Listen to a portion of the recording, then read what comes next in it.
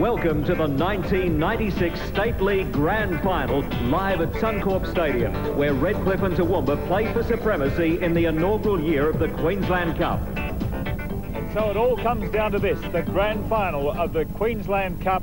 And what a terrific battle we have coming up this afternoon with Redcliffe taking on Toowoomba. It's the country against the city. You couldn't want for a better grand final. Two teams that have been in sparkling form. And so what a wonderful conclusion to what has been a fantastic competition, one that we've certainly enjoyed covering throughout this rugby league season.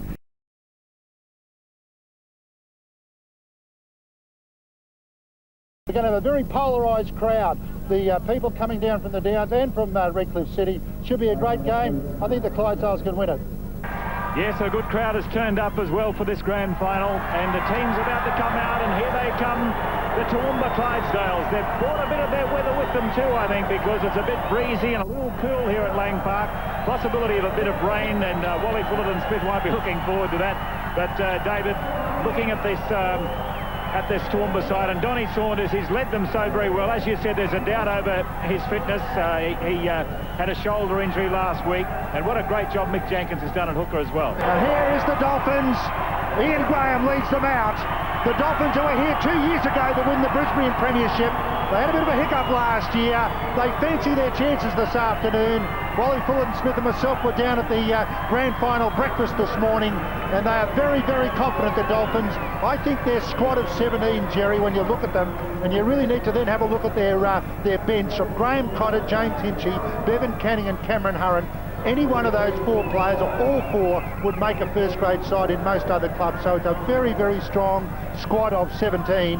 And, of course, John Boxall has got those at his disposal with unlimited interchange.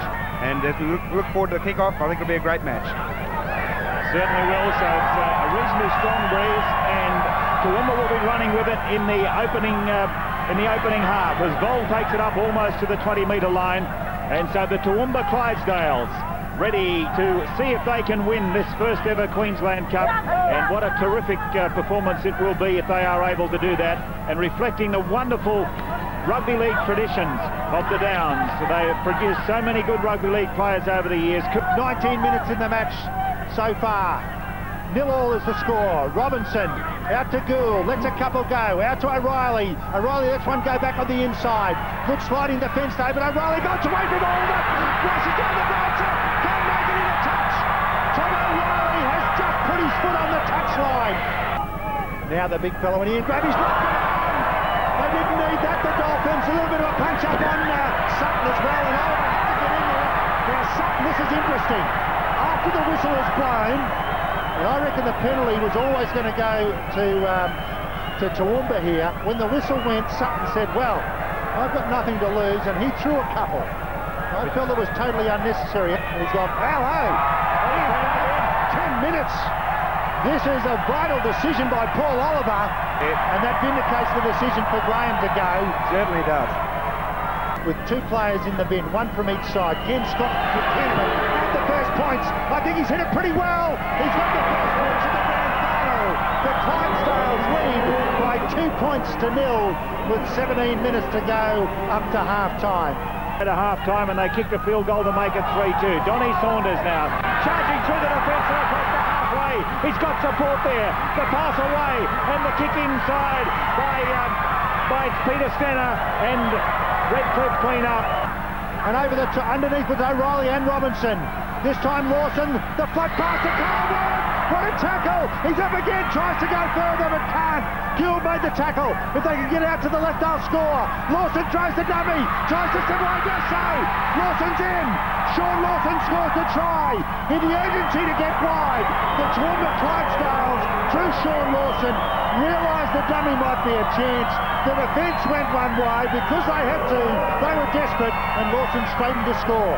Lawson's option here, you probably, you can't see all the players, but there are Toowoomba players all lined out there. Thought of a good long pass, stepped back inside Danny Nutley, and all of a sudden the gates were open. It was like the harbour bridge, and underneath it he went. Sean Lawson picks up the first try of the grand final. To give them that special buffer.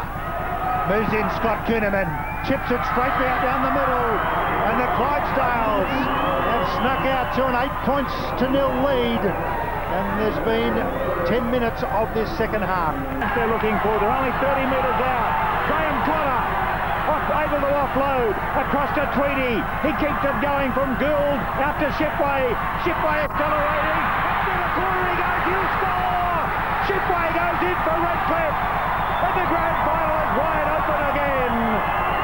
It's 8 points to 4. Toowoomba leading, but Redcliffe are back in the grand final. Well, I said this kid could play, Mark Shipway. He played in the Colts with Redcliffe. He came there as a Colt. I think he's originally from New South Wales country.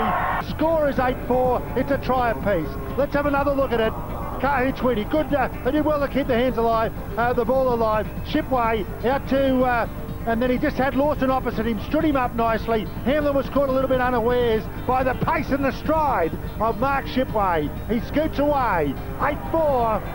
Can Tony Gould get the extra 2 points?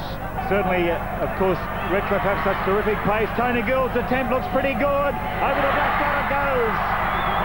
And so there are just 2 points in the grand final. Toowoomba 8, Redcliffe 6. We've got just 10 minutes left in the match. Under 9 minutes to go in the grand final. The whole season hangs off this. Donny Saunders puts a beautiful pass up to the big front rower in Kate Spicer. Back on the inside to Richards. Beautiful pass by Saunders. This time Toowoomba had better get back the required distance as it goes to Gould. Gould going by himself, getting it nicely back inside to Tweedy. Back to Robinson. No support there. Robinson will score. Robinson just short. He's just short. Sixth tackle it was too. Peter Robinson, the legs wouldn't go fast enough for him. Who made the tackle? Kyle Warren is down there exhausted. So is Peter Stenner. He's down. Let's have another look. Peter Robinson also lost the ball. What a tackle. Kyle Warren. Peter Stenner, who I was critical of in the first half. I take everything back, Peter. You've been there when it counted. A tap. Why would Sutton hurry? Let's have another look. It's Cameron Over Hurren. the try line. Cameron Hurren. Oh, just couldn't put it down. Oh. Running short of time. There goes the hooter. Toowoomba have won. The referee's called time off. It's full time. Celebrations on the downs. Toowoomba and Gary Lawrence, the coach. The Toowoomba Clydesdales have won the first Queensland Cup in a ripper of a grand final by 8 points to 6. Just 2 points between the two teams. What a competition, what a finale, and what celebrations there'll be now for this Toowoomba team. And just looking at them, Hamlin there, terrific game. Russell Bowl, Mickey Jenkins, the boys from the bush, they've done it by 2 points. But I must now invite the captain of Toowoomba, Don Saunders, to come up and receive the trophy, the inaugural Channel 9 Queensland Cup.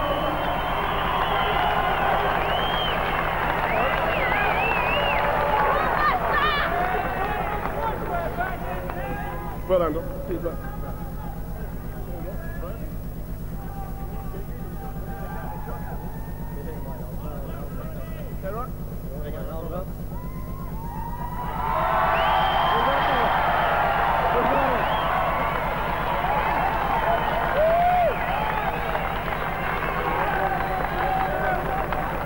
Before the half-time break. In the second half, despite major injuries, they were able to last it through and in the end get on top of Western, come through to again meet Redcliffe in the grand final. And with memories of that loss 2 weeks earlier, they've been able to come through with a magnificent grand final performance in a tough, hard decider. And there's the trophy, the Queensland Cup, the first ever Queensland Cup, and Don Saunders, who certainly deserves to be especially proud of his team. It's a great moment for them, a wonderful moment for the Toowoomba players. David, we'll see that try in just a moment, but they're the Toowoomba players celebrating. But I'm just sort of wondering whether you've gone up to Wally and said, "I told you so," yet. No, well, I haven't been game to Jerry. Wally's obviously disappointed for his side, but I think everyone recognises, and the Redcliffe people as well, what a great grand final we've had here. A lot of the supporters, as we can see there, have stayed around to acknowledge the achievements of this Clydesdale side. And it just can't be underestimated, the fact they've come down from the country first season in so-called the big league, and they won it.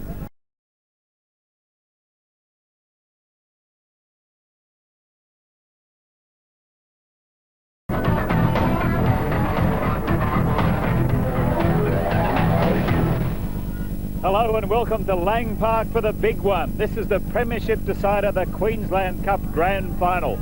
Redcliffe up against East. Redcliffe earned the right to go straight into the Grand Final 2 weeks ago by beating East. Last week, East knocked out Wests after their gallant run through the semi-finals.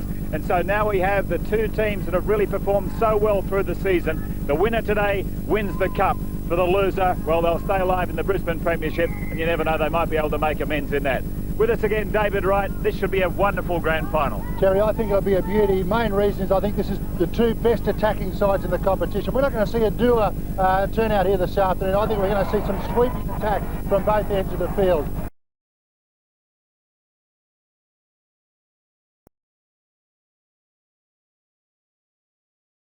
Here come the Dolphins. Peter Robinson just walking out slowly. And now into a trot. And what a lineup they have. As we saw a little bit earlier, this Dolphins team, it's pretty hard to criticise the lineup. So much power and strength in the forwards. The wonderful versatility of that, the base of the scrum there with Tony Gould and lock and Anthony Singleton and Peter Robinson the halves. And there he is, the captain, Peter Robinson. Peter Robinson leads by example. The Mighty Tigers led out by Mark Cesarago. They've got to the grand final the hard way. They'll say they're well prepared, I'm sure. It's a very handy side the Tigers have got from the park. Cesarago leads by example. Green. And the Queensland Cup grand final is underway. So the first touch of the ball, well, it's gone over the dead ball line, but it bounced just before it did, so it went pretty close going out on the full. Came a millimetres it is, because that has bounced in the field of play and then out, and therefore it's a goal line dropout. Bit of a horror start for the Dolphins. They thought the wind would carry this ball out over the dead ball line. Really, they hadn't positioned themselves correctly there. Quite a strong breeze behind the Tigers in the first half. A little windy on the sideline, Greg Dowling. Yes, it certainly is. It's beautiful conditions really down here. It's 24 degrees. The ground is an absolute picture. And as you said, the west-southwesterlies blowing will favour East in that first half. And that's the start they wanted. Options both sides. It goes to Robinson on the right and then Singleton. And now Graham heads for the line. Can he offload to Canning? Canning. Has he got a double movement? Double movement. Double movement. Bevan Canning couldn't help himself. Good set piece back on this blind side. Ian Graham off the pass up to Canning. And Canning must get caught short. The defence is there by Yateman. Short and... well, he certainly didn't make a double movement. That's an interesting decision at the outfit, but he's on the injured list and has been for the last few weeks. There's Sipple, out to Cesarago, little set piece, back to Sipple. Chances here, they created something. Back on the inside to Leon Yateman. The defence tries to get hold of him, a couple of yards. Leon Yateman, very close, made it! Wow, what an effort by Yateman. Still players hanging off him over 8 or 9 metres, and Yateman just kept slipping through, pushing away, and finally got close enough to slam it down. Here we see the ball being moved. Out wide, Cesarago backs around. And now Sipple runs forward, gets the pass back inside to Yateman. Now look at the way he pushes off one after another. There's total determination on the face. He's not going to let anybody get in his way. They can hold on to his jumper, to his shorts, to everything else, but he makes sure that he goes over. Nice Wonderful work. try. Beautiful set piece, this one from the Tigers. That was the little wrap around. Sipple does well to turn it back on the inside. Yateman, hands on him from 8 metres out. And he just kept, no, it was more than that. He was 15 metres out when they first touched him. But he then brushed through 3 or 4 to score it. Right in front. Hooks it through very comfortably. 6 points to 0. Good try, Greg. It certainly was. Just out there quickly. Williams goes the blind side instead. Still going Williams. He might score. He's going down. Well, Williams has gone over for the title. Punch up. There's a big punch up on. Sorry, Jerry. Peter Robinson got in and threw a few. There's one East player down. They've got the try they're after. They also got a bit extra trouble though. He got himself into a spot of bother here. This was the right way to come, not a problem there. I thought the play was on to throw the pass. Bumps out of that. Should have been taken there by Gould, and then they just fell away from him. Tell you what, you'd want to be a mate, wouldn't you? Yeah, you're not wrong. Makes a lot of faith in the kicker. His trainer wouldn't have wanted the Welsh on a shout. He's got his eyes closed by lying on the ground. Scott Sipple a chance to get 2 points and 5 fingers. Kick did pretty well. Flags go up, conversion successful, and the Tigers lead by 12 points to 0. Not let Redcliffe across the line. Simple as you like, scored by Anthony Singleton from dummy half. Well, all of a sudden you sing their praises in the defence, and suddenly there's a huge gap that Anthony Singleton said thank you very much. Lack of concentration by the Tigers. We just saw a dummy half try by Dale Williams a little bit earlier. Have a look at this. You've got to watch the man with the ball, and Singleton, ever alert, last tackle. That's almost unbelievable. Turn their game around. Well, that's, yes, there. Good conversion from Anthony Singleton, and now just 6 points the difference. East 12, Redcliffe 6. The open side, the Dolphins scream for support. Cesarago lets one go. That's a beautiful ball. Has it turned out? That's a Robbie Braun. Can he make it? Yes! Rob Braun has scored it. Robbie Braun in the corner. McLeader, and every second. The pass was by Sipple. The inside pass was the real good ball. Robbie Braun, wow, he just scores that. That'll be worth having a close look at, Jerry. Down. I think he did. This is a good effort. The pass out in front, the key one. Cesarago, he was the one who threw that pass. The skipper, out to Sipple. Sipple, another cut-out pass to Braun. They've got it on the flank, and he just turns to get it down on the second time. So he's kicked it reasonably well, but away to the right, no goal. So the score remains 16-6 in favour. By Singleton, he wasted his extras. Hurren away now to Robinson. Robinson with a long pass to Hitchie. Hitchie from the line and stopped there and scored. Hitchie goes over, and finally the Dolphins get the try that has been eluding them for so long. With 14 minutes left in the game, it's now 16-10 with the conversion to come. He decided he was going to be the one to score. Singleton a good long ball out here. Robinson another good long ball. Hitchie had plenty of numbers. But as the defence held off, he threw the little dummy, he kept going, he spun, he turned, he got to the try line. And hope that the breeze will take it between the uprights. And he's done it well. He's got the conversion from out wide. And now it's 16-12. 12 minutes left in the game. What a grand final, Greg Dowling. Fine support, but that's the fifth Gaps tackle. on the left, gaps on the left. 1 minute to go. Gould with a long pass. Hitchie's run it. Hitchie's gone over for the try, but the conversion has to come. It's all locked up, 16-all. What a finish. Can Singleton win the grand final? And it will come after the hoot of this kick. There are 50 seconds to go in the match in normal time. The cheer squad jump and bounce around. The players can't. They are exhausted. The pass, I think it was from Gould. It was tantalisingly close to an intercept. Couldn't be taken, brushed away. Hitchie slipped over. Could they sacrifice another try? No. James Hitchie gets it across. Singleton always takes his time. Hits it, hooks it. The wing will hold it. It's there. They won it. They won it after the hooter. The Dolphins have done it. They jump in the air. The supporters do the same. What a kick by Anthony Singleton. They trailed for 80 minutes. 84 minutes they were behind Redcliffe. They're in front after the hooter. They have won the Queensland Cup by 18 points to 16. Anthony Singleton, what a hero. Under immense pressure, he had to allow for the breeze. He allowed for it beautifully. It snuck inside the right-hand upright. There he is, right in the middle of the picture. Anthony Singleton, Lindsay there, Troy Lindsay, number 10. Johnny Boxall, what a relief it must be for the coach.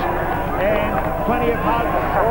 And what a feeling. They lost last year's Queensland Cup on grand final day. Today, they have won the Queensland Cup. Being presented to the Redcliffe captain, Peter Robinson. Now, Peter. And the Redcliffe supporters went wild, and the Redcliffe players absolutely delighted with themselves. What a way to win a grand final. It's the sort of thing that dreams are made of. When it's one of those real cases of how do you feel? Well, how are those guys feeling at the moment? Absolutely on top of the world. They had 80 minutes of frustration trying to get into the lead in this game, and it didn't come until right after the 80 minutes had been concluded.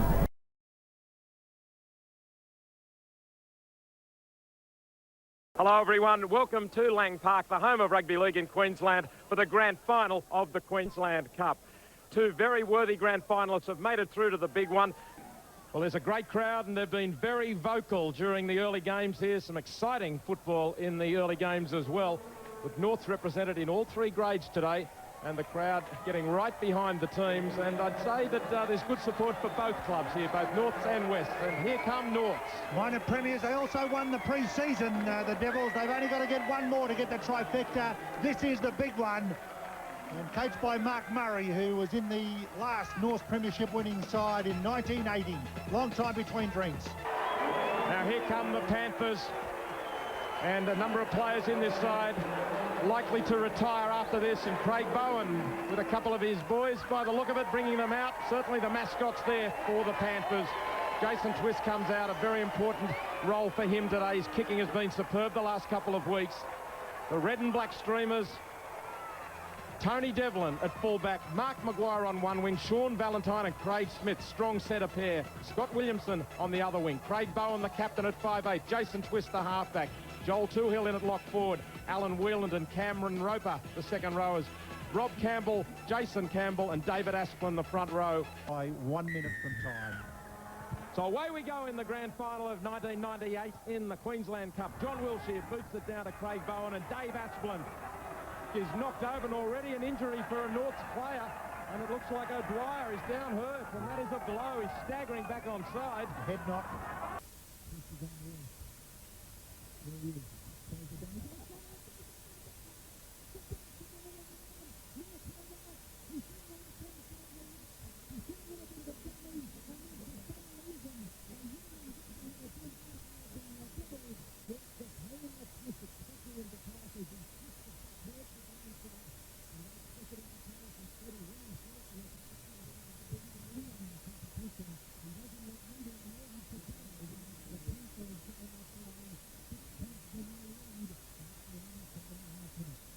The Devils save the day. Down a blind side, they've got numbers. Campbell fires a pass out to Maguire. All he's got to do is take it and run. He's done it. What a way to do it. The big front rower reads the play. Cut out to his winger. Try time. The wingers might get the points. The front rowers set him up.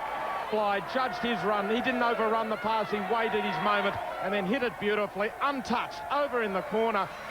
Devlin, deadly accurate, but from that distance out, the angle wasn't appropriate. 10-0 in favour of the Panthers. The 10-metre rule these days allows you to roll it up the field. This is interesting out there to Campbell. Campbell up to Whelan, tries to break the tackle back on the inside. Beautiful. Valentine Twist on the inside. Jason Twist, not under the sticks. Yes, right beside the sticks. Campbell again so effective to Whelan. Whelan went charging through, back on the inside to Valentine, and Jason Twist. Where should a halfback be? Right up the middle on the inside. Jason Twist, number 2. To do and scored so many tries, but look at this good football by West, and they're really moving this North defence wide. They are on that inside pass too. You can see Valentine just pointing to Twisty, saying, "You just sit there, mate, I'll get it to you." And he knocks it over. 16-0 to the underdogs. West playing a North-style set of 6 there with their wide-running back rowers. On the far side of the field, West didn't have the numbers there, and he was very nearly away, except Valentine getting him from behind. The Devils now, they're still starting to throw silly passes. You don't need that. It's cost them 5 metres. Ricky Paul up to Carmichael. This time, support there from, I think, Rua. Pass up here to Frame. Out here to Guy. Comes back on the inside. Keeps searching right. Guy gets straight to. He should score. Maguire! Yes! Under the sticks. The Panthers relaxed. The Devils struck. Matty Guy, he got the pass finally on the outside. When searching back on the inside, the defence was not intense enough. And Guy broke the first line, and the pace there was always going to get him to the line. Trouble. John Wilshere right in front, moves into it and strikes it cleanly between the posts. Oh, he took a fair piece of the mould that holds the ball as well. It's like knocking the tee as far as the ball in golf. 16 over the try line. Dummy, go forward, he's over the line. It's a try, Dale Williams, no bonus. I think it's Anthony Bonus, the big man. Over and planted the ball for a try. John Wilshere close to the post and adds 2 more points. So North starting to claw their way well and truly right back into this contest. They're in touch with West now. 16 points to 12 to the Panthers. Toohill injured, Warren, is he out of play? Yeah, I don't think he's going to play much more in the game. He's really hobbling, and he was only out there for 2 minutes at his last. Play on, Hamilton. Couldn't look on the outside. Long passes to go. Beautifully up to Gundry. Bit of pace, finds it out to Williams. Don't go too far this time. Craig Dwyer. Out to Geyer. That guy for the corner. The Devils are in. They squared it up at 16 all. A fantastic try. Took a pace, looked on the outside. Took a pace, looked on the outside. And in the end, Geyer. Worth having another look.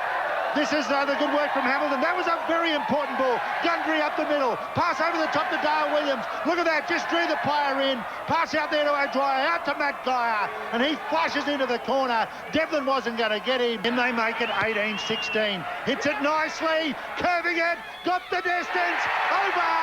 Johnny Wilshere gets the Devils in front for the first time in the match. 5 metres out.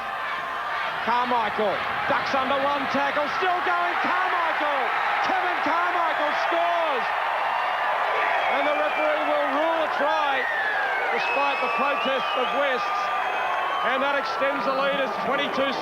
Kick to come to give up his supports. This time goes himself, ducking under the tackle there of Dave Asplin, and there it was. That was what West were complaining about. A bit of a shepherd there, as the West player tried to get to Carmichael the second time. Well, I don't think you can shepherd if you're behind a player backing up, providing you are behind and backing up. I think Valentine's misread that. That's a fair call. And we've seen the genius of the number 7 for the Panthers. And now we see the class of the number 7 for the Devils. And he had struck from in front. Wilshere knocks it over. And the Devils extend their lead. Andy Devlin makes the tackle. Here's the last one. Move it out this side. Wally's goes for a field goal. Andrew Hamilton. Wally's done it. The Bundaberg kid has whacked it over. That gives them a 7-point lead. And for the second time in a week, we've had a forward. How many? 9-point lead. Well, a very comfortable lead. And that will really make it harder and harder now for the Panthers. And that really was silly play. That was panic play. Too much by Jason Campbell. Wasn't on that call, that pass. And instead it's Craig O'Dwyer for the line. And Craig O'Dwyer scores the match-winning try. That settles the grand final. It's all over. North to win it now. It wraps up the 98 grand final. Well, West were desperate to try and score a long-distance try, pushing the pass. Prothero got a hold of it. And then really the Panthers had not recovered. To now to add the extras and pushes it to the right and hits the upright. Waved away, but it doesn't matter. 29-16 in favour of the Devils. It was Williamson, who should be on the other wing, but he's on the left wing to make that tackle. Norths go left, right across the field. O'Dwyer opens him up again. He's striding through. He's got Geyer on his left. Cover defence coming at them. But Geyer's in for his third try. A hat-trick in the grand final for Matt Geyer. Well, he hasn't seen a lot of the ball, but every time he has, he leaves them in his wake. Matt Geyer, great speed, great positioning. He could have had a fourth try just a moment or two back. Instead, he makes it 3 and it's 33-16. Craig O'Dwyer is the one who again breaches the defensive line. From the kickoff it was. West had tried the short kick and North went on with the job. O'Dwyer through, looked like he could have scored it himself. And back on the inside to Matt Geyer for his hat-trick. The kick from Wilshere is there. In fact, wasn't Wilshere in the end who took that kick? Carmichael it was who puts the icing on the cake. 35-16 in favour of Norths, defeating West to take the Queensland Cup Grand Final of 1998. And all importantly, when it came to tries, it was the Devils 6 tries to 3, 5 goals to 2, plus a field goal for good measure. And they finally broke the back of West, charging through the second half. The victorious coach Mark Murray there be very proud of his side and his own efforts, and they will celebrate tonight.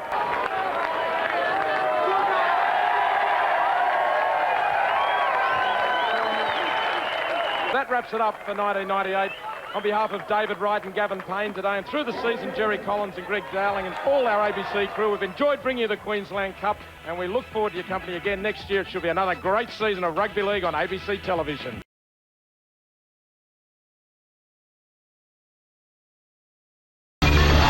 Welcome to our coverage of the Queensland Cup. Today, the grand final in which Burleigh take on Redcliffe. And this is what it's all about, the big one, the grand final. Who'll win the Queensland Cup for 1999? It's down to just two teams and two very good ones, Burleigh and Redcliffe. They have been probably the two of the outstanding sides of the competition this year, and they certainly deserve to be in the grand final. And it's a toss-up as to which one will win it. And the big crowd has come up here too to see this grand final, and a large number of people have come up from the Gold Coast. It's great to see Burleigh representing the Gold Coast, showing that rugby league is very much alive down there as the Burleigh Bears team comes out onto the field. Very good outfit, this one. They did come straight into the grand final. This 17 are unchanged right through the final series, and it's largely been the same players who played with them this year. They've had a very good run with injuries. There it is there, Jamie Martin at fullback, Aaron Douglas and Farron Anderson on the wings, Darren Anderson and Frank Napoli, very good centre pairing, Freer and Adamson, experience in the halves, and then in the front row, well, talk about experience there, Tony Priddle, who's played a couple of grand finals at ARL level for St George, Ben Lyth, Shane O'Flanagan, and Billy Dunn, also with ARL experience, Hamish Smith and Dean Allen. The coach, Rick Stone, who was captain coach of Burleigh a few years ago, taking over the coaching reins the last couple of years. This fellow will lead them around the park extremely well, Grant Adamson. Brown and Justin Bryant are out there, so they, two of the bench players, look like they're in the run-on team as Tony Gould leads out the Redcliffe Dolphins, losing grand finalists last year, and there is a big supporter base for the Redcliffe Dolphins today to encourage them to another grand final win in the Queensland Cup. They've been there, they've tasted it before, and there's the lineup: Adam Mogg at fullback, Ricky Hewenson and the exciting Trent Lees on the wings, strength in the centres, Mixie Lou and Ben Roder. Sam Ost is brilliant at 5'8" with Michael Roberts, two youngsters who are outstanding, lots of experience up front, Ian Graham, Craig O'Dwyer and Toy Lindsay, and a good back row of Scott Hinchy and Gould, and the interchange of Crocker, Essex Sanderson and JP Cherry, and Alex Corvo's first year as coach. And there he is, Tony Gould, great all-round player, wonderful kicker, wonderful reader of a game of rugby league. Tony Maxsood gets the grand final job. And the grand final of 99 is underway in the Queensland Cup, with Redcliffe receiving there on the left in the red and white, running out from their own line, where it's taken out there by Troy Lindsay in Redcliffe's territory. So that's been a good start for the Burleigh Bears. Very good start, Jerry, and a penalty will even help them further. They'll probably take the 2 points. No, Priddle rushes up and places it at the feet of the referee. And just to the left of the uprights. He's kicked it pretty well, and he might have the first points of the grand final. He does. And Burleigh are in front by 2 points to nil. And Warren Boland. Good chance on the right-hand side. They've got numbers here. Adamson goes to the line, draws the player. Out there to Darren Anderson. Darren Anderson straight out. Comes back on the inside and scores it. Darren Anderson. They always had numbers there. The importance of going to the line, I think, by Adamson to actually hold the defence in for a little while, gave a bit of extra room to move for Darren Anderson, and he did the job by going through a couple of players over the last 10 metres. Yes, and the players outside him would have been going through their mind, pass it, but Adamson knew he had to draw them in first and just get the defence into a separate way of thinking, and that allowed then Darren Anderson to finish off by straightening up and go across the line. We just hold it there. We'll just see what Adamson does here. By going forward to this position, he stops these two players who knew they were outnumbered. We've got 1, 2, 3, 4 players against these other two. And by Adamson going forward, he doesn't allow them to slide. Then if we let it run on, he's done the job then. He's just got Darren Anderson on the outside. Roder can't get to him. The dummy also puts them in more trouble. And then he straightens up, realises the try line's close enough for him. By the end of the season, you know each other backwards. Lyth's conversion attempt looks pretty good, and up go the flags. It's now 8-0 in favour of Burleigh. We've got to give ball up to play it. Tony Gould to Obst. Get it on the outside, it'll be interesting. Out here to Mixie Lou. Hasn't got the pace, Mixie Lou, but does pretty well to get away. Trent Lees has got the pace. Come in, and go, keep going all the way. Trent Lees. Well, I was going to think I needed it away, but he didn't need it. He went in and just put the accelerator down. He had wrong-footed Reggie Cressbrook, I think, at the back. And Mixie Lou did very well to initially break the tackle. And give credit also to Sam Obst. He was the one who saw the chance on the outside and threw that long pass. And Mixie Lou might have the pace, but he's got the goosey. You watch the goose step that he comes up with. There's the pass from Obst now. Over to Mixie Lou. Now watch this goose step as he runs up. There it is. Just accelerates a moment, and Trent Lees will then run infield and goes across, wrong footing the defence, and the way he reached out was a perfect winger's try. The deep breaths, visualise the kick. Great, a high shot. Will he curl it? Curls too far. 8-4. We're still back in it. Strong defence by O'Flanagan, and a little bit of a chat in his ear as well. And a penalty will also now go against Burley. Priddle it was who just held him down. Right in front. Shouldn't have too much problems at all. And doesn't, although he still hooks it pretty savagely. Gets it back to 8 points to 6. Hands had to be on the left. Quick play the ball, it's still here. Roberts, up to goal, numbers are here. Long pass out to Hewinson. Hewinson in. Well, finally they get it in the corner. Ricky Hewinson had plenty of room to move. The slide defence can't slide that far, especially when the try line is that close. The overlap in the previous play, and finally they were able to spread it out there to the left.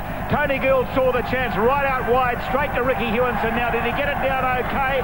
Darren Anderson reckoned that he hadn't, but Darren Anderson, I'm afraid, has been proven wrong by the camera. It was a desperate attempt by Anderson, as we see here now. Gould, look at the situation that he saw. He could see that Hewinson had heaps of room and was by himself, and what was required was the pass straight to him. Lease hooks it again, as is his habit. 10-8 in the grand final. Up on a blind side, but that's just a ploy.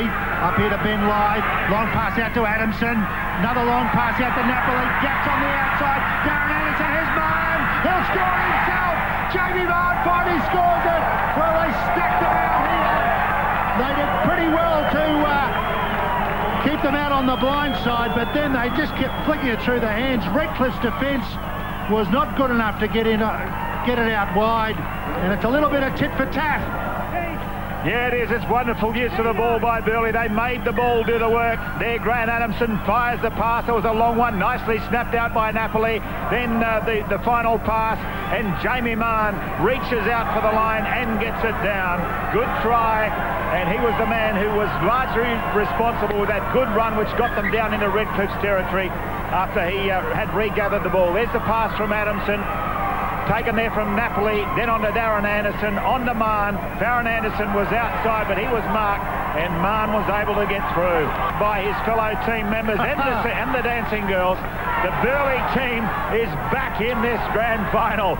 It's 12-10 with the conversion to come from Ben Live, and there he is, the try scorer, Jamie Marn. He's only about 4 metres in from the touchline. He's kicked it well, but it's not going to come back enough. So away to the right, and the score remains 12-10 in favour of Burley. How again, Anderson. The Redcliffe Dolphins, can they pull it out of the fire? Mitchie Lou puts the kick ahead.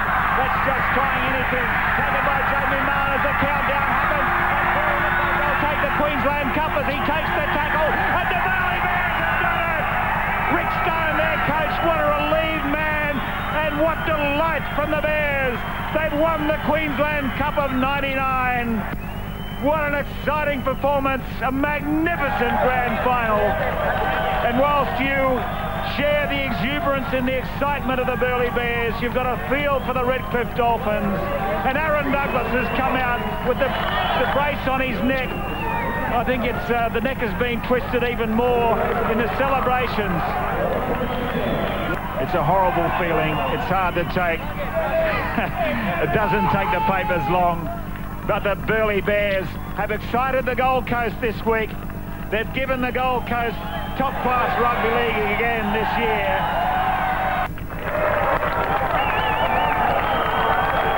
I think in this year of the game, I don't think we've seen two better prepared teams.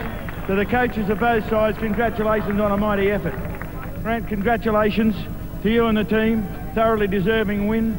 A great performance by you, and really kept the crowd right on their feet, but an exercise well done. There you go, mate. Thanks very much. Why do I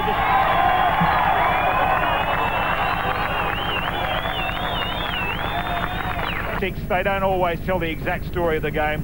Marn Anderson scoring tries with Live 2 goals. Hewinson and Lease 2 tries, and Lease a goal for Redcliffe.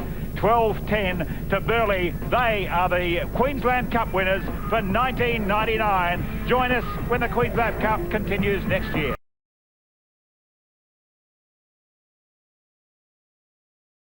4 wonderful grand finals there, and the tradition is really building in the Queensland Cup, and now we're set for grand final number 5, and the 2 teams in contention for the Queensland Cup of 2000 are Toowoomba, who won the major semi-final, and they're up against Redcliffe, and they are 2 of the really dominant teams of the Queensland Cup competition in its history as well. When we look at the semi-final results, it was a big win for Toowoomba over Redcliffe to march straight into the grand final, and then last week Redcliffe were able to come back and turn it around against East. And a terrific crowd at Lang Park, Rugby League headquarters, for this big grand final of the Queensland Cup for 2000, and a few of your mates there, David. Yes, Jerry, and there's one of the special guys. We're tribute to Chipsy today, Chipsy Harrington. There he is waving.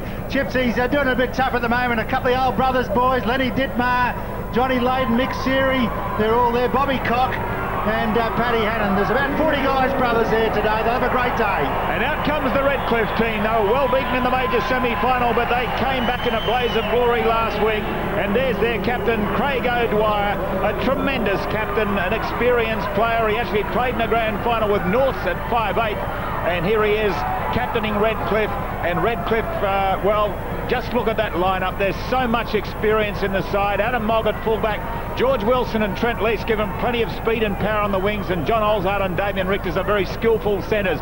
Then Tony Gould, the master kicker at 5'8". Barry Denduck is a will-o'-the-wisp. He can do anything at halfback, and a tremendous forward pack, and that's where they might have the advantage over Toowoomba. Bob Campbell, Troy Lindsay and Craig O'Dwyer up front, and then Lou Scott, James Hinchy and Danny Burke. You could argue they've got one of the best packs in the competition.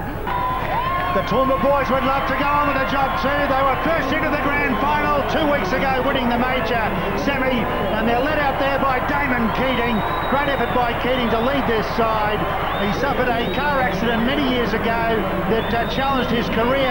Otherwise, there's no doubt he had the potential to go on and be one of the top Broncos players. He did make his debut for the Bronx this year. Let's have a look at the Toowoomba side. It is a beauty. These are the Broncos' young guns, the players of the future.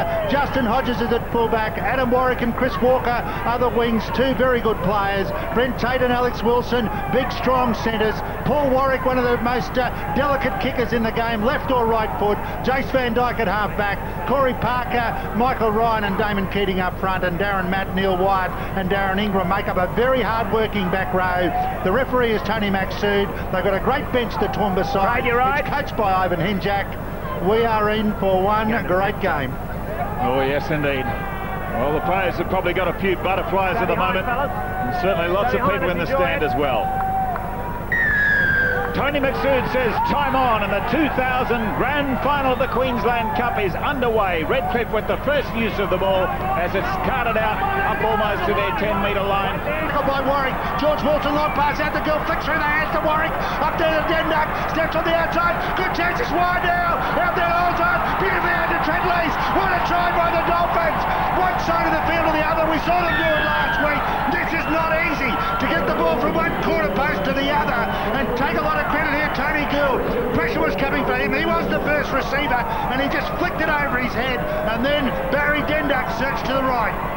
Yeah, and there goes Denduck with his searching run, fires the pass out wide, and beautiful quick hands immediately to Lease, because he was the man who was in the open, and all he had to do was head for the line. By the time the defence got there, he was through. It was a good run by Bobby Campbell. It was really good work by George Wilson, racing into a dummy half. Then they flung it across, and this is Denduck, drawing defender after defender, creating the overlap, and then the pass out wide from Olzard onto Lease, and Lease puts it down for the try. Great form with the boot this year, Richters, and in good form all round. He hooks it around, hits the uprights, and bounces away. Well, this will be a game of millimetres, and there's one indication. There's a 15 to 20 metre gap to the outside man. Troy Lindsay there, it's got there! Lindsay, the big man across! Well, what were Toowoomba thinking? The gap was enormous there near the uprights. They had gaps everywhere for that matter. And Troy Lindsay just spotted it and used his strength to bustle through the attempted tackles. Well, the power and the strength and the experience of Redcliffe are starting to play in the last couple of minutes. And here we see the run by Troy Lindsay. Now look at the strength he shows. He's still short of the line there, reaches out, and despite the fact he's got 3 men hanging onto him, comes up with a try. Good bulking, finishing work. And there, Mitchell, or Denduck rather, firing the pass to him. Corey Parker fell off the tackle. And with Kerrod Walters and Dennis White hanging on, he's able to cart them across the line and come up with a most important try. He can put Redcliffe well out in front. He's kicked that one okay. Up go the flags, and it's 10-0 in favour of Redcliffe. Back-to-back penalties against Toowoomba, set them back on their heels. Clydesdale's on the left. Walters sends it out in that direction to Warwick. Turn back inside here. Go! It's Justin Hodges, and Hodges has scored the try underneath the goal post. Hold everything. Video. Well, Hodges is a big-time player. Well, Fantastic work though by Warwick, Jerry, to set this up for Hodges. Redcliffe player was taken out. Redcliffe player taken out. He wants it checked out. Well, this could be sensational. Redcliffe player taken out. Let's have a look. There was one dummy runner. There's the dummy runner by Webb. He wasn't taken out at all. The Toowoomba player was tackled without the ball. Justin Hodges through the middle. That's a fair try for mine, and a very good one at that. Carl Webb was the decoy. He didn't take anyone out. He was barreled. Got that, Dennis? And now Warwick, with all the confidence in the world, setting up to take the shot for goal. Surely they're going to award a try here. I agree with you, David. It's just a beautiful play, isn't it? The pass on the inside, but not to the man you think's going to get the ball, the big fellow Webb. Instead, it's Hodges, and no one's going to stop him. Play on. Got to be a try. Got to be a try for mine, and we've got a ball game on our hands. And it was a good try as well. Let's have a look at a good set piece. They finally got a set piece going after nothing going on. They just taken the wrong man there. And Hodges, look at this footwork. Stepped back inside, went sideways around about a metre and a half with one of those side steps, and then straightened up. Great work. There's the try. The Clydesdales are back in the match. Conversion attempt from Warwick is successful. And at half-time, it's 10-6 in favour of Redcliffe over the Toowoomba Clydesdales. Into dummy half, O'Dwyer. Good rapid run here by Luke Scott. Oh, that's high. It's gone unchallenged. They're set on the right hand. O'Dwyer, the dummy! Craig O'Dwyer! The experience of the little hooker shows the dummy. They had some good wrapping players coming to the right-hand side. It opened up like Sydney Heads. They really had punched down this right-hand side. There'll be a caution on the run now, or a caution for number 12 in Neil Wyatt for the high tackle. But have a look at this open up.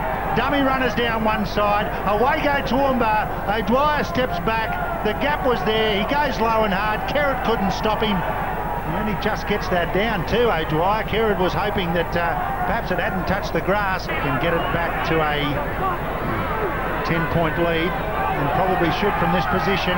Hits it nicely. Pushes it though. He's pushed it to the right-hand side. 14-6 in favour of the Dolphins. Craig O'Dwyer's taken the odds to it. If he hadn't scored this try, they might have been wishing that he'd passed the ball with the overlap out wide, but he realised that Rob Campbell was attracting 2 or 3 defenders. He opened up the space on the inside and dives through it, hurdles through it. Craig O'Dwyer is a very cunning dummy half player. And it's the minor premiers, the team who've done it all season, who are going to win the grand final. Yeah, Neil Wharton in his first effort as coach in the big time has come up with the top grade, and that's a nice way to finish it. Tony Gould kicks into touch. They've won it. They've taken out the crown, the Bundy Gold Cup.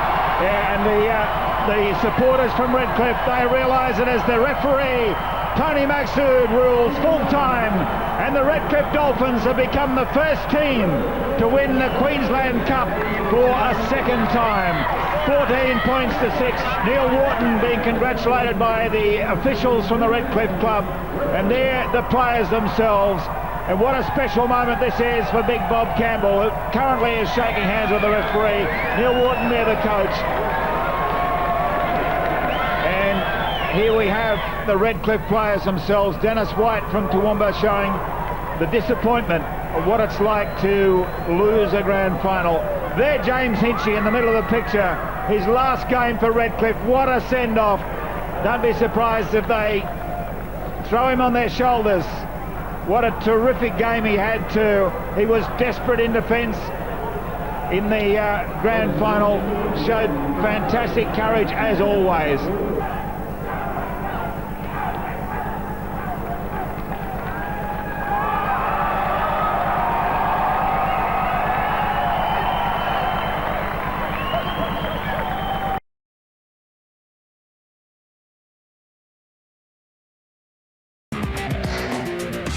to our coverage of the Queensland Cup.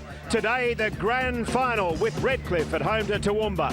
And so it's down to just two teams, and two outstanding teams at that. They played out the grand final last year. Toowoomba comfortably the minor premiers, but Redcliffe have been in exciting form in the last couple of weeks.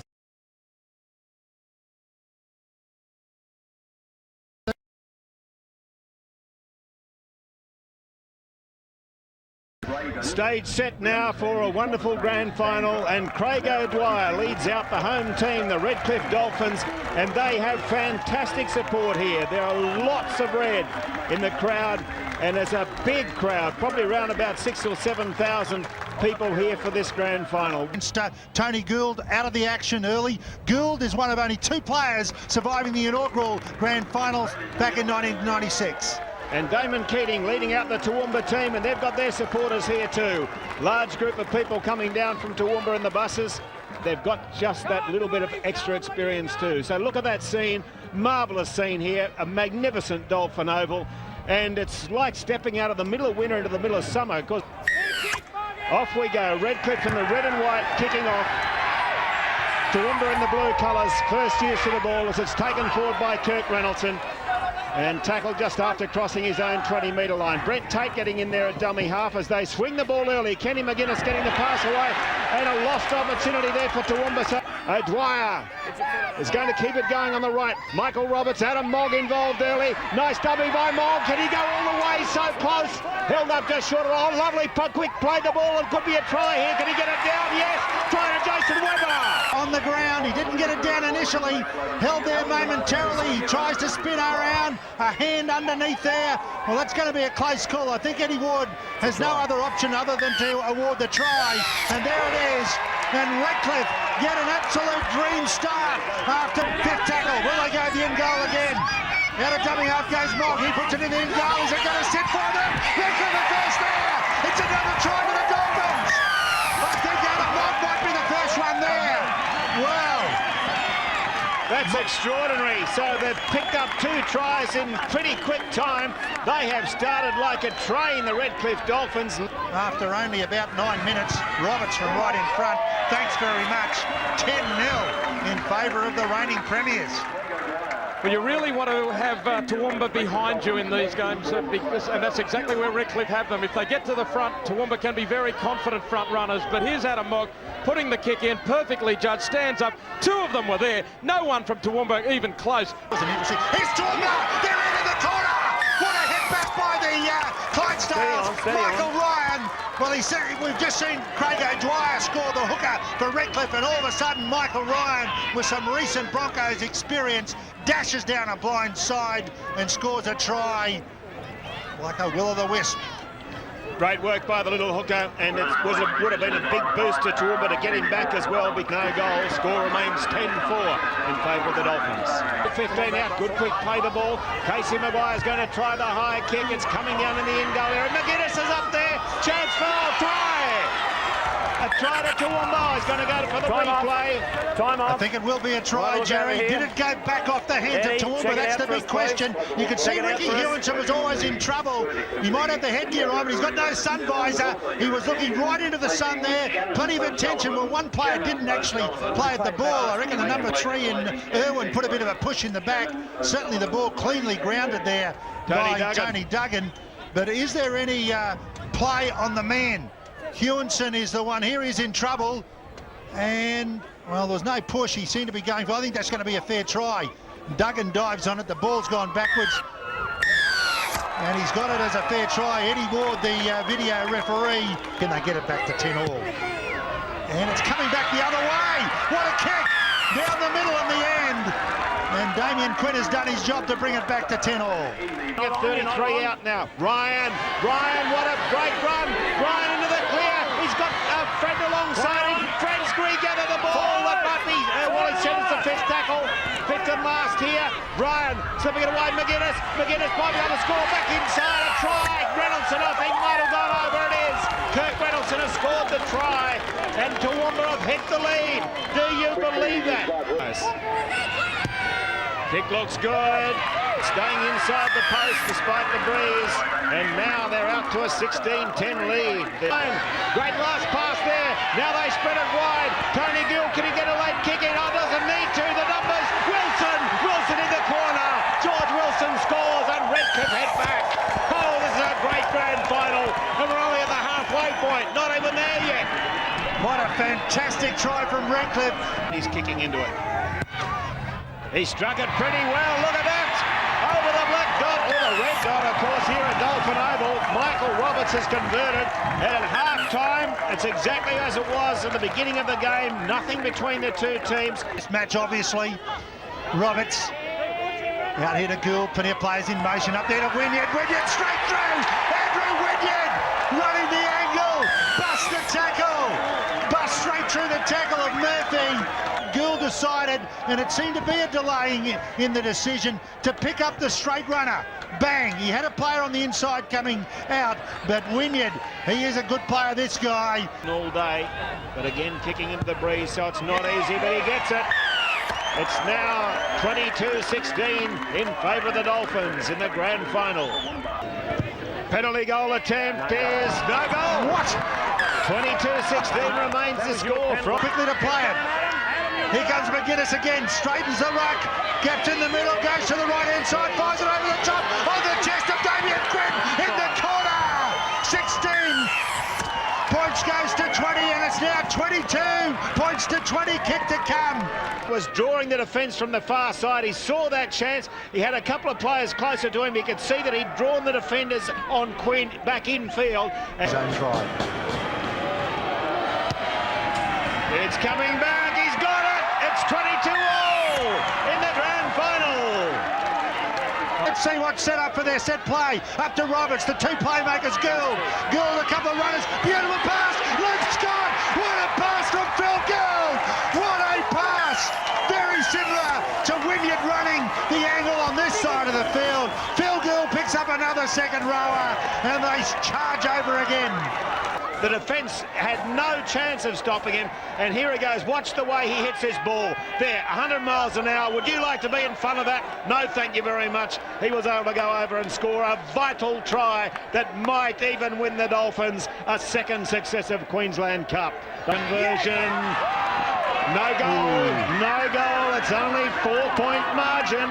Warren is short of the line. If they can score now and convert, they can win. Duggan for the line. Reverse. Tries it to Toowoomba. He's in. Hold everything, not yet, Jerry. No, they'll go to the replay. I think it might be Maguire is very close. And the hooter's gone. And it's right alongside the post. The hooter's gone. The scores will be locked if he awards a try. There he is. It's Casey Maguire. Short. On the line. Try. No. How would you like to be? He was short and rolling across the try line at the time. Mogg has definitely got him up. Whether he grazed the try line. How would you like to be Eddie Ward ruling on this? This is the grand final in his hands. When the ball is upended now, it's on the line. Very Here, close, that's mate. on the line. That's a try. It's touched the line. I think you're right, Jerry. That is a try. Yes, It's it is. Yes, Try. it is. Now, the all-important conversion kick, because it's not over yet. The hooter's already gone. If he kicks it, they win it. He's kicked it! Toowoomba are the Queensland Cup champions. Casey Maguire scored the winning try. Damien Quinn kicked the winning goal. And the Toowoomba Clydesdales have stolen it in the last moment of the grand final to win 28-26. Absolutely superb game of rugby league and an amazing finish. First of all, congratulations, but at the same time, that's one of the greatest games of footy I've seen. Well, it was great. It's a most game this coach, and 30 seconds out from full time. It's anyone's. It's just fabulous. Tremendous effort from both sides. It was a great game of footy. It's easy for us to say that. I suppose we won, but I think both teams can be pretty proud of their performances today. And Damon Keating raises the Queensland Cup for 2001. It's gone to Toowoomba. And there they go, the champions in the Queensland Cup for 2001, the boys from Toowoomba, 28-26, 2 tries to Duggan. He also kicked 4 goals. Quinn Ryan and Reynoldson also scored for Redcliffe. Webber, Wynyard, Wilson, O'Dwyer and Scott scoring tries. Roberts 3 goals. Toowoomba the champions in what has to be rated the best ever grand final. Thanks for your company throughout the year. Toowoomba the champions of the Queensland Cup.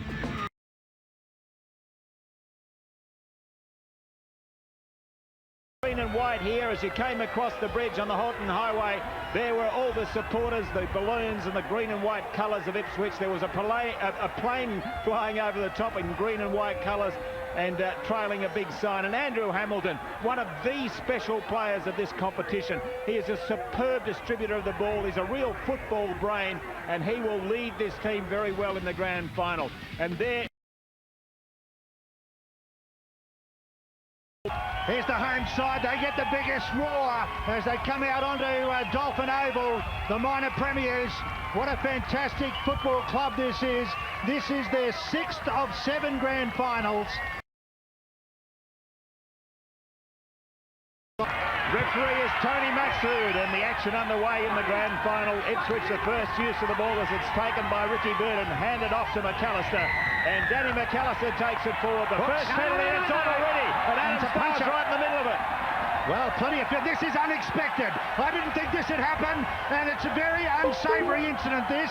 Again. How stupid is this? These guys could go. I didn't see who threw the first one. It's the two captains. It's Hamilton and Scott. Luke Scott's been cut this time. Oh, this is bad. This is not good. You're on 10 minutes. Go. You're on 10 minutes. Off. 2 of them are gone for 10. They're lucky it's not for 8. Wait. Go. Luke Scott, the skipper, is gone. Oh, this is amazing. This is old-time rugby league. The 2 captains were called out by the referee, and while they were standing there, all of a sudden they're into it. It's not quite there, though. Good, quick urgency now as it goes away to Perry. Roberts over his shoulder, picked up beautifully by Leach. Jellick! And then out wide, a try to Barber. Aaron Barber is in. Redcliffe scores the opening try of the grand final against the breeze. The red and white supporters here enjoyed that. And Jerry, what beautiful footy. Jerry, the amazing thing about this, as the try is scored, is Danny McAllister's coming back from the 10 minutes. He was racing down the sideline. He's the man who's made the tackle over the line in the corner. Well, I don't know whether you're even allowed to do that. Well, I doubt you are, but it's amazing. This is very fortunate here. This pass here went through the hands of Roberts because he was under pressure, picked up by Lease, quickly out there to Jellick, and you'll see from the right-hand side of the screen here, a green flash come from behind.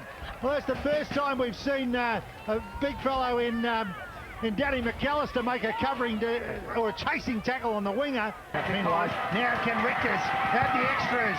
Looks a good kick across the breeze. It's a beauty. 6-0, the crowd go up.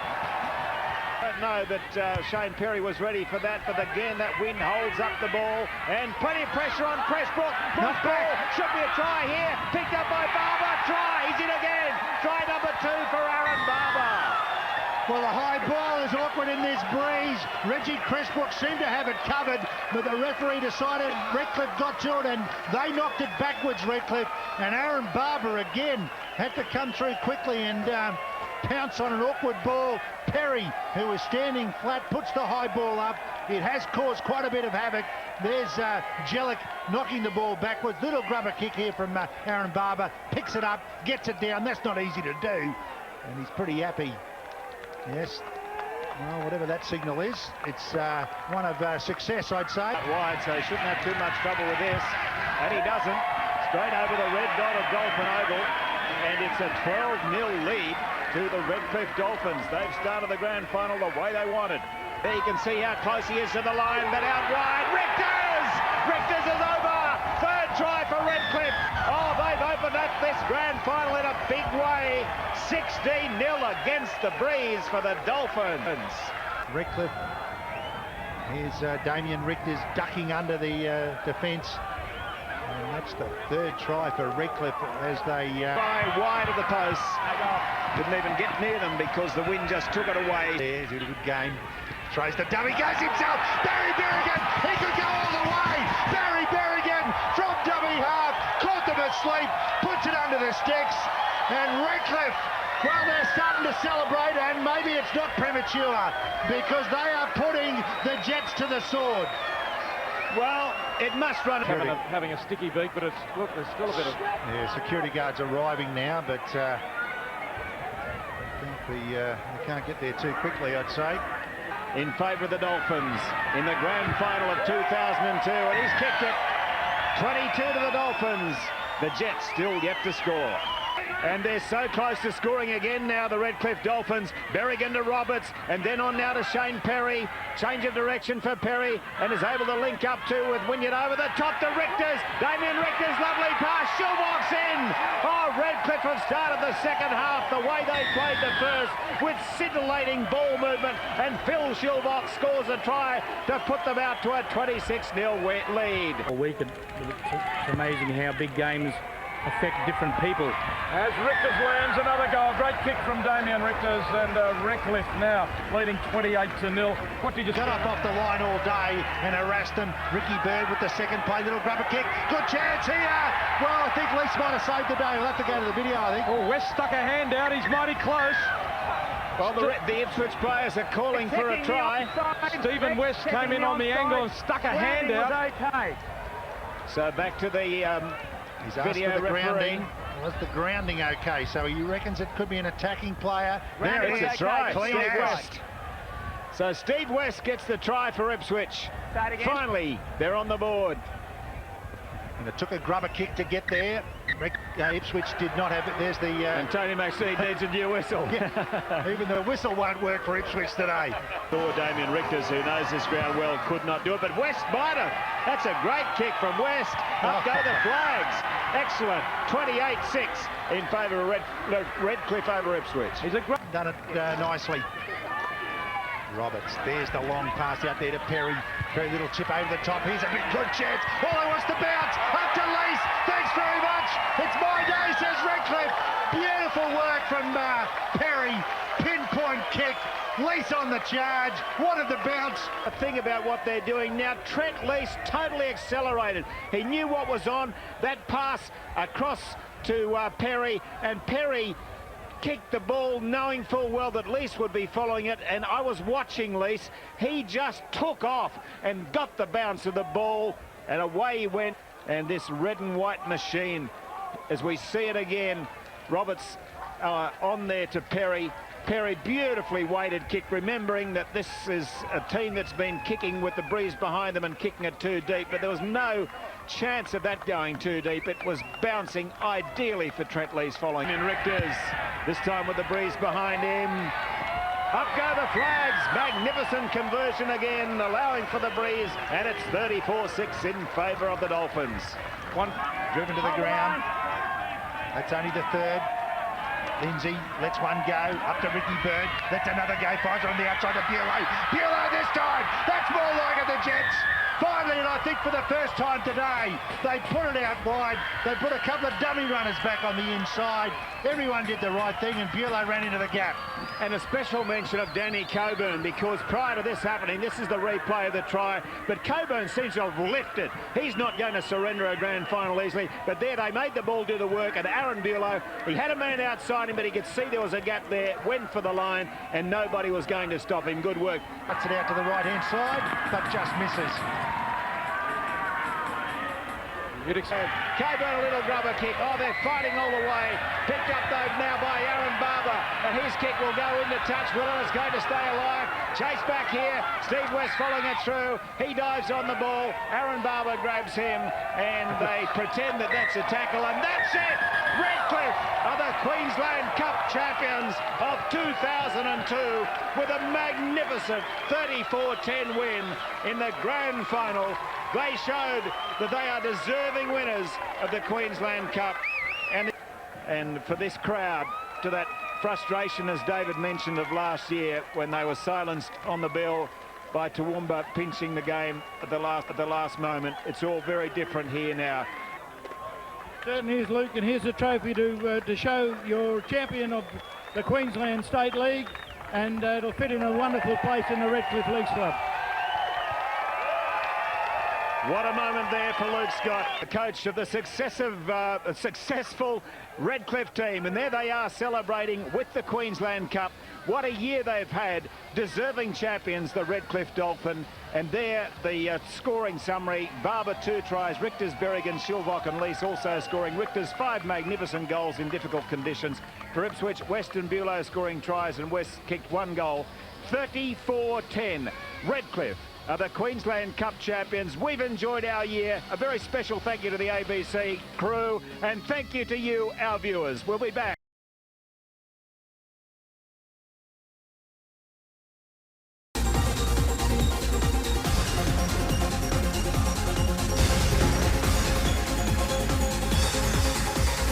On ABC Sport, this is the Queensland Cup Grand Final, live from Dolphin Oval.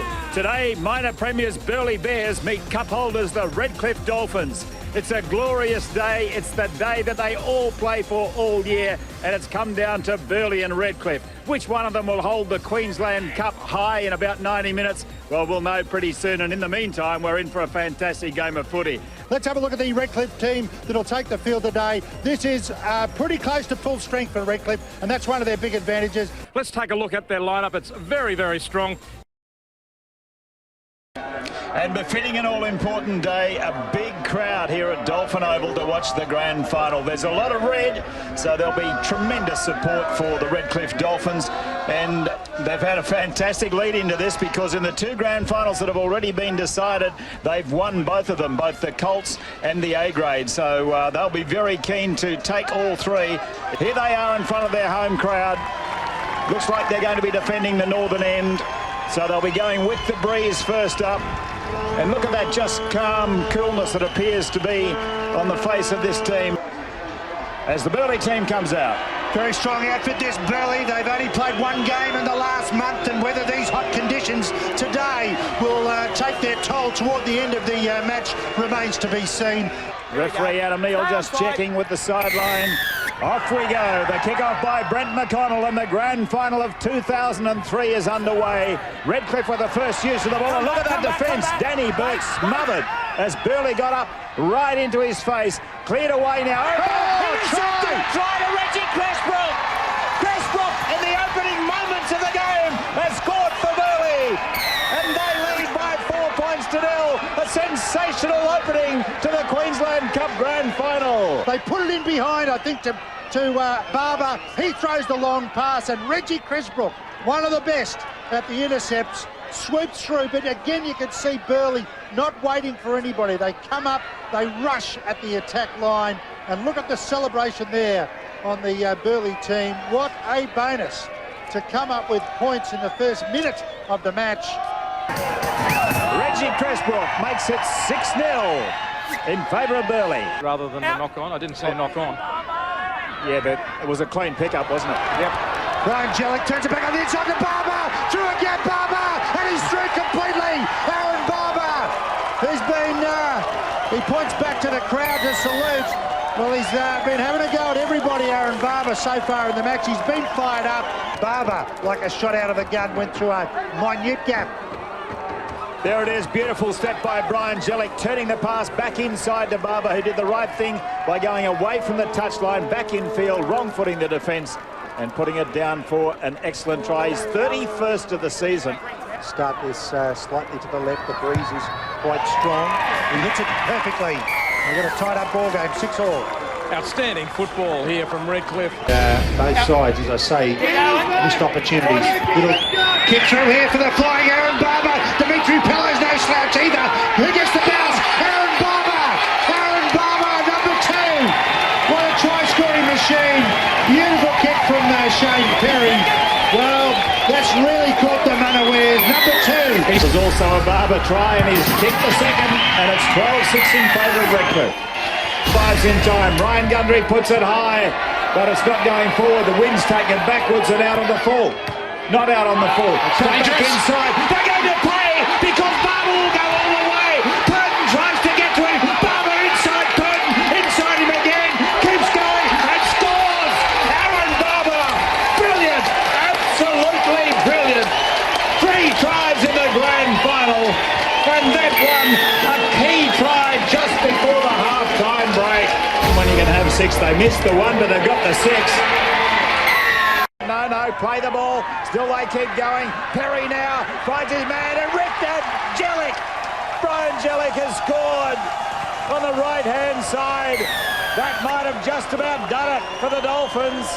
They've got a handy break now, 24-6. Great passage of rugby league, some fantastic defence, and finally it was the good Redcliffe attack that got them across the try line. They were in the left-hand corner a little while ago. They stretched it to this far side, and Brian Jellick finally found a chink through this Burley wall.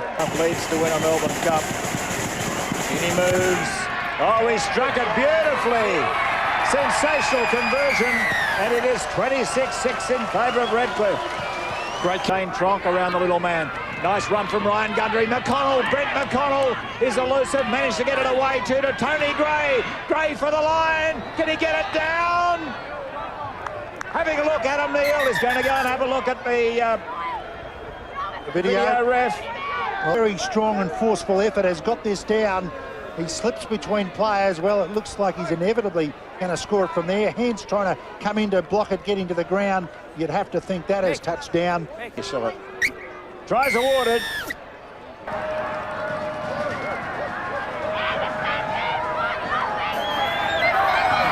He struck it well, he's got it. It's now 26-12 in favour of Redcliffe. Burley, it's where they want to be. McConnell, that was a good pass for him, and McConnell's little kick over the top is beautifully taken by Purdon. They must score this time.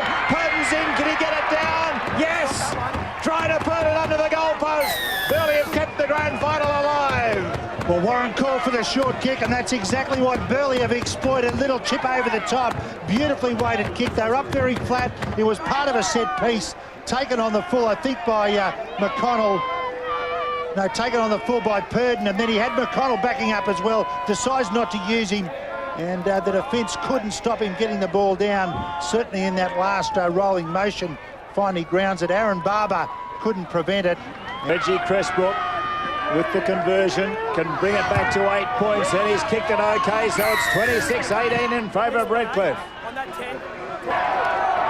Jason Campbell, a dummy half, he runs out of there. Well, Daniel Green popped it out the back to Perry. Beautiful quick hands to Roberts. They got extras out. Ben Jones going to go himself. Jones close to the try line. He's over and scores it. A reward for a great try here from Ben Jones. They got it onto the outside. The Burley defence has come up and in all day. And of course, the risk is if you allow your opponents to get on the outside, you're going to be in a spot of bother. And finally the passing, and there was some great passing in that move. From memory, a number of passes just quickly offloaded to keep the ball alive. Perry's a beauty here. That was it. It was Shane Perry's pick up and fling it away then, and they had the numbers then, but there was still a lot of work to do. And how about Ben Jones? He just decided to take them on, really go for the line. Then he had to get the arms free to get the ball down. He did all that, and he has probably sealed the grand final win. Another one for the Redcliffe Dolphins. Justin Mackay with the conversion attempt across the face, no goal. 30 points, still 18, 6 minutes to go. Looking for maybe another one, and Tony Gray executing the tackle. It's all slowed down now, and you can understand that. Field goal attempt again by Perry. Third time lucky? No, away to the left. Now that one I agree with. He's got it. The icing on the cake for Shane Perry. I think the policeman behind the goalpost signalled that it went through. I think there's about 4 of them down there. And Shane Perry, who's tried 3 times today to get a field goal, finally puts it across. He's pretty happy with himself too. Yeah, but there's value in that one. I mean, not that the Redcliffe are going to score. I sure Burley were going to score 2 converted tries anyway. Shane Perry will kick for touch. He finds touch. Will we have the tap? Try line. The clock is counting down to 5 seconds to go, and they might get another try. Jason Campbell is very close. Is he over? He's going to have a look. No, it's full time. Full time, and the Redcliffe Dolphins have won another grand final. 31-18. Redcliffe have defeated Burley. It's all over. The celebrations can now start. And what a performance by this Redcliffe team.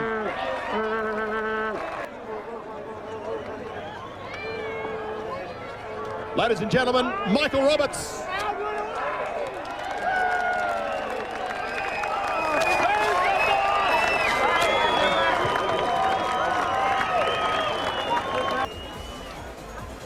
And so the Redcliffe players receive the accolades. They've won the Queensland Cup of 2003, which we've enjoyed bringing you on ABC television. Thanks for your company through the year.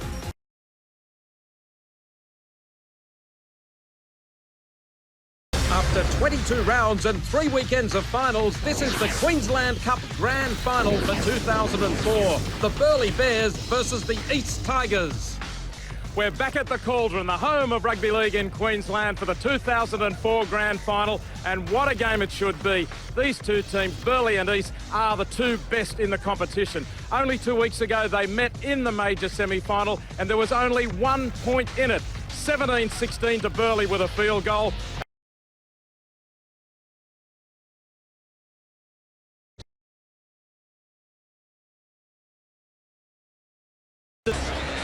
And one half of Lang Park is packed full of fans, and they can't wait for the action to start.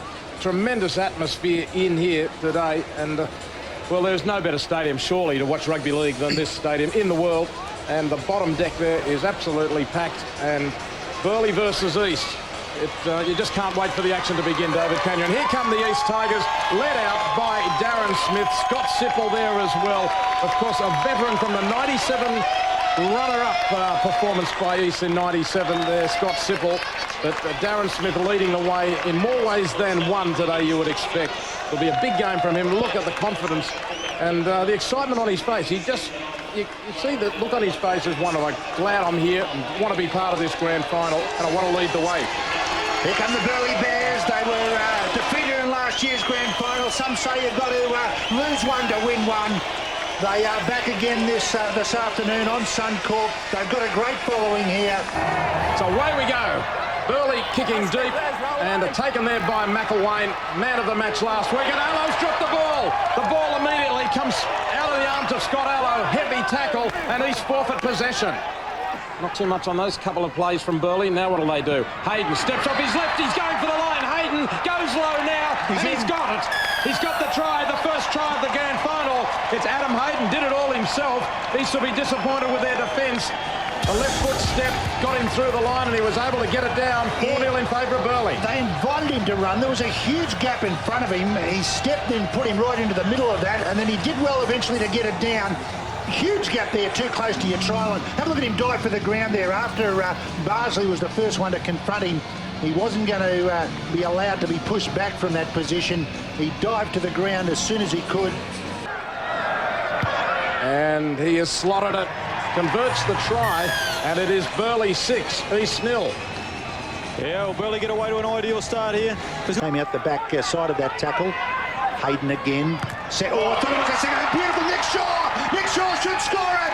Adam Hayden looked to be setting up for a second-man play. That's what the Tigers thought. And instead, he picked up Nick Shaw, charging onto it.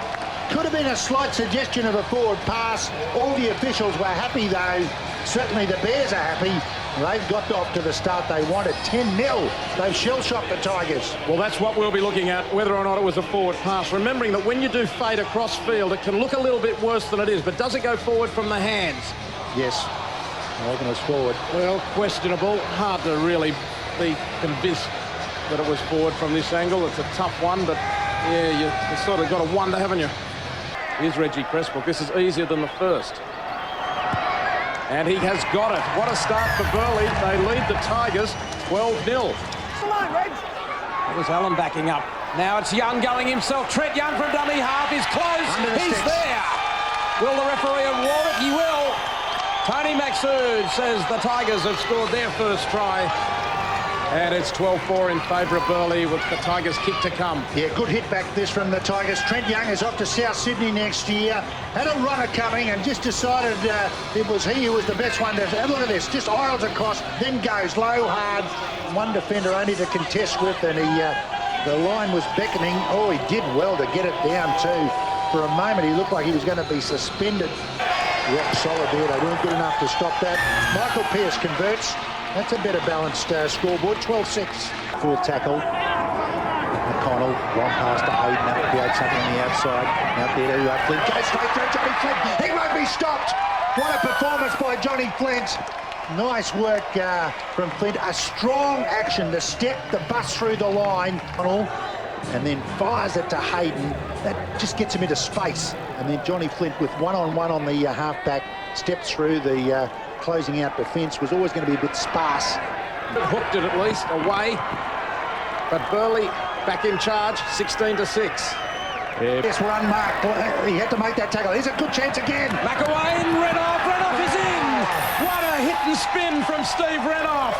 It was one-on-one. The tackler was there, but Renoff just bumped off, spun around, came out the other direction, over for a sweet try for East, and they're back within 6. Class there from Renoff. It looked like he was going to get hit full on. McElwain goes to the line, up to Renoff. Have a look at this, spins away. Webber would have thought he would have been able to take him full on. It just makes it look so easy. We want to get inside that 6-point barrier. It's on track, it's good looking kick, is it there? It is! Michael Pearce lands the conversion, and the Tigers are right back in it. 16-12 to Burley. Flanagan. McElwain again, the man is the go-to one. Renoff can't, yes, he's done it again! He slipped Jason Webber, and somehow or other, he's going to go to the video and could have a huge impact on the state of the game. Knock on. Taken there by Lockie. He's knocked that out, surely. That's got to be a penalty. That touch judge, yeah. Yet to win any of those. Knocks it through the middle. 6-point lead to the Bears. There's Chris Flint at the back now. He's the guy who kicked the winning field goal to make it 17-16 2 weeks ago. He's standing like a beacon. Flint drills it. No, it's got off the side of the boot, or has it? The Tigers do get another chance.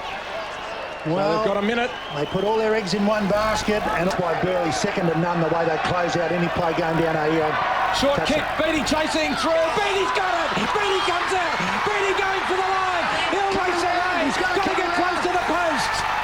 Steve Beattie scores for the Tigers. The Tigers have a conversion with seconds remaining to level the scores and force it to extra time. I've either miscounted or the Cats have 10 lives because they've done it, the Tigers. Chris Beattie, or Steve Beattie I should say, but can they convert? Beautiful kick that from Campbell. Beattie flashes through. Self-sacrifice at an absolute minimum. He cut away. I don't know why he didn't come back earlier than that, but instead it was Purton closing him out. Wayne Campbell, difficult one. He's got it! He's going to sudden death extra time. Incredible kick. Unbelievable. Well done, Dane Campbell. Yes. That's pressure. That's nerves of steel. That water might be cool, but his nerves, Gab, were ice cool. Well, you want the people that want to take the pressure on their shoulders to be in that situation. I'm not sure what the situation was, as you said, but if Campbell's walked up and said, I want the kick at goal, that's what you want. Now, the rules here, sudden death extra time, they'll toss to decide which way they will run. Then we just play. There's no swapping over after 5 minutes. They just keep going. The first scorer wins. All interchanges are back to 2 now. Smith's in trouble. Well, the two champions of the game, the two warriors, one Steve Renoff, the other Darren Smith. Well, he probably should not have been back out there. Oh, that was elbow from Ali Brown. He could be in trouble there, Ali Brown. Oh. And Burley will ignore offside at the moment. And they'll just try and get up on it. Darren Smith, absolutely courageous. It may be the end of Darren Smith's career. There's the quick one. Campbell goes for the field goal. Missed it. Just missed. To Gundry. Gundry will have a go himself. They're almost too close now. They're inside the 10, so the defender should be able to get up close. Hayden. Oh, beautiful pass. Flanagan. Hayden pass. And Michael Booth. Shannon. Why wouldn't he be? But he should be holding his head proud.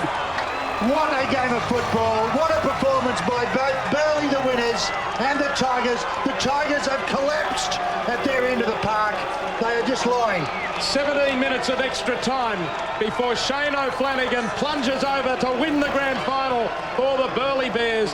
Came off the pass, the defence hit him, but he bounced out of it, kept on going, made sure of it, and the Bears, runners-up last year, are the premiers in 2004. 22 points to 18, and we've got to leave it there. It's been a great season. It's been a great grand final. Johnny Flint, the man of the match. Outstanding performance. We've got to go to the bowls. Look, just a great game of football. We'll join the bowls now here on ABC Television.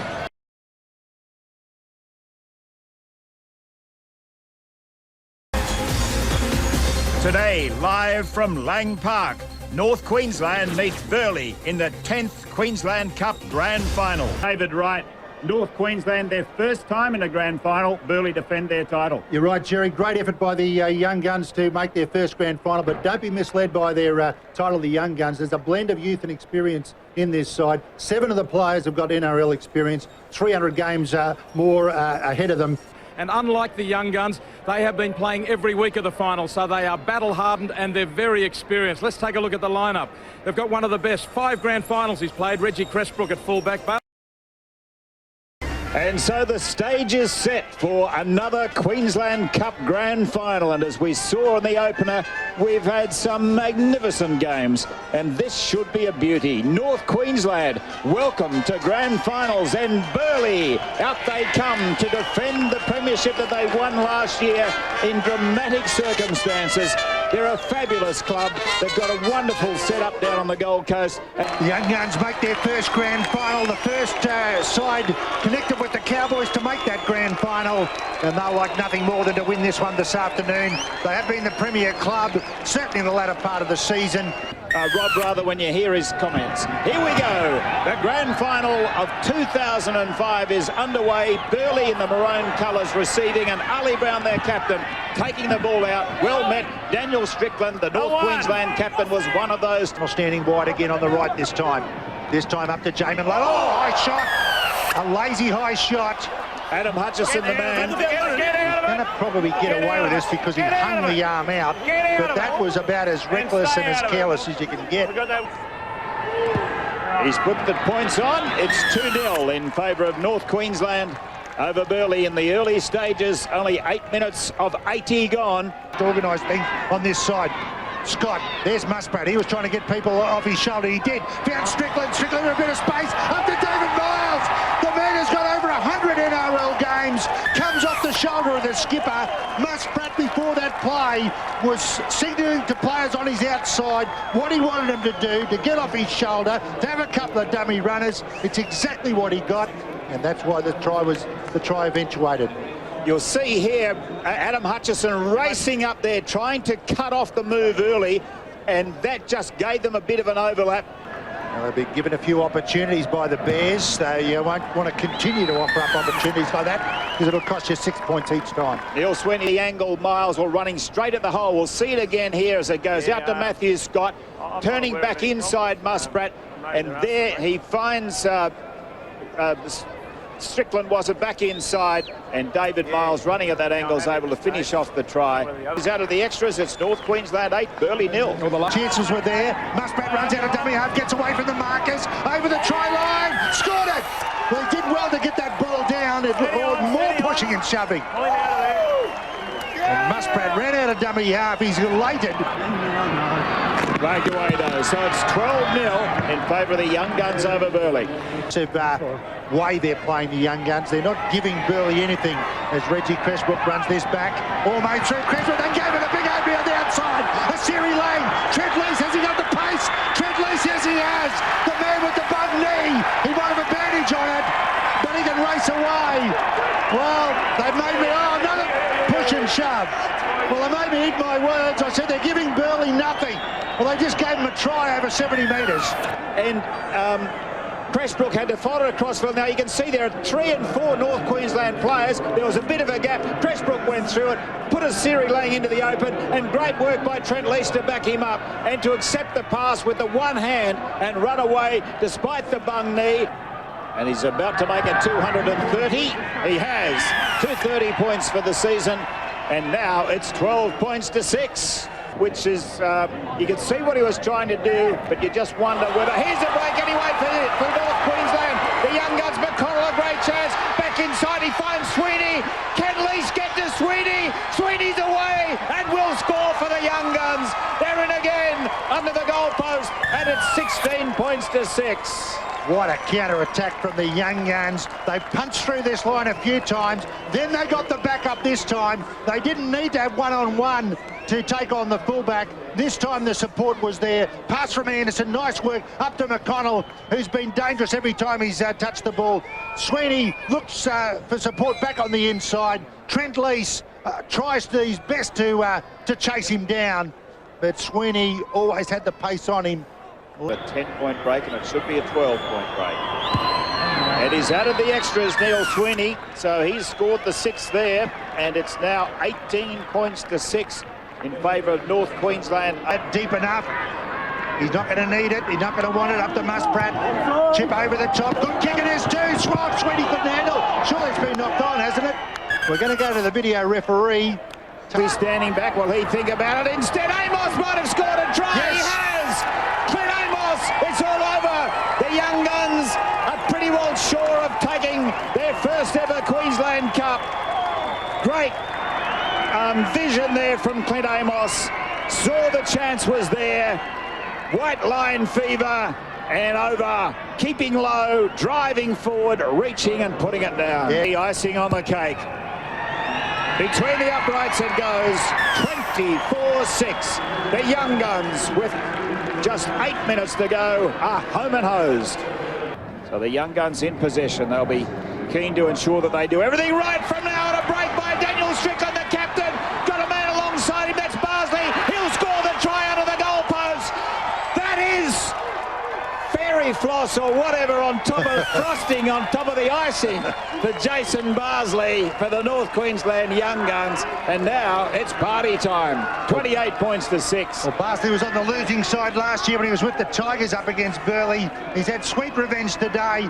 They've done this so well, the Young Guns. They've made busts from a long way out, and then they've had backup. Have a look at this. Daniel Strickland, beautiful step there to beat Bowles, and then you've got to have that backup. They've got players coming from everywhere. Barsley had support on the outside there by Bromley as well if needed. He wasn't, and they've really asserted their supremacy now. What a magic moment that was for Jason Barsley as well. There's the conversion. It's 30 points to 6 in favour of the Young Guns. A beautiful half. They're in no hurry now, the Young Guns. Nice little kick by McConnell. He's been knocked over, but it's been pinched anyway by that man, Shane Musprat. They keep it alive to McWilliams. Back inside to Musprat. Over the top. A brilliant try to David Miles. The Cowboys, the Young Guns, call them what you will. North Queensland is partying. It's party time in the north. Look at that. Oh, wow. And Shane Musprat, if you're not the man of the match, the player of the year, I'd be amazed. Sparkly attack up the middle of the ruck. Little chip over the top, McConnell. They're prepared to try anything. Musprat was the man on the ball. That's only the first time he handles in this movement. Good pass there by Coop back on the outside. McWilliam back to Musprat. Pops it over the top to the man on the outside in Miles. That's a fine try. And worthy premiers. And there's plenty of celebration here. And will this be the platform from which the Cowboys can launch their assault tonight on the Melbourne Storm? Half minutes left in the match. He's out of the extras. It's 36-6. The Young Guns over Burleigh. There we go. What will they do with it? Immediately from Hicks out to Cresbrook. Little kick over the top by Cresbrook. Covered by Miles. He puts it into touch. All over. The celebrations start for a magnificent team, the Young Guns. What a magnificent run into the grand final. And then to have taken on Burleigh, the premiers from last year, and to have beaten them by 30 points speaks extremely highly of the calibre, of the skill and of the heart of these youngsters from the north. And I'm sure right throughout North Queensland at the moment, the champagne corks are popping. It's a time to celebrate a fabulous moment for an area which has produced so many great rugby league players over so many years.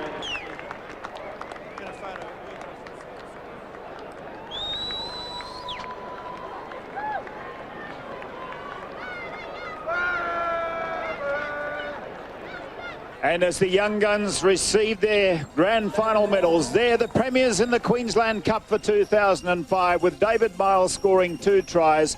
Musprat, what a game he had, including a try. Sweeney, Amos and Barsley also scored. Sweeney kicking 6 from 7, a tremendous kicking effort. And for Burleigh, Trent Lease scoring the try that brought them back into the game. Reggie Cressbrook kicking the conversion. But the North Queensland Young Guns, too good, 36-6. They're the Queensland Cup champions.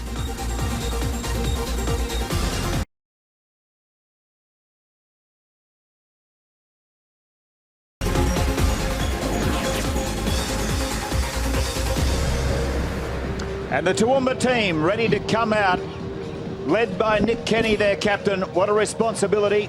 They're young. As they come out, you can see these youthful faces onto Lang Park, the mecca of rugby league in Queensland. The place to have the Queensland Cup Grand Final. What a big moment. None of them have tasted a Queensland Cup Grand Final before, and that places more responsibility on their captain. His 67th career game. He's played plenty of matches, none bigger than this one. Redcliffe, and that's Troy Lindsay. What a performance by the Redcliffe club. They've made 8 of the 11 Queensland Cup Grand Finals, and Troy Lindsay, the skipper, he's played in 7 of those, so a fantastic performance. He's a piece of the furniture down there at Redcliffe, is Troy Lindsay. 223rd game in the Queensland Cup. A kick-off by Nick Parfitt. Redcliffe will get first taste of it, taken by Fox and offloaded, and so it's big Adam Starr just across his own 10-metre line, managed to keep the ball alive, and Michael Roberts, dangerous, but is grabbed there by Chris Muckett. Tackled. First up run from the tap, this time up to Eastwood. Just a couple of settlers by Toowoomba to bring it toward midfield. Is this the play? Let's see it now, up there to Green, back on the inside to Big Ben Bayou, little spin goes through, Bayou all the way Ben Bayou, that was too easy. Redcliffe missing tackles, and they had a horror start, I said 2 weeks ago. Well, this could be a nightmare. Ominous indeed, and Big Ben Bayou, what a player. He was one of the stars of the major semi-final. Unfortunately for the Broncos, he's headed for North Queensland. How about this power, strength, determination? Look at that, career points for Nick Parfitt, 658, and you can make it 660. He's out of the extras, and it's 6-0 in favour of Toowoomba. Couldn't reciprocate, second man play up to Turner, chance to Turner! Doesn't matter whether you got a bad hamstring or not. If a player misses a tackle, and it was Greg Eastwood, Redcliffe have hit back just as they needed to do. And Marty Turner, fantastic effort. This grand final, Marty Turner, because of that injury, and there's Michael Roberts just holding up the pass. Adam Starr took the dummy run, and that left the chance. The defence had concentrated on Starr, and the little man, as the big man took the hits, the little man took the opening, and through he went. Marty Turner scores the career points. That's extraordinary. And there's another 2 to Greg Burke, and the scores are level at 6-all in the grand final. Cool. Last tackle play from the Dolphins. Last opportunity in this first half. Marty Turner, 6 to go. 6 to go. He won't need them. Oh, yes, he will. He'll need 1 anyway. He plays it. Roberts got numbers on the right. Cullen's in. Ryan Cullen. Fabulous try by the Dolphins, and what a key time for it to come right on the half-time break. And then Ryan Cullen, who just lives up in the attack line, was put into space. They were threadbare out there, the Toowoomba Clydesdales. Have a look at Roberts again, orchestrating things from the dummy half. Finds Ryan Cullen, and he well and truly slips through there. Redcliffe will hit the front. Yes, he's added them all right. And so that gives Redcliffe a key lead at half-time. 12 points to 6. Only a converted try, of course, but it's important. And so at half-time, it's the Redcliffe Dolphins 12, leading Toowoomba 6. Bromley been called on to drop into dummy half. Second man play back to Roberts. He's going to go for a 1-pointer. Well, that's premature for mine. It'll give him the 7-point lead. That means Toowoomba have to score twice. Will it be the decisive blow, or will it come back to haunt them? In a low-scoring game, maybe it was worth it, but there's a long, long time to go in the grand final. A long time to go indeed. We've still got field of play. Back inside from Gemelli to Roberts. And this is an interesting one, right across. They fly high, Emmett, brilliant, and maybe there's a chance. Bromley's in! Fantastic kick by Roberts. How about Emmett getting high? And of course, Bromley try. What an important try that is. The field goal's now looking sensational, and Redcliffe leads 17 points to 6. Great effort here from Roberts. Perfectly placed kick. For some reason, Minto doesn't go up for this. He decides to allow Emmett to get a clean catch on it, and that's a magnificent take there by Nick Emmett. He pops it out to Bromley. He just had enough room to move. Roberts, perfectly placed kick, and Minto decided to take the, or put the tackle on Emmett, but he was so high above the pack, Emmett, he had his hands free to be able to offload at will, and he actually got upended as well, Nick Emmett. 2 converted tries without this kick would get Toowoomba back into it. He's hit it beautifully. Is it far enough? No! So they've still got a glimmer of hope, the Clydesdales. 17-6, 9 to go. Number 4 from dummy half to Rio. Good run. Muckett now. Muckett's always in.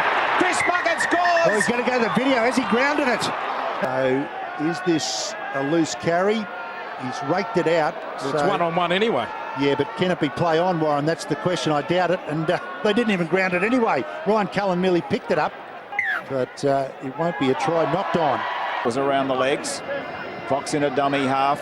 Turner, the crossfield kick. Here we go again. Nick Emmett, the aerial specialist on Minto. Emmett's got it. Another one. It's an action replay. Bromley goes in the corner. How good's Nick Emmett in the air? And the Dolphins have won the grand final. Great crossfield kick here from Marty Turner this time. And Emmett, whilst he didn't take it cleanly, he had the wherewithal to regain his own fumble. Hadn't been touched by anyone else, so he's quite enabled to do that. Perfect kick here from Marty Turner. Emmett up, and then looks around to regather and pops it to Bromley. You may have thought you were watching an action replay, and Redcliffe, what a comeback. It'll have to go down in the annals, this one. He doesn't, but that doesn't matter. It's 21-6 in favour of Redcliffe in the grand final with 3 minutes to go. They go again. Adam Starr 8 metres out, and a chance and a try to Mark Shipway. Mark Shipway has been around from the very beginning with this Redcliffe team. Played in the first grand final in '96, Mark Shipway, and here he is 10 years later scoring a try in one. Yeah, great effort, Shipway. By this stage, Toowoomba, well, they're shattered. They're a shattered side. They came with great expectation. Can just add a little bit extra icing. He's kicked it, the flags go up, and it's the Dolphins 27 leading Toowoomba 6. At the 2006 grand final, Adam Starr says, come get me if you want me, but I'll ride it into the ground, and the Dolphins are the champions. Full time in the grand final of 2006. The Queensland Cup again goes to Redcliffe. 27-6. Can you believe that? After an amazing major semi-final 2 weeks ago when they were beaten 56-22, and they have come back for a 27-6 victory. Little surprise that there is jubilation on the faces of these wonderful footy players and of this fabulous team. I love rugby league, and watching these scenes, why wouldn't you? Successful coach Anthony Griffin. Congratulations, Anthony. I don't think you mind standing in the rain, mate, do you? No, mate, no. Not even feeling it at the moment. Mate, fantastic effort for you as a coach. You must feel a lot of pride. 2 weeks ago on the end of a hiding. That's a great comeback. Yeah, it was. You know, we just had everyone has a bad day once a year. We just happened to have ours in the major semi, and you know, we didn't lose any belief in ourselves, and you know, it was just back to business on Monday. We knew if we got past East, we could do the job here today.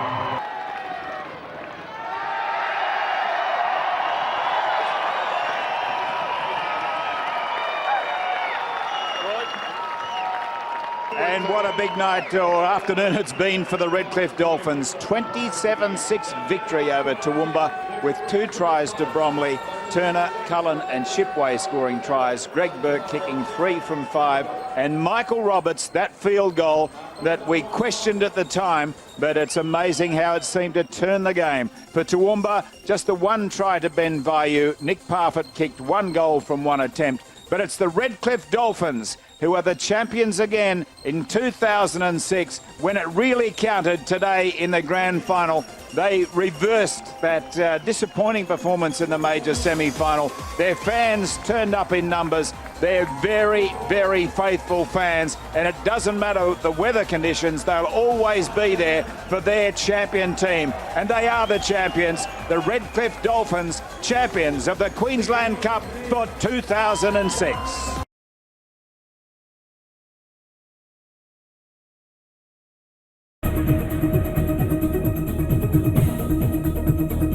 This is the Queensland Cup Grand Final with the defending champions, the Redcliffe Dolphins, taking on from south of the border, the Tweed Heads Seagulls. It's terrific to have your company for this big day in Queensland Cup footy, the 2007 Grand Final. David Wright with me. It's great to be here. Looking forward to this contest between the Redcliffe Dolphins, the most successful team in this competition, looking for number 6 as far as titles are concerned today. The Tweed Head Seagulls, relatively new to the competition, and a bit of a state of origin build-up. If the Tweed win it, the Queensland Cup is going south of the border. Shouldn't happen, should it? You shouldn't have a Queensland Cup going to a New South Wales team, but it could happen this afternoon.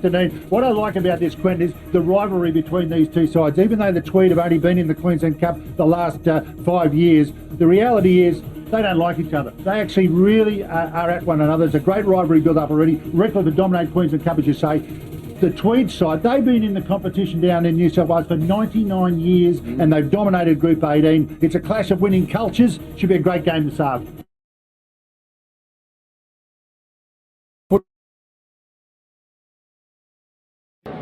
The crowd waiting with anticipation, and the players no doubt just trying to settle the last moment butterflies. Lang Park, the scene, a terrific setting for football. I just wonder whether or not this very warm spring afternoon is going to be a factor in the contest. And here come the Seagulls, led by their captain, Brad Davis. He's had a bit of a tough road just to get to grand final day, having injured an ankle in the minor semi-final win over Ipswich. He hurt his rib last week. What a career he's had. Troy Lindsay, nicknamed the Cowboy. He is 34 years of age, and he ain't retiring in this game either. He reckons he's going to go around again, and why wouldn't he? His form has been outstanding. Hope you enjoy it wherever you're joining us from. Tweed against Redcliffe for the 07 decider. And it's going to be the Dolphins to receive the footy and defending the Caxton Street end. And already Adam Starr has given a big welcome to grand final day. Now here's the big man Lindsay. Searching for the try line. Roberts again. Another short ball. Fox! He's there! Fox has scored the first try. Has he got him down though? That's the question. He's over the line. It looks pretty good on original viewing, but the first points will be decided by the video referee. The ruck, that's the unusual part there. You often put a forward flat on that. Well, they had 2 backs in a row. Roberts linking with Green first time and then Fox second time, and perhaps that's why the Seagulls defence was just hanging off a little. And Fox is happy with it. Thank you. Here it is. First points of the grand final to Redcliffe. Dolphins 6-0. Yes, they targeted the small men. Starr had a go at Davis down the right-hand side. And well, near the park. Kept it going, and it's going to be a try. David Miles is on the end of a grubber from McCann. Of course, it wasn't the end of the set when Powers held up. So we went back to the 10, played it, shifted it out to the right. McCann with the grubber through, I fancy. And Miles onside, takes it comfortably and dots down Redcliffe 6-4 territory to score the Seagulls' first try. Very hard to defend against here. The beautiful kick there by McCann, and David Miles just had to cruise through. Redcliffe defence that has been so rock solid when they've run the ball at them. Just an extra breath from Davis as he approaches, and will raise the flags. 6-all. Bobby McCarthy, of course, Australian selector and the father of the coach Troy McCarthy, who's coaching the Tweed this afternoon. Be pretty happy with that levelled up scoreline. Didn't have support. Pretty quick play the ball, so a chance for Davis to work something through the centre of the field. He goes himself. He'll score. Wonderful work from the skipper. Brad Davis is over, and the Tweed are in front. Well, for the guy who's got one of the best kicking and passing games in the Queensland Cup, he's just showing he's got a very good running game as well. Threw a bit of a dummy, and I think at the time even his intent was to pick up a support, but the defenders held off him. And Brad Davis, who reads the game so well, and that's what you've got to do. You've got to read it as you see it. Players holding off. Palmer Wapow couldn't close out on the inside. As he kicks towards the Caxton Street end, and indeed the flags are raised. Tweed heads in front, 12-6 for the Dolphins. Now the Dolphins really tested. What an upstart it would be if the Tweed could score. Miles for a double, he's over! Right on the knock of half-time! What a telling blow from the Seagulls! David Miles scores his second try, and it'll be 18 points to 6 at the break with a simple conversion attempt to come. 3 and an 18-6 lead. Let's go. Davis does it. Indeed, he raises the flags, and the Seagulls fans, they'll be trying not to get too optimistic, because there's 40 minutes of football to play in a grand final, and so much can happen. They know how to respond, and they need to find one quick response just to settle things down in this contest. Plenty of time to go. Fox to Cullen, who's looking to create himself. Kept alive by Simpson. Emmett's on the end of it, and that's a try, I think. Is it going to be awarded? He's got it. Yes, no. Here for a moment. Go to the video I first. thought Gavin Morris was going to point his right arm to the spot. Well, they've come out with a little bit of fur here as Fox goes across. Looks on the outside to Cullen. The indecision, but at least he got that good kick in. Put it into a little bit of no man's land. Players looking while Alwyn Simpson decided the kick was on. This will be a good angle, this. And Nick Emmett picks it up and gets across. Indeed, it's a try. So, Kenny get it back to assist. Now 18-10. Dolphin fans are back in the contest, as is their team. Approaches and does kick it. Tweed 18, Redcliffe 12. Field today, despite wearing the number 5. Good run from McCann out of dummy half. He's got through. He's got support. Walker's going to be on the end of it. Can he score the try? You betcha. He's over. Put it down, son. Eventually. He was over, but it wasn't over and out. But this guy, well, he was never going to be stopped in that situation. It was a good support play on the left. Fancy it was Powell coming up. It was. Yep, to provide that support on the left shoulder of McCann, and then, well, once this man got the football, you knew he'd score, but he just took his time to put the punctuation mark on it. As it was at half-time, and that is the case. Davis with 4 from 4 again, Tweed heads by 2 converted tries, 24-12. Found there for Rory Bromley. Messi played the ball for Roberts, who decides to chip and charge himself. Walker's there to take it. He beats a high shot. He beats the second tackler. He is away. He might run the rest of the way to score the try. This is the sealer. He is the showman. He is the star. And the title is going to Tweed. Did he get it down clean? Well, we're going to have a close look at this, or he got to award it. Oh, surely he put the football down. He did the aeroplane at 20 out, and did he drop the bomb at the very end? Oh, this is just too much Learising. He grounds it fair enough. So, no doubt in the end, wouldn't mind being your manager. Have a look at this for evasion. He even beat the trainer. Look, as a broadcaster, you've got to call it in the context of the contest. Probably not the best thing to do, but as a fan of the game, oh boy, it was great to watch. That's called a crowd pleaser. And he knew he did it right down the grandstand wing. No better place in a GF. 2 tries in the space of 4 minutes for Shannon Walker. Yeah. Waved away. In hand, Roberts looking to the blind side, which is to his right. The dummy runner. Oh, and he's thrown it straight to the opposition. Does it. Play on. Out to the right-hand side for Bromley. And he's there. Rory Bromley scores. Well, again, it was scrappy, but what... Oh, lovely kick. Beautiful strike, and that will raise the flags. The conversion is good. Tweed heads by 28 points to 18. Inside the final seconds, the Dolphins are conceding. The game is over. Tweed heads are the champions. The Queensland Cup is going south of the border. The Seagulls, for the first time, are Queensland Cup champions. They win 28 points to 18.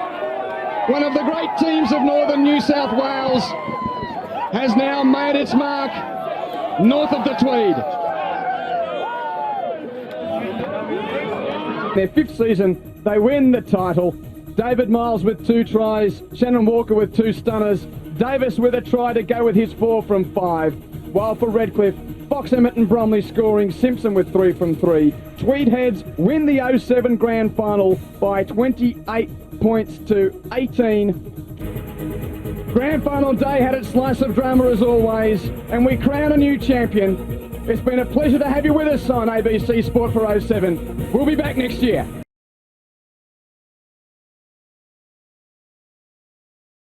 This is Grandstand Rugby League, Queensland Cup 2008 Grand Final.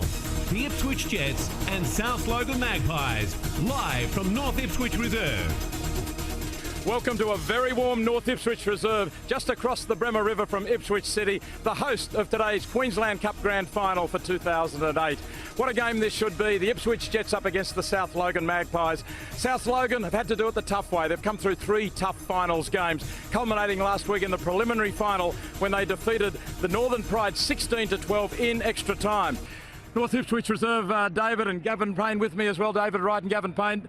North Ipswich Reserve, I mean, what a historic place this is. Yeah, Warren, this place absolutely drips with tradition. This is the ground when they used to play the Bulimba Cups, which was the symbol of supremacy in southeast Queensland rugby for many, many years. Ipswich played Brisbane here. They also played Toowoomba, some fantastic battles. I think we're going to see another great battle today. Decision, he's declined. What a football team it is. The back line is as good as any. We've said Malone and Marshall in the centres are very good players. Lewis and Lacey, the 2 L's there in the halves, they'll play a key role. If you reckon defence wins grand finals, that's where the defence starts in the forwards. That is as good a forward pack as anyone's got. Some good backup off the bench as well. It's a good football team they put on the park. Gav, who's their strengths? Yeah, look, I was very impressed with Lewis Balcombe last week, playing on the left-hand side.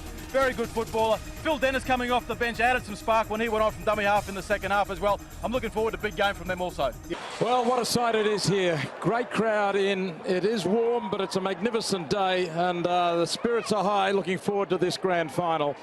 The kids are lined up ready to welcome their heroes onto the ground here. And David, look, just looking at this South Logan side, the thing about them, they are, as I said, they're very strong, right across, including the backs. And they'll grind you right down to the 80th minute, and it could be one there. Yeah, they certainly are, Warren. Of course, they are the Canberra reserve grade side, and that's been one of the reasons for their resurgence this year. They've been cellar dwellers over the last few years. Absolute credit to them to make this grand final. And one guy I want to pay tribute to is Jim McClellan, the president of South. He has held this club together basically as a one-man band to a certain extent. He's had some support, but Jim McClellan has kept this team together, and they deserve to be here on grand final day. The South Logan Magpies. Yes, they take the field to quite a few boos from the crowd. They're outnumbered when it comes to crowd support. But the South Logan Magpies in with a chance of winning the competition. The acting captain is Brad Cross. And Danny Coburn leads out the Ipswich Jets, and again, could not be more deserving. Danny Coburn, he is now the equal second top player in the Queensland Cup. 220th game for Danny Coburn. South Logan running from the southern end of the ground. And we're underway here. Queensland Cup 2008 begins. Josh Lewis hands it off, and immediately the hostilities begin. Sweeney has a big shoulder charge. We saw plenty of those last night in the Broncos match against the Roosters, and Sweeney was knocked off his feet. He's fairly groggy too. He's normally the one dishing it out. And it was a big shoulder charge there by Daniel Joyce. They have a very fast speed of line. Telepo goes to the line. Pops a pass at the Kennard. He's in. Running from outside in. Beautiful angle. Face balled a couple of players just close to the ruck and found Kennard in a gap. But running that slight angle from outside in. Caught the defence well and truly unawares. And South Logan have got first points on the board.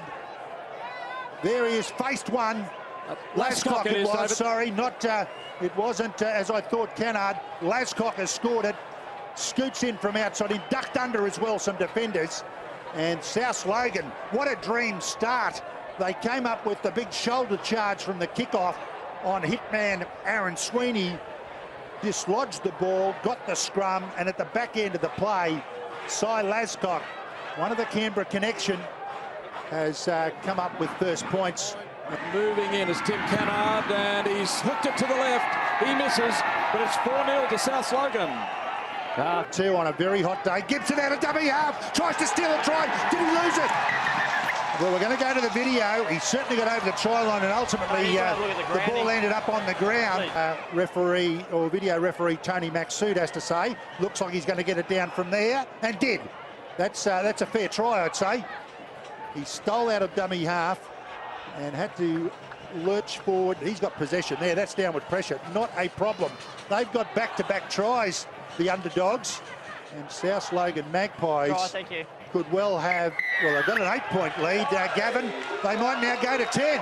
Well, what a game it is. I think, you know, not too many would have given South Logan too much of an opportunity. They obviously believe it in themselves, and obviously that's come out and shown. The Ipswich boys haven't had the footy other than that half a tackle. Here's McKenna Gibson, just dives out. They just can't stop him there. Sweeney didn't probably get down quite low enough and goes straight over the top of him and gets that football down, boys. And of course it was down too. And it was, of course, on the back of the penalty for a high tackle by Aaron Sweeney. They'd held out for 3 or 4 tackles pretty well, Ipswich, but then they were caught on the back foot by Gibson once they took the tap. So they've been rewarded. Now Canard, he hooks it again, but this time it's through. He converts the try. And what a start for the Magpies. What an incredible start with 2 tries. They lead 10-0. Paul Bramley there giving instructions. And the kicking game is very crucial. They've had 2 basic settlers. Second man play up there to Lacey. Lacey out the back to O'Sullivan. O'Sullivan goes for the corner. Oh, good defence again, the Logan boys. South Logan across in numbers, 4 of them. Covered the little set play. Ryan keeps it going to the left. Longer ball to Lacey. Lacey sweeps onto it. Malone inside ball. Lingwadoc is through. Lingwadoc for the line. And Lingwadoc, I think, has got there. We're going to go to the video to be sure. They love this play. If you saw our highlight package before the game, you saw Lacey put it back on the inside to Lingwadoc. It was a scholarship holder. Let's have a close look. Has he got enough control there? It was being squirted out.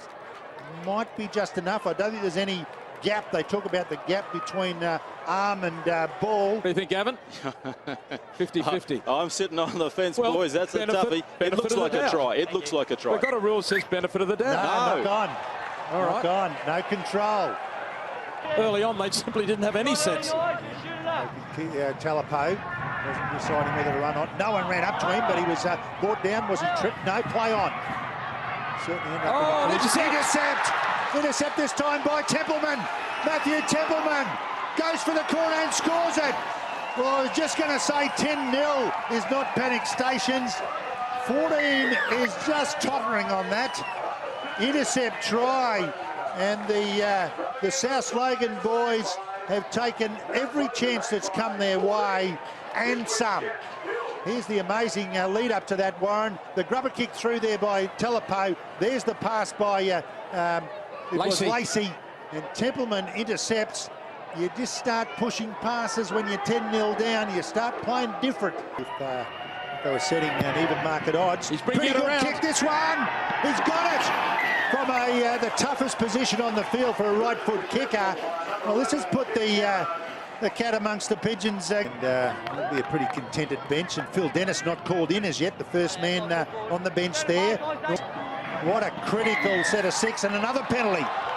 Well, do you take 2? They've got to stay confident. White moves into it. He's got it inside the upright this time. And it is 18-0 to South Logan. Yes, 18-0 over the minor premiers. Yeah, sensational scoreline there at half-time. It ain't over yet. Could be its Magpie season. Tukey standing in for Magpies coach Paul Bramley. They're close here. Ipswich are in. The Jets have scored.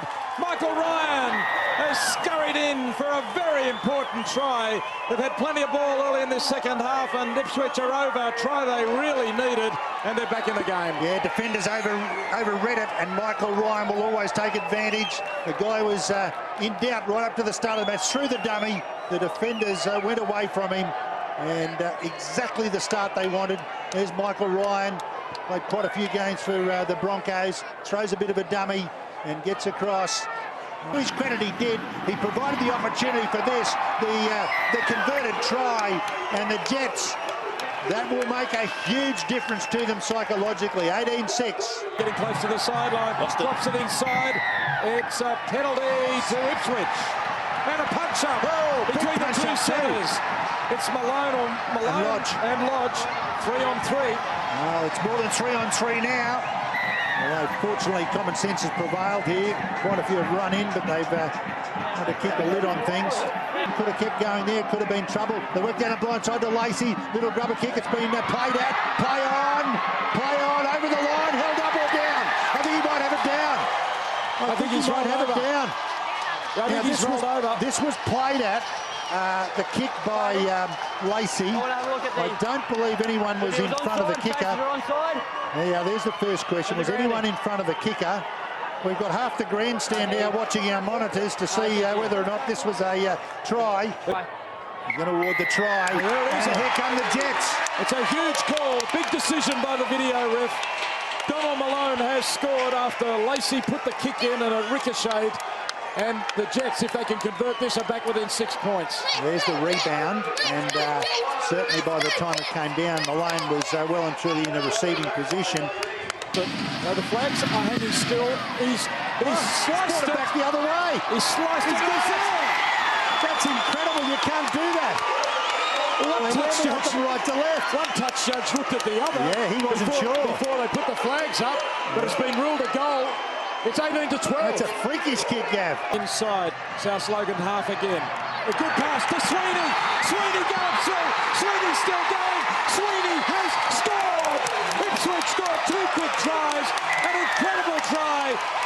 Sweeney racing onto a pass from Ian Lacey has gone all the way. No one would have backed the big fella to run 30 or 40 metres to score a try in a grand final, but he's done it. And Ipswich are back within 2. Kick to come. Talk about the big fella. Glenn Lazarus was there on camera.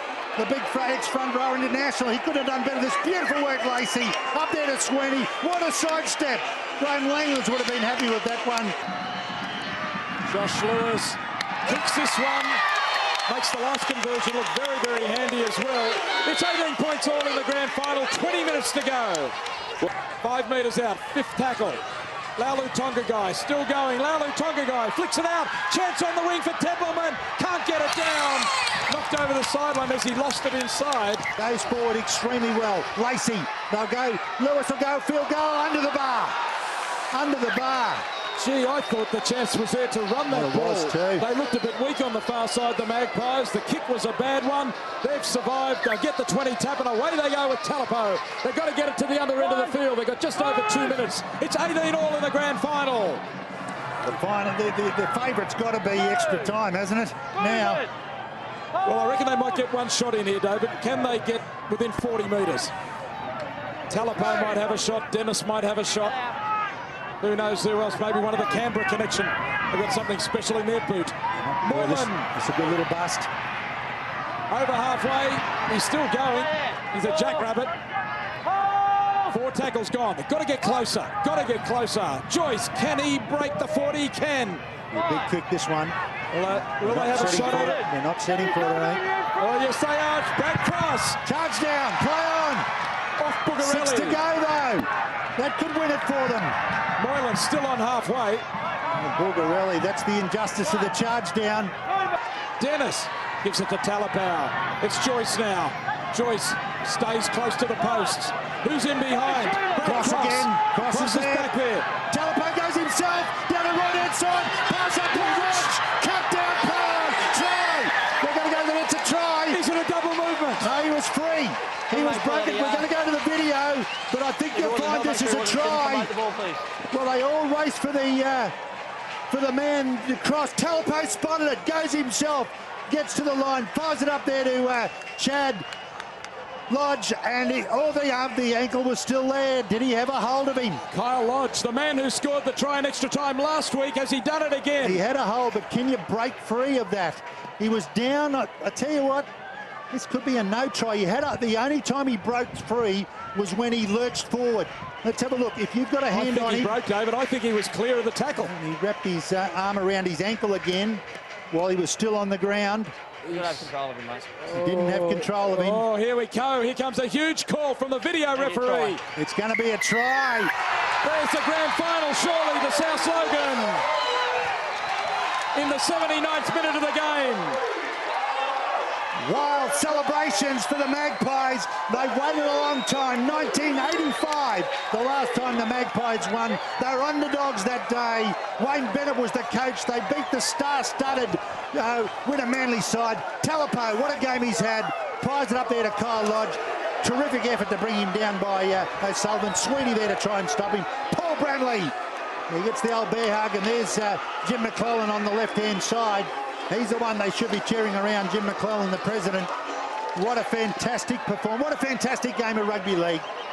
Well, what an incredible game of rugby league. The crowd are on the field. South Logan fans have streamed onto the field as the kick being lined up by Josh White. They don't need it, of course. And White is added the extras. The icing's on the cake. But South Logan have won the 2008 Grand Final, the Magpies. They led 18-0 at half-time. All of a sudden it was 18-all by the 60th minute as Ipswich came back. But in the very last minute of the game, Kyle Lodge has stolen the try that has won the Magpies their first Grand Final since 1985 and their first in the Queensland Cup, certainly. One more look. The defenders were looking at cross. Talapo's raced down the blind side. Malone went in to make the tackle. There was space out there, and Kyle Lodge, he's the man of the moment for the second time for the Magpies. Twice in 2 weeks, he's won crunch games for the Magpies. This time it means a premiership win, a Queensland Cup win for South Logan. Oh, thanks all round. And I have with me one of the happiest men in Ipswich at the moment, Jimmy McClellan, president of South. Jim, how's it feel, pal? It's been a long time between... the happiest man in Ipswich, Roddy. I mean, we go back a long way. You were with us back in '96 at our last one, and it's been a long time coming, mate, and it's just absolutely sensational. You know, a group of young kids who started at the start of the year. We had a lot of Raiders. Yep. We ended up with one Raider, and the boys still did the job. And I think it's just sensational, mate. You just don't feel this good. Mate, it must be great for you because it's been a long time between drinks, and you've been trying to hang South in there for a long, long time, and now you're fighting back with the South Logan Magpies and with the Raiders. Mate, we've been in the doldrums for a long time. We could have rolled the white flag up 5 years ago through Cavalier Corporation and the Raiders. They stuck behind us. We all stuck strong. We just keep digging deep, and today's the end result. Mate, underdogs as well you went in. You led 18-0 at half-time. What was the feeling then? I think at half-time, Paul just said what coaches always say, you know, just complete your sets. Go out there, it's a new game, new half, and let's just get in an arm wrestle with them and win the game. So, yeah. Did you think it'd take the last 30 seconds to win it though, mate? Mate, I tell you what, last week and this week, I'm 52. I think I'm in a heart attack territory, righty. Tell me your wife, Barb's got a 50th birthday today, mate. Is that right? 50 today, mate, and she's going to hang the boots up. So we might be able to pull her out of the mothballs again next year. We'll see how we go. Mate, I know you had a big reunion this year for your 100-year reunion, and I know there's a lot of passion spoken there. The likes of Greg Vivers and Bruce Astle, they'd be feeling pretty good today as well. I think Greg's watching on TV, couldn't get here, but I know Bruce and Greg and all the boys will just be so happy, you know, like takes us back to 85, you know, the last time we won it. So. All right, mate, fantastic work. I know no one's worked harder than you, Jim. Well done, pal. Thanks very much, Roddy, and thanks to the ABC for their coverage all year. Ladies and gentlemen, all the best. Have a great time, pal. Have a great time. 2008 Queensland Wizard Cup going to the way of the South Logan Magpies in dramatic circumstances.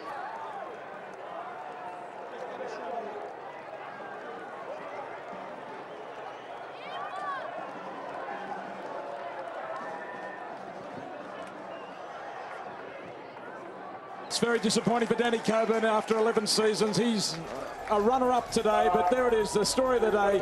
South Logan 24, defeating Ipswich 18. Tries for Ipswich to Ryan, Malone and Sweeney. Josh Lewis kicked 3 from 3, but missed with a couple of field goal attempts in the last few minutes. And on the other hand, South Logan, well, they scored that very valuable 4 tries after leading 18-0 to win it in the 80th minute of the game. Congratulations to South Logan.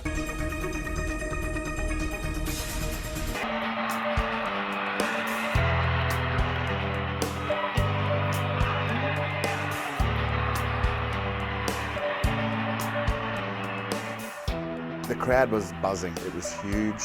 Well, there's so many Magpie fans out there. Because of the tradition, there's been the whole generations of supporters support the Magpies. The support was fantastic, you know, and people with their signs, and you know, there was guys that I'd never ever seen before with, you know, face paint on and screaming out Magpies.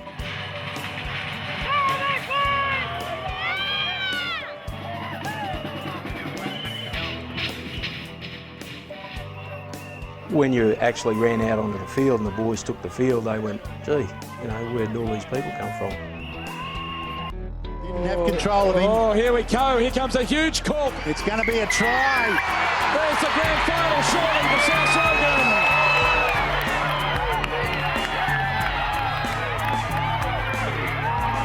The last time we actually won a grand final, my father took me to that grand final. 23 years later, my father and I at that game, and I've taken my son. And he had the honour of leading the team out as well. There was a lot of tears, there was a lot of laughter, you know, there was a lot of fun, and you know, growing and cry all the time. South Magpies being one of the inaugural clubs in rugby league in Queensland, actually taken out the 100-year grand final too, it's symbolic and it's something the club deserves. It was just a special moment, and it's something that anybody who's a part of it or gets the chance to be a part of, you just don't forget it.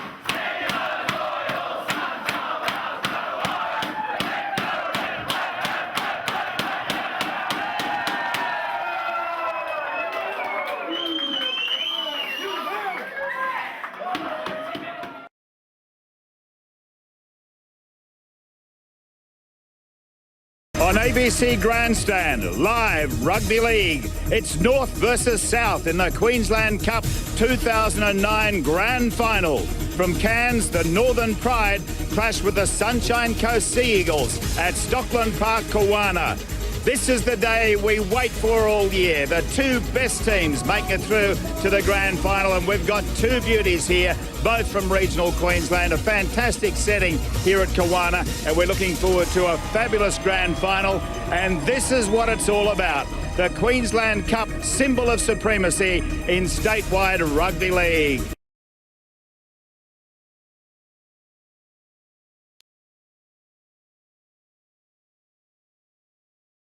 Sunshine Coast representing the southern sections of the state, and for them to be in the competition for the first time, to come up with a great proposal to host the grand final. Little did they know then that they would actually be a part of it, that they would be playing on the day. And here the Sea Eagle leads them out. But here he comes, Cameron Joyce leads the local team out. The Sunshine Coast Sea Eagles, we've even got fireworks to welcome them. What a moment for them in front of their home crowd. What a moment for their supporters to be able to watch them playing their grand final at home. There's the visitors, the Northern Pride, as Warren said, probably favourites today, but there's absolutely nothing in it. Anybody can win it. They're led out by Chris Shepherd, the very experienced Chris Shepherd, as the smoke from the fireworks wafts straight through the commentary box. There's plenty of atmosphere here, and Chris Shepherd will bring his own sort of dynamics. He is a very, very creative halfback. Here we go, the kick-off by Tom Humble. Hangs in the air, into the in-goal area, comfortably taken though by Hodkinson and offloaded. And up to the 10-metre line they go with the first hit up. As he plays it, Roos away onto Shepherd, kept going then to Humble. Humble the magic player, here's Shea Bird, gets it away, try at Frizzo! Jamie Frizzo scores the opening try of the grand final. The Northern Pride put it together, but they'll go and check it. Shepherd, there's Humble, out to Bird, Shy Bird gets involved. Have a look at this, little short ball, wasn't quite expecting it, Frizzo, because there was plenty of opportunities for Jermaine Paulson on the outside. He juggled for a moment. I couldn't see any obstruction in that play, so I think we're going to have first points. And the Northern Pride have the start that both sides would have desired to be ready for anything. And here's the conversion attempt from Humble between the uprights. The Northern Pride 6 lead the Sunshine Coast 0 in the grand final. My word, Cameron Joyce runs out a dummy half, throws a bit of a dummy, puts it out the back to Hodgkin. Numbers on the outside, they can get it there. Williams throws a dummy, busts through one. Beautiful pass to Newman. Cover defence, Shy Bird. No, he hasn't been able to save it. He hasn't been able to save the day. They're in the corner. Outside man, and he was only just able to get over. There's Shane Newman, I think it is, Jerry, who finally gets this pass.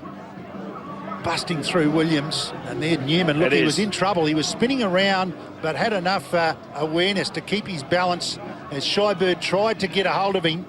He was able to spin and then surge forward. Have a look at that for a surge forward. That's why they picked him, the big man at number 6. And Shane Newman does well from it. Has he got it coming back? No. So, the score, 6-4 in favour of the Northern Pride over the Sunshine Coast. Quick play the ball, this will be interesting. Second man play up to Hodkinson. Another second man play to Williams. Williams got a little bit, Soniola on the outside, beautifully to Chapman. Beautiful quick hands. They had those big men with the defence worried inside. They couldn't go early because the big men were right in their face. So that there was nobody left to mark Chapman. He was able to amble over in the end. Once he gets the ball, there's the pass to him now from Suniula. So easy. Across goes Chapman. His man had been drawn back inside. And just those holding up of the pass, both Hodkinson, Suniula got rid of it very quickly because by the time he had the ball, the winger had come in. Coming back okay, not enough though. And then eventually as it lost trajectory, the breeze taking it away. But it's the Sunshine Coast 8, leading Northern Pride 6. Of the first try, he had to be able to get it around the corner. Hodkinson back on the inside. John Grieve can break a tackle. Lost it forward. No, he's called play on. Desperate defence on the outside. They're in the corner. I think Ryan Walker. He deflected in flight as well. So whether he's called it, this will be a good angle. This. Well, it looked like it might have been knocked out of his hand. In the loose carry. Maybe that's a bit fortunate. I think that. Well, I guess the ultimate thing is, does it go forward? Let's have a look. It's gone past Humble and he was almost beside Johnny Grieve. Anyway, they'll take it, the Sunshine Coast. And he's missed another. 12-6, 3 tries to 1. Certainly has, and of course he has a try to his name as well in a grand final. It might be the Canberra corner, another push. Oh, this is a penalty in possession. Wow, what a way to finish the first half. Well, there's not long left. Do they go for a try? Oh, he got to, I think. Now, looks like they're pointing to the sticks. Oh, is that the siren going? Yeah, I take 2 from that basis, yep. Yeah. For Humble, he should be able to knock it over without any problems. He has. And that means that at half-time, we've got a 4-point ball game with the Sunshine Coast leading Northern Pride by 12 points to 8. They've got him shot though on right hand side. Hodkinson, chance on the outside, and the big fellow. You got to have a big gap for Tony Williams to run through, and it was huge. Good sides, work off the back of a good break. Initially Godfrey stepped, caught from behind. You go on with the job. Yeah, there was nobody in support when he made the break, and so he was on his own. There was just one man, and that was Humble, who was coming across. That was Humble there. He stepped inside him, looked left and right, nobody there. But this was where they did well. They came up on the right-hand side. They had plenty of numbers, and in the end, there was a huge gap. His composure. There's the perfect line, and he's got it. He's got it. 18-8. That was a great break by Rob Godfrey. John Greaves, the dummy half, gets the pass away. It's a try to Newman. Shane Newman's in. Done that, but it's not coming back enough. And it hangs up well to the right, no goal. But the margin is there. The Sunshine Coast 22, Northern Pride 8. Shybird forced to come into the dummy half rail. You want him out wide. Humble, long pass. Not a picked up there by Jensen on the bounce. And he'll score it. That's their second try. Well, they had to move it out wide, and they've done exactly that. Defenders didn't confuse Rod Jensen. Once it hits the deck, you just don't know what's going to happen from there. It fell to Rod Jensen, who spun around and went over untouched. And of course, he had a man outside him as well, so they certainly had the numbers there. The Northern Pride, a comfortable try for them. And if he can kick this, it'll be just 8 points behind. It's not a bad attempt, but it's flagged away. 22-12 in favour of the Sea Eagles. Oh, Joyce swings it away. Hodkinson is in! And the Sunshine Coast have just about wrapped up the Queensland Cup of 2009. First season, and they'll be the champions. Enough to go between defenders. Frizzo couldn't come from outside in, and Hodgkinson has had a good game, cuts through the two desperate defenders to add the coup de grace. They've never lost faith, and they've got the big one. Yeah, they certainly have. They backed themselves here. Big man, Junior Paulo. Hodgkinson. Behind everybody, Humble should be able to score. He'll go all the way. Giving chase now is Shane Newman, but he won't get near him as Humble accelerates and puts it underneath the goal post. Probably all too late, unfortunately, for the Northern Pride.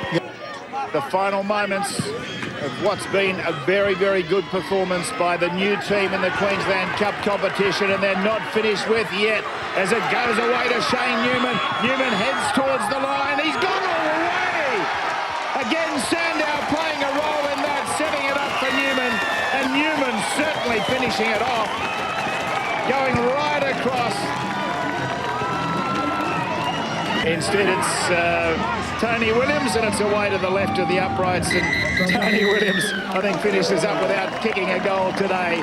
But he doesn't care right now, because the Sunshine Coast Sea Eagles are the Queensland Cup champions. There they are, the Queensland Cup winning team of 2009.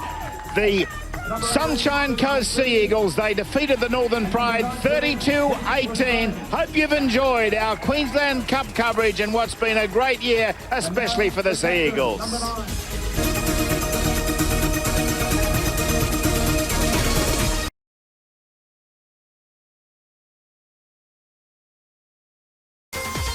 On ABC Grandstand, live Queensland Cup Rugby League. Today, the 2010 Grand Final. It's North's Devils, and from Cairns, the Northern Pride, at the home of Queensland Rugby League, Lang Park. And isn't it wonderful to be back at headquarters, this place where so many fantastic games of rugby league have been played, and when we're in for another beauty, the Grand Final of the 2010 Queensland Cup.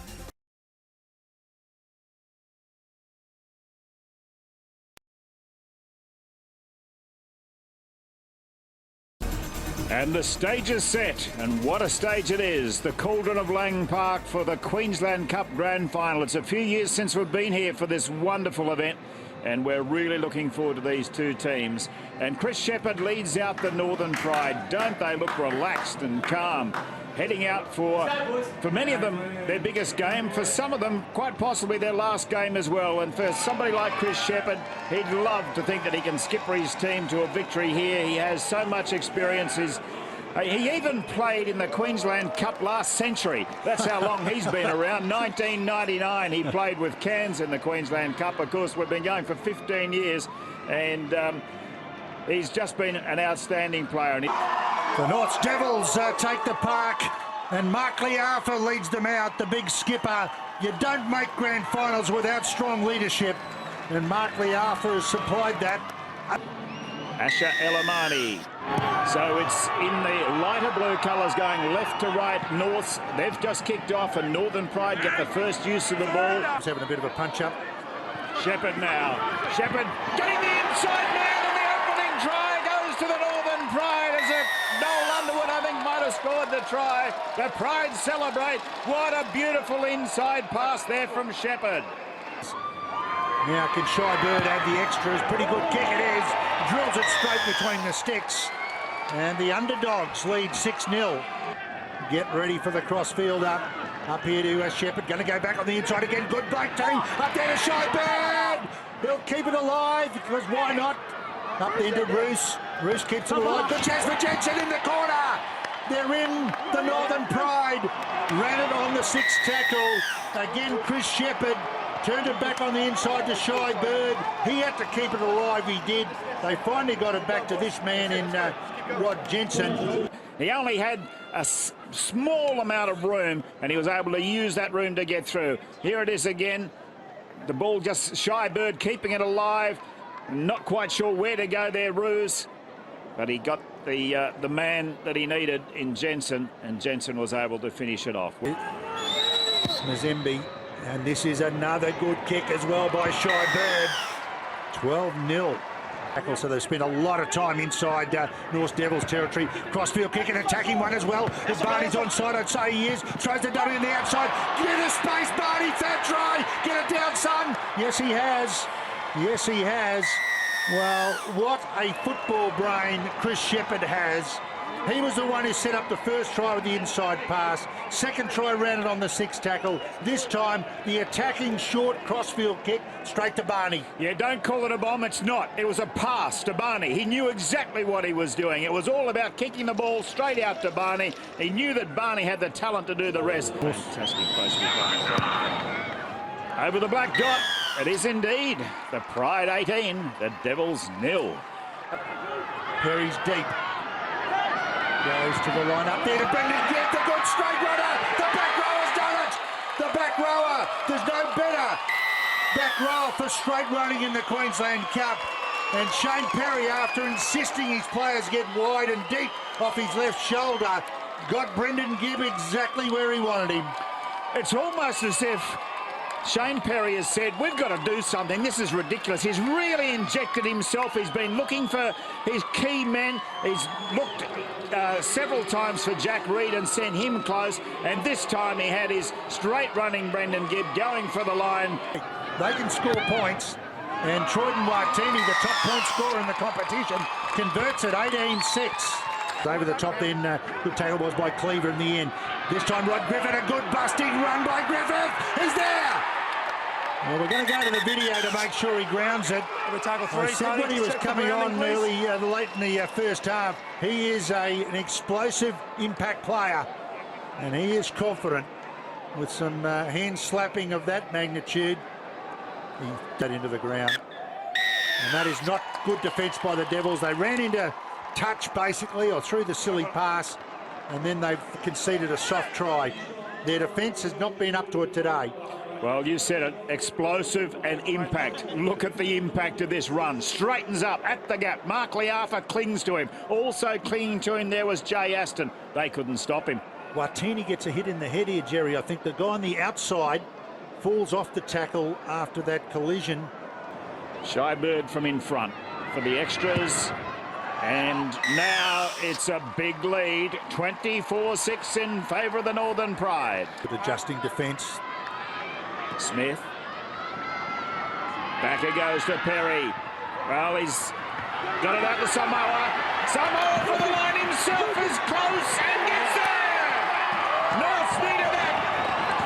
The game's alive again as Samoa scores for the Devils. Oh, what a great ball by Shane Perry. Chris Shepherd is guiding the way for the Northern Pride, and Shane Perry is doing it for the Devils. Have a look, he lets one go, lets a dummy runner go, which could have been his preferred choice, and then launches the pass out to Samoa, put him in a little bit of pace, in a bit of space.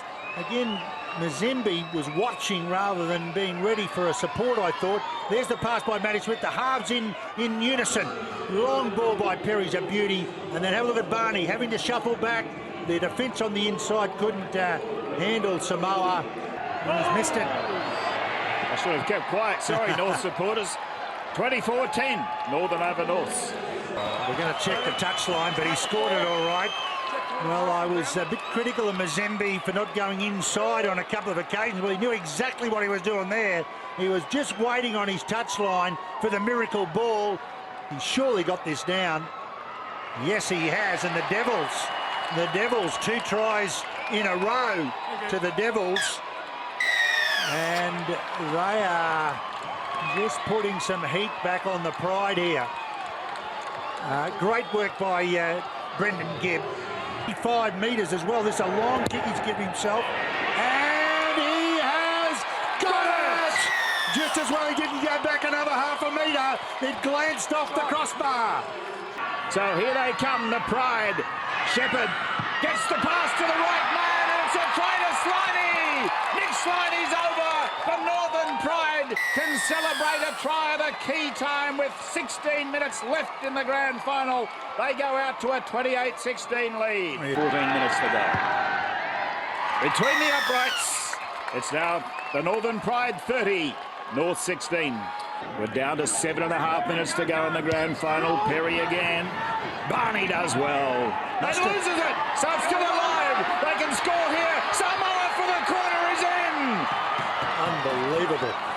it still alive?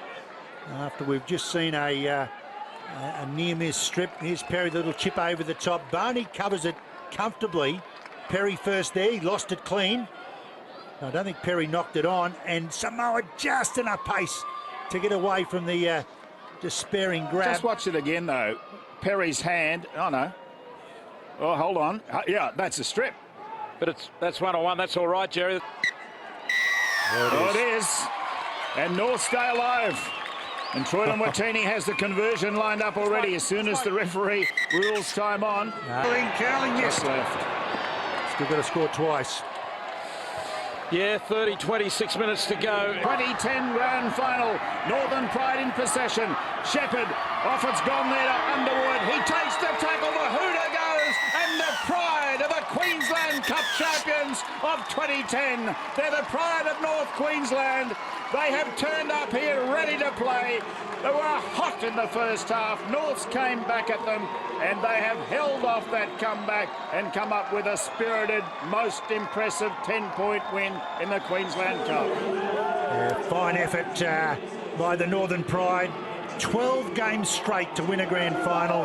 They started the season, I think, about 5 from 11. They got beat 64-0 about 14 weeks ago by the Sunshine Coast. They pulled themselves together. The coach has got to take credit as well, David Maiden, in his debut season as the coach of the Northern Pride.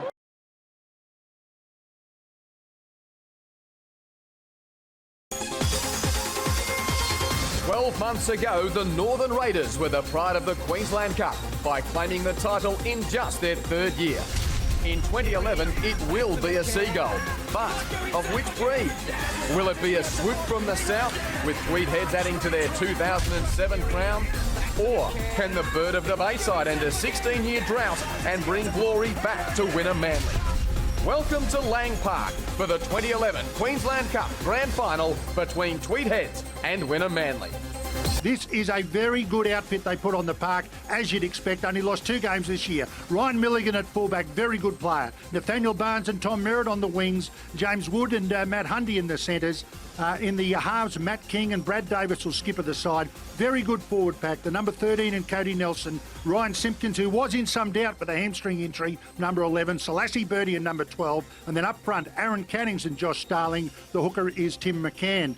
Now, of course, here's the lineup for today. Wynnum Manly Seagulls. At fullback, it's Jake Granville. On the wings, it's Jason Moon and Sam Teo. In the centres, it's Shay Moylan and Matt Grieve. At 5'8", Reece Blaney. Matt Seamark is the halfback. Luke Dalziel-Don is the lock forward. In the second row, Tim Natush and Curtis Lingwadock. Dane Carla and Mitchell Dodds could be playing for the Broncos. Instead, they're playing for Wynnum Manly today. What a strength. And John Torrio is the hooker. The bench, Charlie Gubb, Ben Shea, John Grieve and Chris Birch. Terrific turn up on the western side of the ground. Don't be fooled by our pictures pointing to the eastern stands that are empty, because those stands are not open today. A really good crowd in attendance, in particularly for the men from the Bayside, as Luke Dalziel-Don leads his team on to Lang Park. Wynnum Manly on the big stage for the first time since 1995. Their first Queensland Cup decider. And there's Brad Davis. And like any team from south of the border, getting the hoots as they run on to Lang Park. Yes, it's almost like a recording, isn't it? That the Tweed Heads, part of the Queensland Cup, a great addition they've been. They have lifted the standard. They are very competitive every time they play. It's a good footy team. As we said, they've only dropped 2 games this year. And there's Brad Davis. He calls the shots. We wait for the whistle. There it is. The Queensland Cup Grand Final is underway. And Granville takes the kick-off, and it will be Dane Carlo with the first hit-up of the day. Field of play. McCann, he scored 2 tries last week. Tries to go, oh yes, he's done it again. He stole another one. Have a look at that clenching of the fist. He went hard first and got hammered, and then wouldn't go backwards. Decided to go to the unexpected, snuck down the blind side and got across strongly. What an effort by Tim McCann. He was halfback in the 2007 Premiership team. Couldn't get a regular game earlier in the season, but now pitched in at hooker, finds the line for his 5th try of the season. And is one of that half a dozen Tweed Heads players who were here on the big day in 07, and what a great start for the men from south of the border. Tim McCann to convert the McCann try. Doesn't bring it back enough, but still the Seagulls from south of the border get the first points. Who makes the tackle there on Milligan, who was chiming in. Davis goes himself, throws a dummy and beats a tackle. He's got Nelson in support. Cody Nelson, has he got the pace? Yes! Second try for Tweed, created by the captain. And Cody Nelson next to the upright makes it 8-0.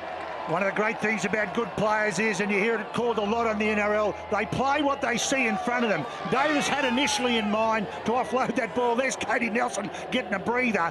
But have a look at Davis, looks on the outside, realises the pass isn't on. Little dummy then goes between, just a little bit of relay. I like the way that Cody Nelson came back on this side of the pass to actually take the fullback out of play. And Cody Nelson, have a look at this will be a good angle. Little bit of a dummy, away he goes. Cody Nelson cuts back to the left, allows Davis to wrong position the fullback, and Cody Nelson under the sticks. Make it 10-zip.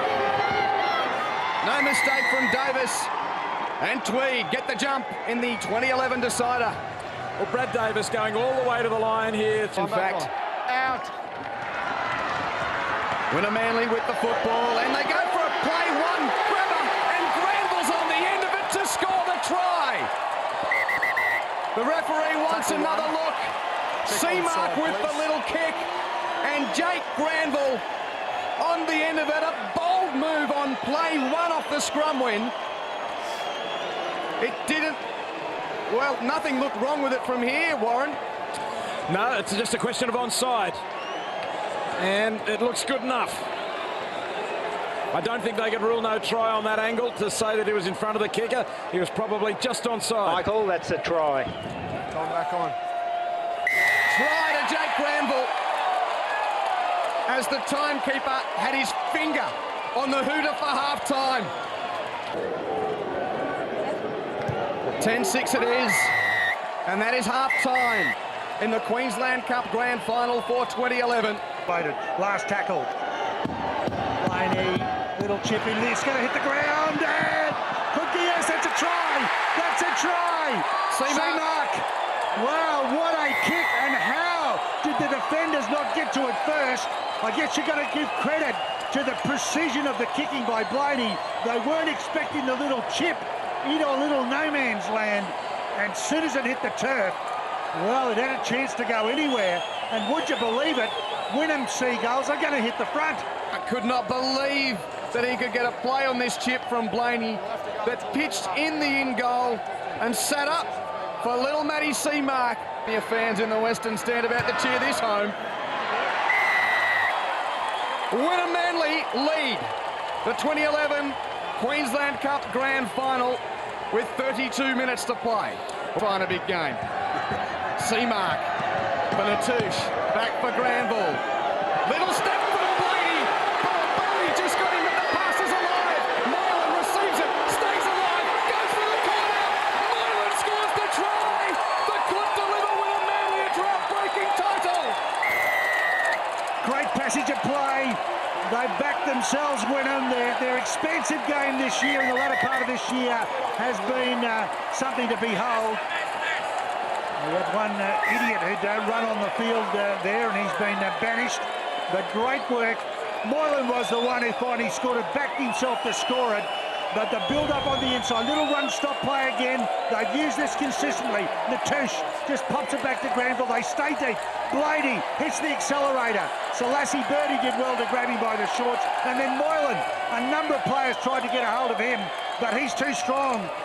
Shea Moylan, a very strong runner, and he just keeps powering on. Blaney tries to kick through. Good pass it was to hit Moylan, and then couldn't be taken by King. Cuts back on the outside. No, not just then. Oh, there was only a few millimetres in it, but it's a 6-point ball game. And Grieve. And the Bayside is poised for a party. The pass from Davis finds Barnes down the left flank. He kicks ahead. Granville's there to meet it and run it into touch. I don't think they'll get the scrum away. Wynnum Manly are celebrating. Why shouldn't they? The game is over and the drought is broken. What a fairy tale. 16 years in the making.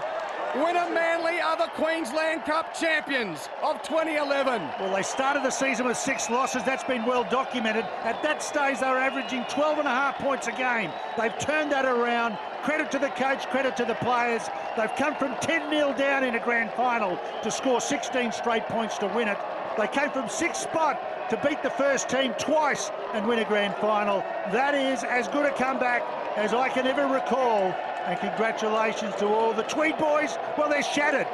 They went through within 1 game of an undefeated premiership season, then stumbled at a couple of games and then just couldn't go on it. They've had a great season, the Tweed, and they are devastated. Lucky 13.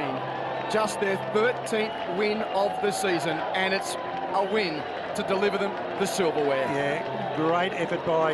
they never lost faith. Paul Green, who said it was dark days in those first 6 matches when they lost them all. He then stuck with Jake Granville, the #1 playing dummy half. It's worked a treat for him because Granville's so good out of there. Had a terrific game again, Granville, today. If you're thinking of going out to Wynnum Manly in the next week or so, just ready yourself for some celebrations, because it will be celebrated long and hard by one of the most loyal group of fans who have waited a long time, Warren.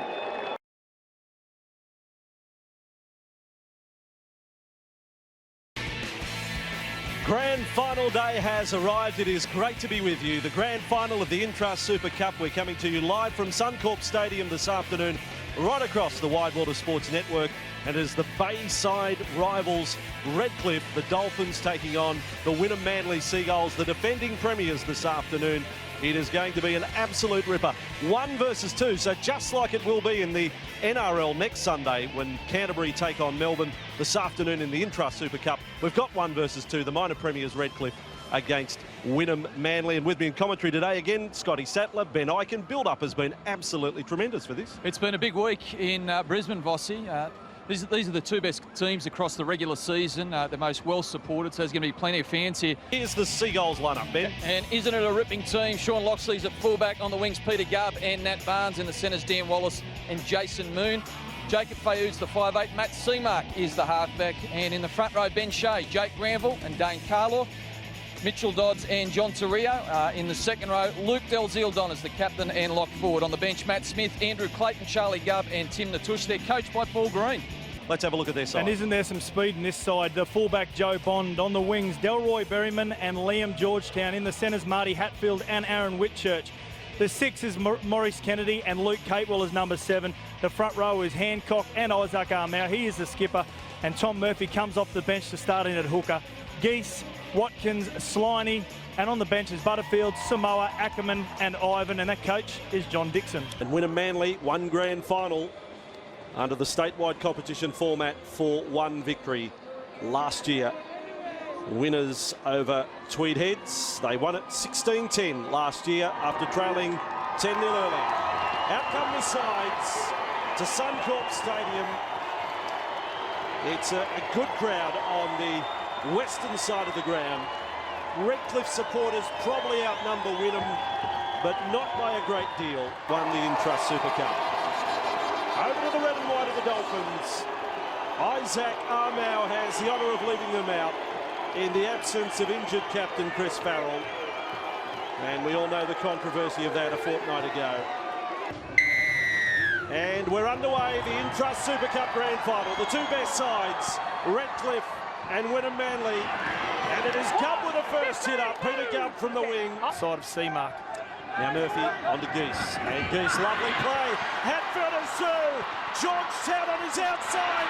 Here he goes. Here is the record.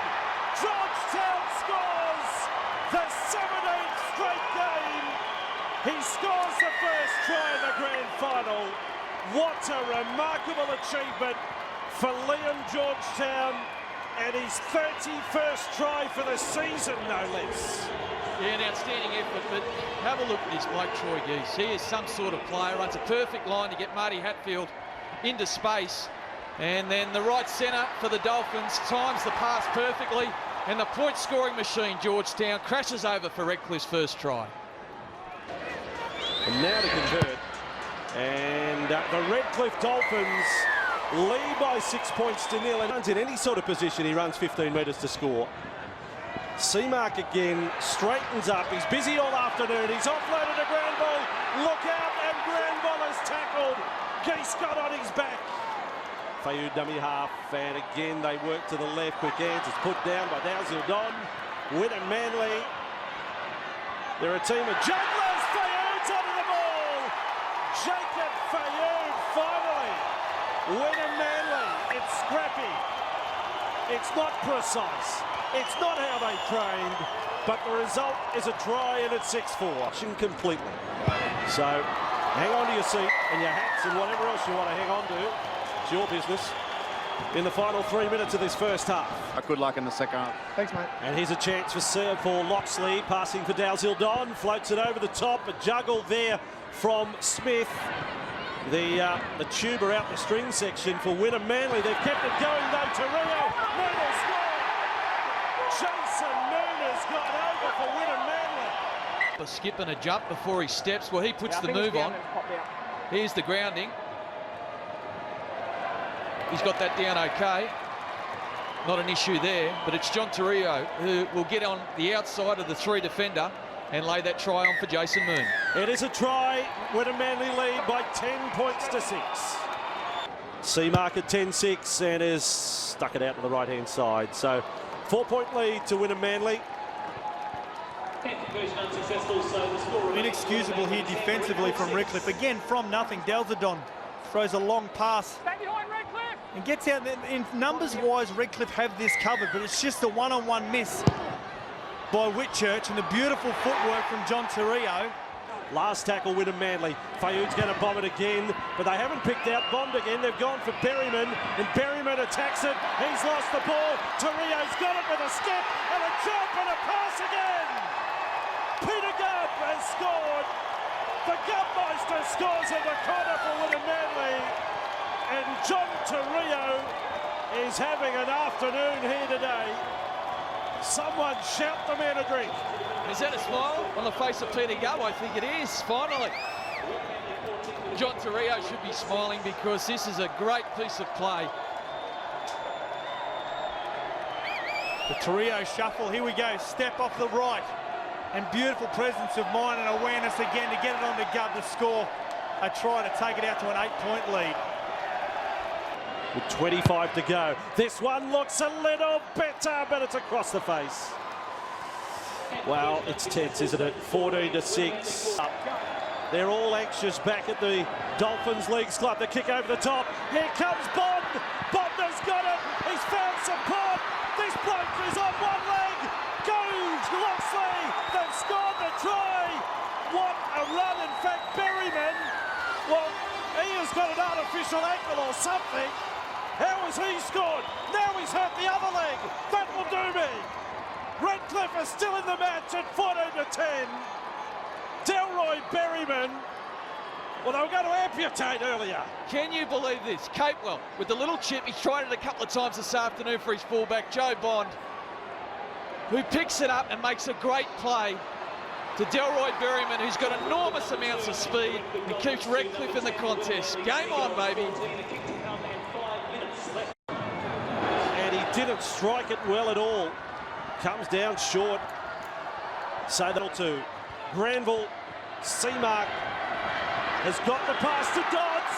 Dodds has carried them over the line. Mitchell Dodds, in fact, it's a try to Charlie Gubb. It's Charlie Gubb who's gone over. The Gubb brothers have scored in the decider. Charlie Gubb has scored in a match where his brother Peter had scored earlier. And Paul Green and the bench have gone off, and so they should.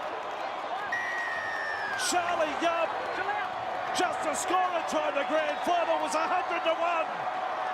To score the last try, you could have 500s. 1, 2. He carries him across the line, twists and turns his body, gets it down. This is just a solo effort from a big man with plenty of passion. Speaking of passion, have a look at the coach, Paul Green. They are all beside themselves, the Wynnum Manly players. And Redcliffe won't deny him the shot. Here he goes. Carlaw boots it over. Dane Carlaw finishes his career just like Nathan Hindmarsh did for Parramatta with a goal. But the big difference here, it's in a grand final. And Wynnum Manly have outlasted Redcliffe to win 20 points to 10. And folks, while he's here, Brendan O'Farrell will present Luke Dalziel with the Intrust Super Cup trophy for season 2012.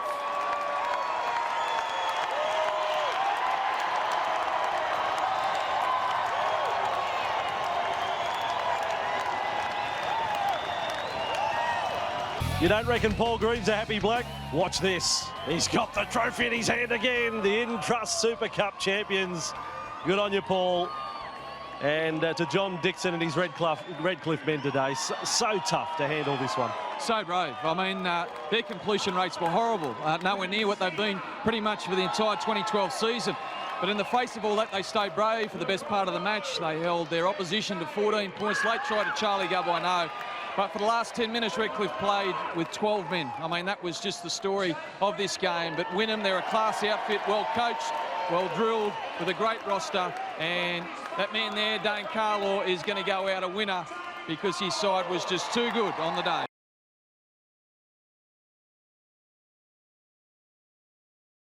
Someone shout the Manly.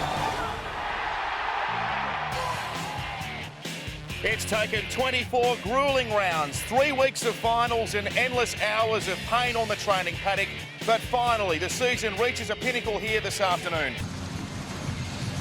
And handing the cup over to both CEOs, of course, Des Morris, a legend of Queensland Rugby League, and Glenn Ottaway, the CEO of the Mackay Cutters, there as well. As we mentioned before, an awesome lineup. Number 1, Ben Hampton. On the wing, Sevi and Fanua. And also Sau and Newman in the centres. The crafty halves of Walker and Geese. The skipper, Stephen Thorpe, will wear number 8. Butterfield and Garbutt will join him in the front row. And in the back row, it's Glasby, Hogan, and Matt Grayeski comes in the starting lineup. Kenny Bromwich wears number 13 after Lungi Setu was injured during the week. Liam McDonald, Parnapa and Kaufman will be on the interchange bench also. And the coach is Craig Ingebrigtsen. And he spoke. And also a great lineup here with Liam Taylor wearing the number 1 on the wings for Ramo, and also Milne playing his last game here, David Milne in the centres. Morgan and Fire Law in the halves, Murphy, and that smart number 7, Matt Minto for the Mackay Cutters. In the front row is Andrews and Hoare, the hooker Anthony Mitchell. The powerful Jason Taumalolo comes into the back row along with Gesh and Babongi as the skipper. On the bench is Webster, Shernack, Davies and Nilsson. And their coach is Kim William, and Mackay Cutters about to enter the arena here at the North Ipswich Reserve up against the East Tigers. It's going to be a great one as Jardine Babongi comes out onto the field. And he's one of just 3 players to have featured in all 24 games this season for Mackay. Chris Gesh and Matt Minto the others, and he was outstanding last week, the captain. And now Steve Thorpe, the skipper for the East Tigers. They've been dynamic in the finals. They defeated Mackay in round 1. It was a dominant victory in Mackay. They went to Cairns and they managed to do a job on the Northern Pride. So 2 heavyweight scalps leading in here, and the week off has been a big advantage for them too after 2 very physical games both on the road. People as well. So the time for talking's over. The Intrust Super Cup Grand Final for 2013 is underway. And it's Garbutt with the first run for the Tigers, and he aims that straight at Murphy. Plenty of people talking about this grand final on social media, no doubt, and they'll talk about this run from Butterfield, and he turns it back to Junior Sau. He'll carry him over the line. There's no doubt about that one. Junior Sau, he's unstoppable from the bust from Butterfield. Geese, Glasby and Butterfield. Butterfield loops around. Everyone locks onto Glasby because they're so used to him hitting that short ball.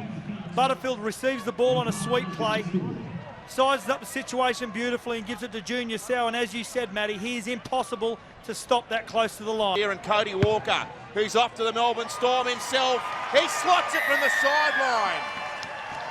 They jump out to an early advantage, Peter Basaltis, 6-0, and Junior Sow. How do you stop him from there? Well, you can't stop him from there. And how powerful is this right edge for the East Tigers? Butterfield summed up the situation beautifully. And then Junior Sow, bang, over he goes for the first try of the afternoon. They're controlling possession the best out of the two. Oh, no, this has gone out on the full. The breeze has got hold of it and blown it over the sideline. He was quick to call it, Craig Ingebrigtsen. So it's an 8-0 lead. Right. Short side they'll go. I think they want to repeat set. They'll go better than that. Barita Faramo crashes over in the corner. Don't worry about the repeat set. They'll score their first try. Well, it's against momentum, isn't it? And it'll come on the back of Khalifa Law's effort down the far end, trying to get possession back for his side. But Mitchell, good vision, gets on the outside of Cody Walker with that pass. And good hands by Michael Morgan onto Faramo. The right-hand side has been the centre of attack for most of the afternoon so far. Good play there from the Mackay Cutters.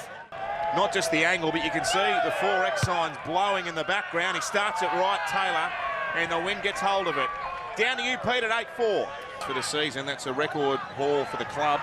His goal kicking in recent weeks hasn't been great. Morgan, now for Ramo, back to that man Taylor, he's in support, fires himself! How about that? The Mackay Cutters! Support on the inside. The head-on view will be great there from Morgan. Beautiful hands. Faramo goes to pass inside, holds off Hampton, just beats him with strength. He corrects it this time. Out of nothing, they're back in front. Too early, 15! Butterfield, he goes to the air. This is well placed from Tom Butterfield. He got the bounce from heaven. Back to Junior Sow. The bounce of the ball and the centre gets his second. I can't blame him for kicking it high in this breeze. Exactly. The back three have had a nightmare under the swirling ball. At great pace. Here's Walker off the left, curls it around.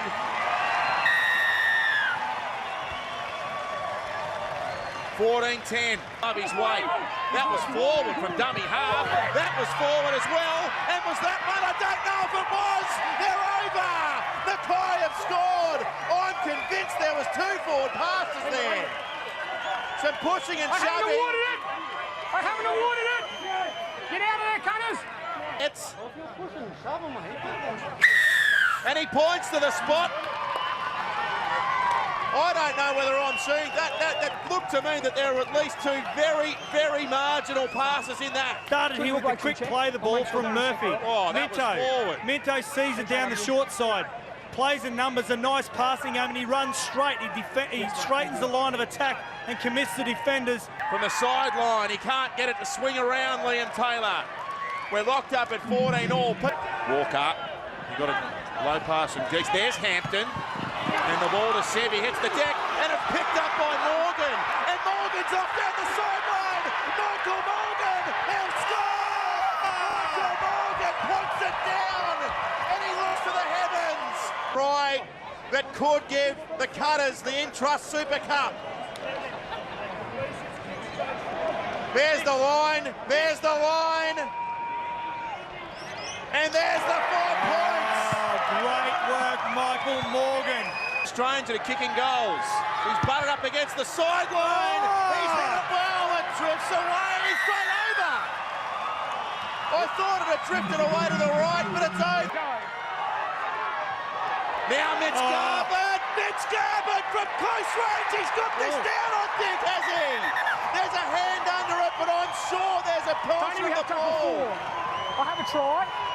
Just double check the grounding, please. Dead try though, hasn't he? He has. It's not down there. There. That's it. That's a try. Unbelievable. That's a try. They needed someone to stand up. Copy, all clear, grounding, try. Cody Walker can lock it up. If you thought the last 10 minutes was good, Peter Basaltis, how about the next 10? He's 110 kilos of muscle and he moves like John Travolta on the dance floor. Field goal, Minto hits it, Minto over.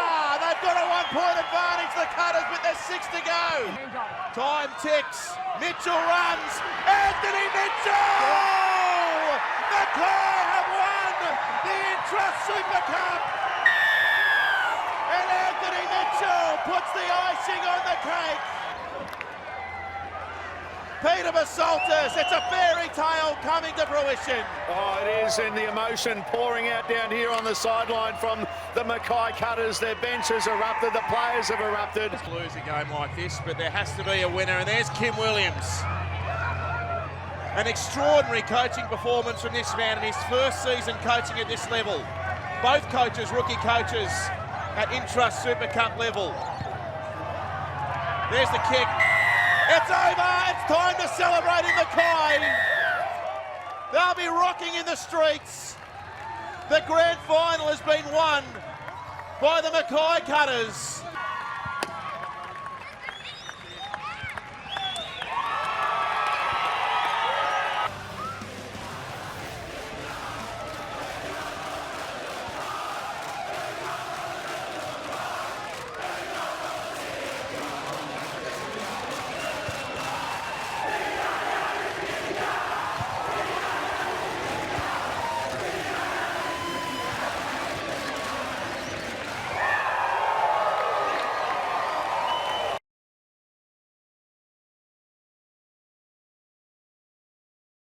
In the Intrust Super Cup from Suncorp Stadium, it is the Northern Pride against the East Tigers.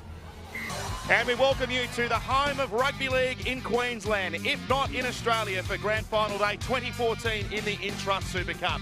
And what a clash we have in store for you today as well. The minor premiers, the Northern Pride, taking on the East Tigers. The Pride, of course, came up one game short of the Grand Final last year.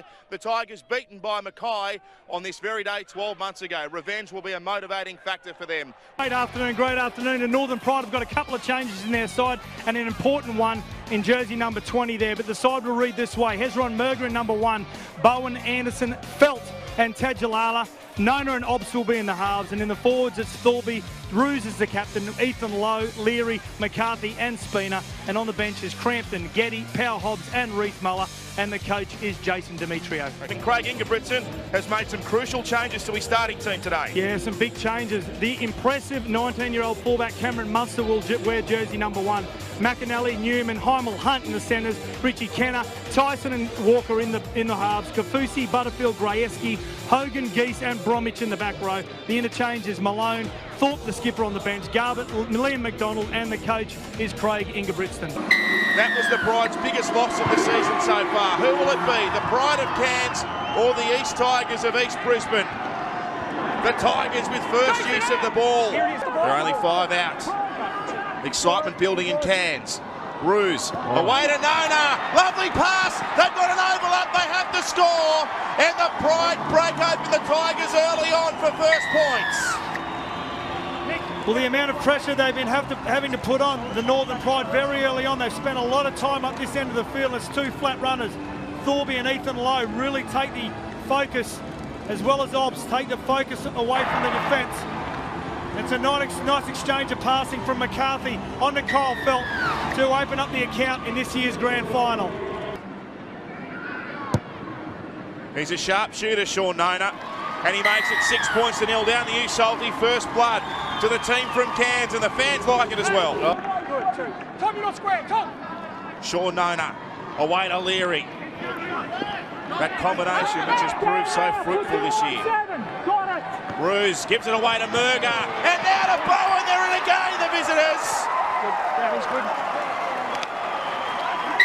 Hezron Merger down the short side. Great little pass to David Bowen there. I've been really impressed with a couple of his touches, Merger. He's been very explosive, and just a deft pass there to a flying David Bowen, and a great try down the short side. Well, they went 2 shots, didn't they? They laid the line with the Leary run and then played the short side again. Beautiful exchange of passing by the Northern Pride left-hand side attack. Good touch. He's hit this one just as well. Down to Peter Basaltis at 12-0 in favour of the Northern Pride. Oh, you can't help. So Heimel Hunt, who's gone into the back row now with Donald Malone into the centres. Right they come. Hezron Merger joining in. He's dangerous here. Gives it back to Kyle Felt. Felt will slip it away to Obbs. They have to score. David Crampton. He'll put it down next to the post. And the Northern Pride are dominating this grand final. Geez, it worked from Hezron Merger again on that edge, and then Kyle Felt back on the inside for Sam Obston. Beautiful lead-up work for that try. Your man, Davin Crampton, Matty Thompson. It's good work here to the right-hand side. Hezron Merger, as you said, Brent Tates, beautiful timing of the pass, and Kyle Felt, beautiful timing of the run. And a beautiful offload also, but Davin Crampton, this man always scores a try, and every time he puts on a Northern Pride jersey.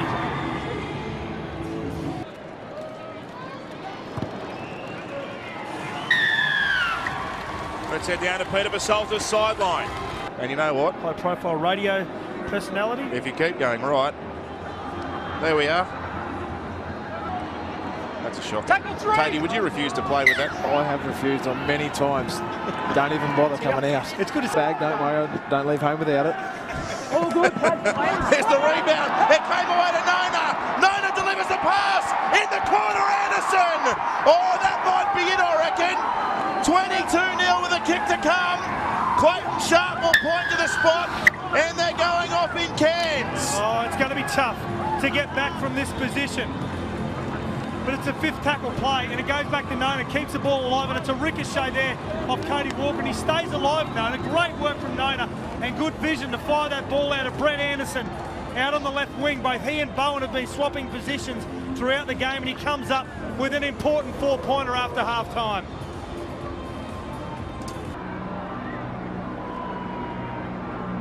From up against the sideline, Sean Nona.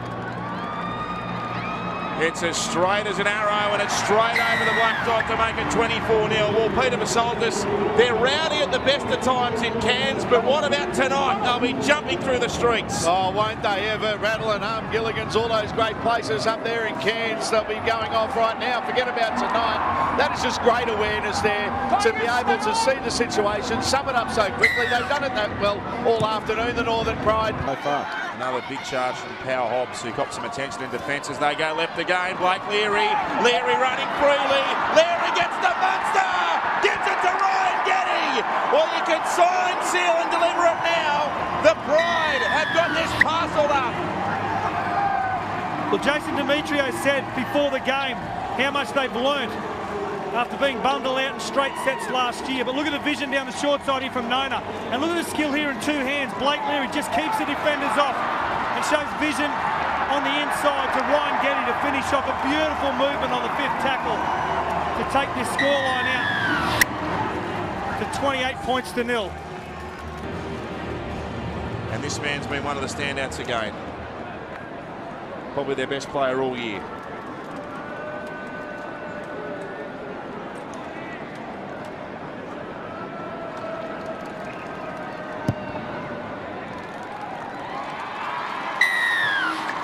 He's been perfect with the boot. And how about this for a scoreline, Peter Basaltis, as we head down the U side line? Yeah, they're good. Right. If one player's missed a tackle, their inside defender has always come across to cover the tracks. Here's Tyson. Delays the pass. Newman. He has to come infield. Jared McInally will get it down. The Tigers will get on the board.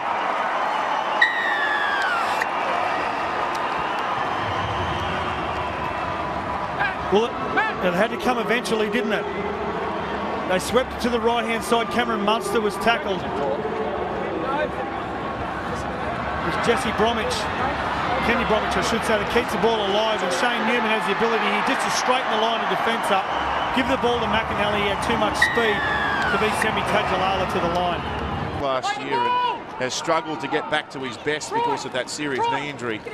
But right in the nick of time, he had a great game in the first 40, 100%. He's just looked very dangerous with the ball in his hands, and he looks like he's got that spark back, you know, that real explosion of, here he goes again. Here he is, Merger. Gave the ball away, went backwards, said Clayton Sharp. Blake Leary gives it away, jab at Bowen. Well, I'm not sure that did go back, but I think Clayton Sharp's happy to go with it, and he points to the spot. And that will be it. The grand final will end with that. 34-4, a kick to come, the smile glowing from Jason Demetriou. Celebrations all round. The Intrust Super Cup will make its way to Cairns. The electric Hezron Murger weaving across field. It might have gone back. In the end, Clayton Sharp might have got that right. Chapman Bowen touches down. Peter Basaltis, he's down sideline. Salty, I know you can hear me down there. I hope you can. They're celebrating in front of you. Unbelievable, Matt, the jubilation on the scenes of all of those associated with the pride on the bench, the high-fiving and plenty of celebrations there. You see Jason Demetriou with a couple of his charges, a couple of the Brisbane staff. There's Max there in the black shirt, does all of the strapping, all the pride management here as well as we count down to the full-time siren.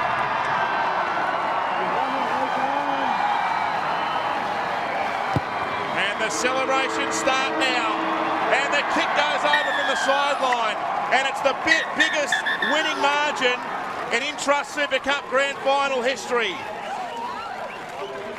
It's been a thumping win for the Northern Pride. They're the 2014 Intrust Super Cup champions, 36-4.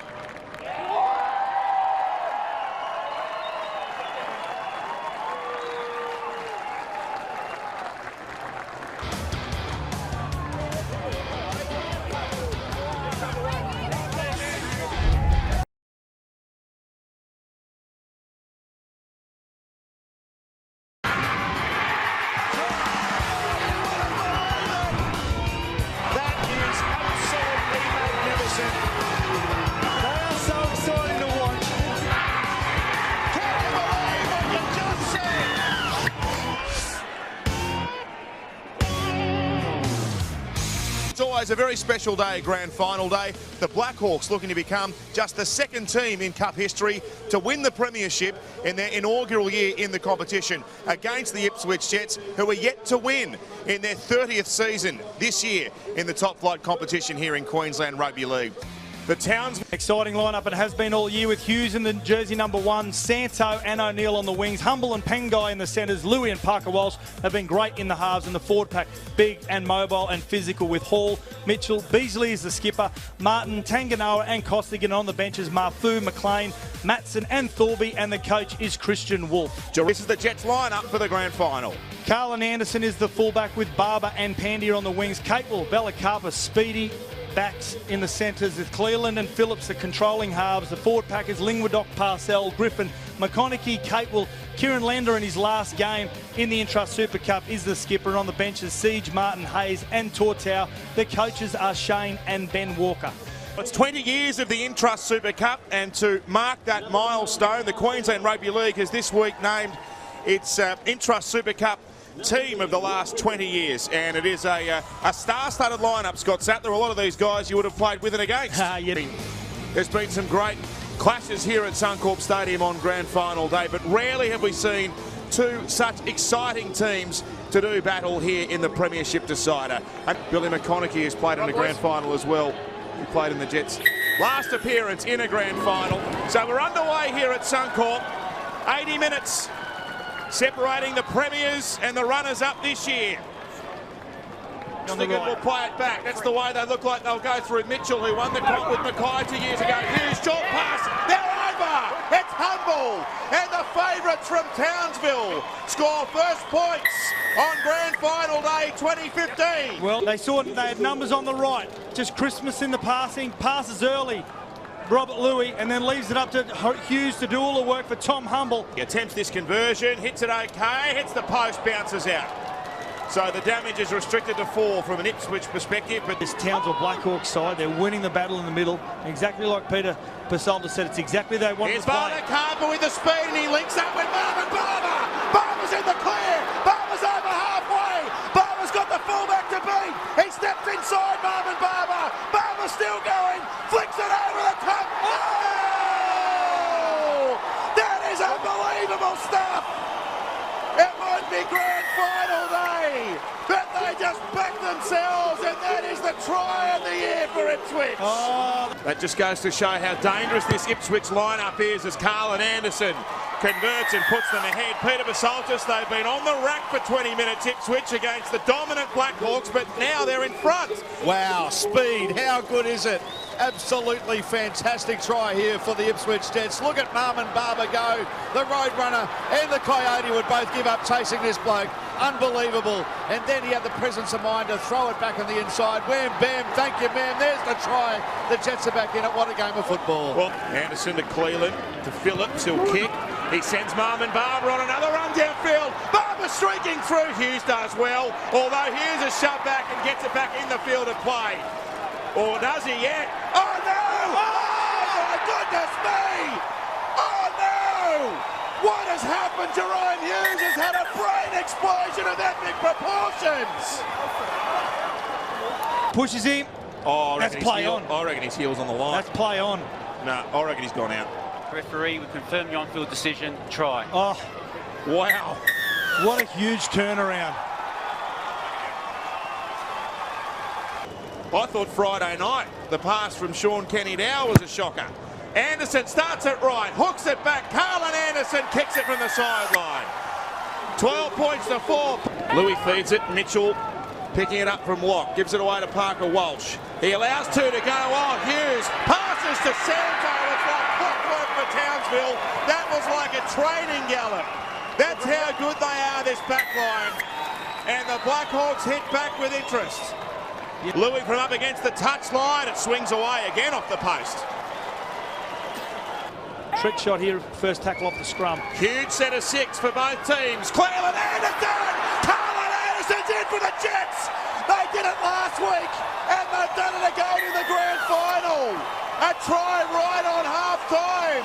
They're out by 8, and they might be up by 10 soon. Oh, try before half-time. They're so important. Goal line defence. It's the best in the comp. Can they stand up again? Phillips kicks to the game goal. Phillips! Dived upon by Lander in his last game.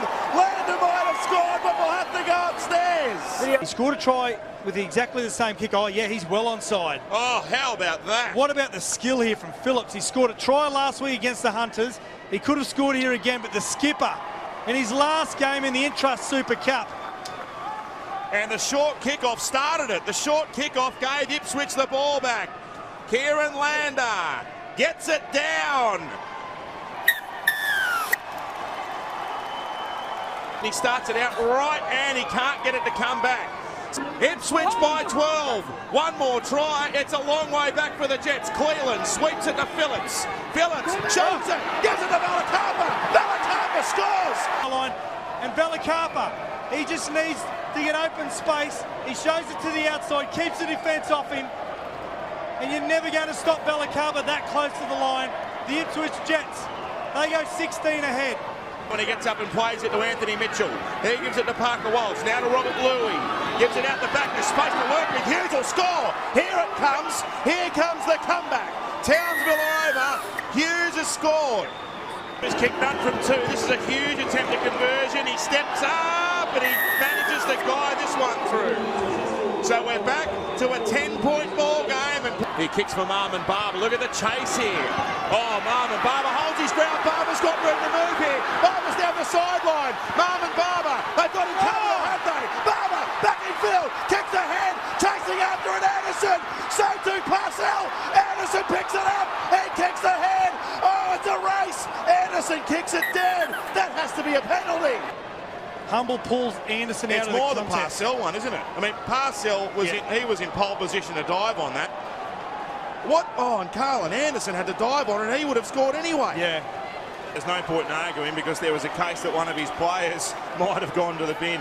There you go. Take the 2 boys. Put it back out to a 12-point gap. Marmon Barber. Peter Basaltis. Marmon Barber has lit this game up.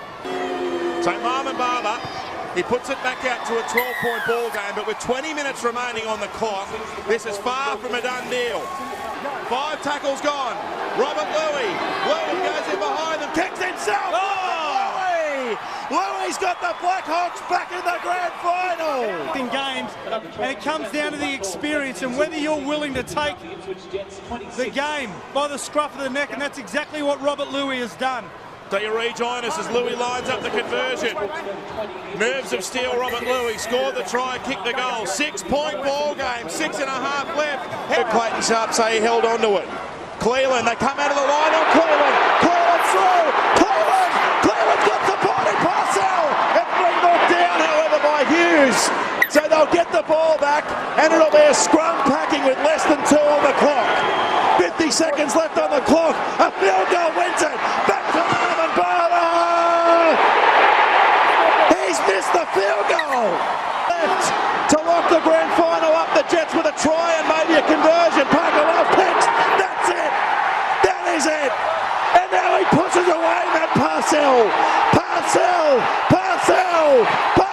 scores. Ipswich have won the premiership. He's been well contained all game, but you can't hold him back for much longer because right off full time, he just ices this grand final. We're checking that back there, yeah. Oh, what a game. What a game. And Matt Parcell's last play in a Jets jumper will be a try. He awards it, and the Intrust Super Cup champions of 2015. To Wayne Went, our staff, Nick, mate, this is unreal. Ipswich, let's have a beer. Thank you.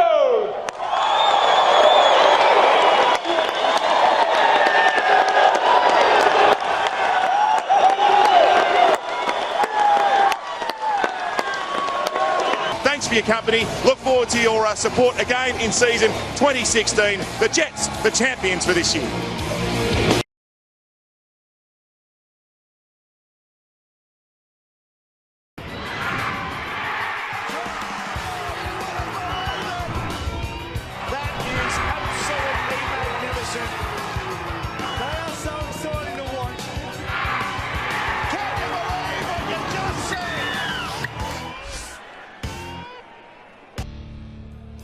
The 2016 Intrust Super Cup season reaches its peak at the home of the game in Queensland, Suncorp Stadium. It is the 15th time the grand final has been played on this famous patch and the 3rd time that Redcliffe and Burleigh have faced off in a grand final.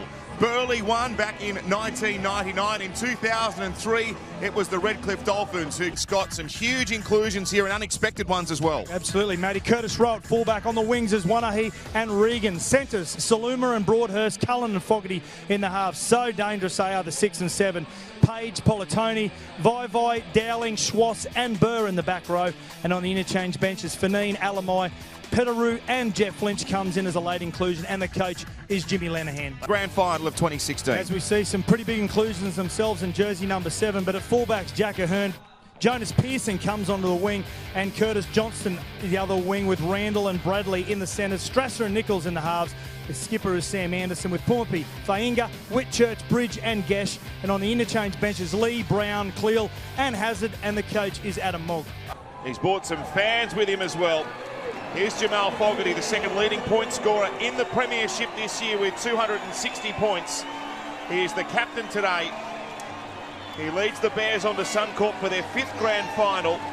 They finished the regular season averaging almost 30 points per game in attack.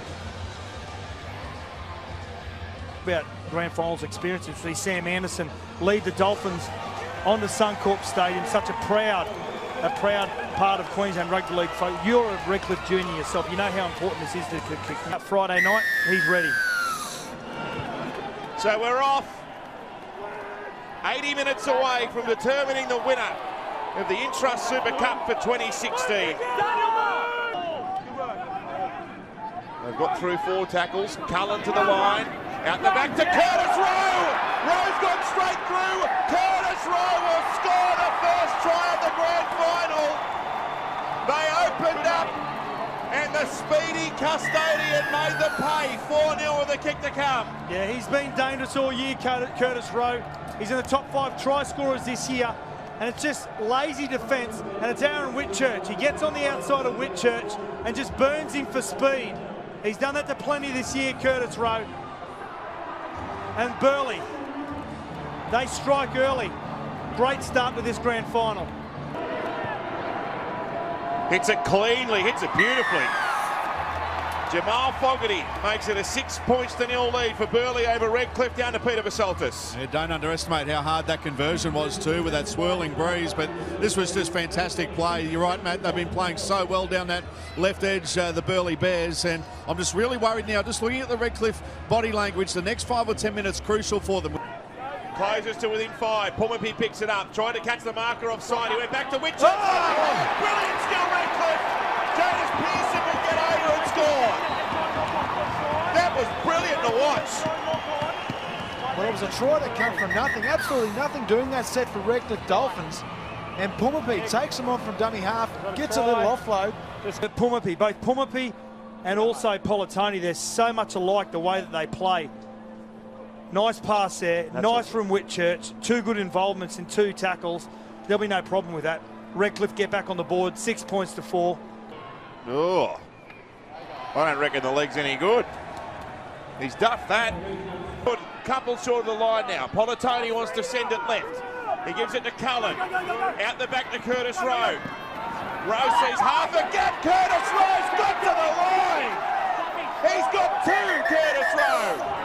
Hey, Nick, Goffy. Determination, Brent Tate. And it's his speed. It's his speed in carrying the ball in 2 hands when he's going to the line. And that Redcliffe defence, they're backing off on your line.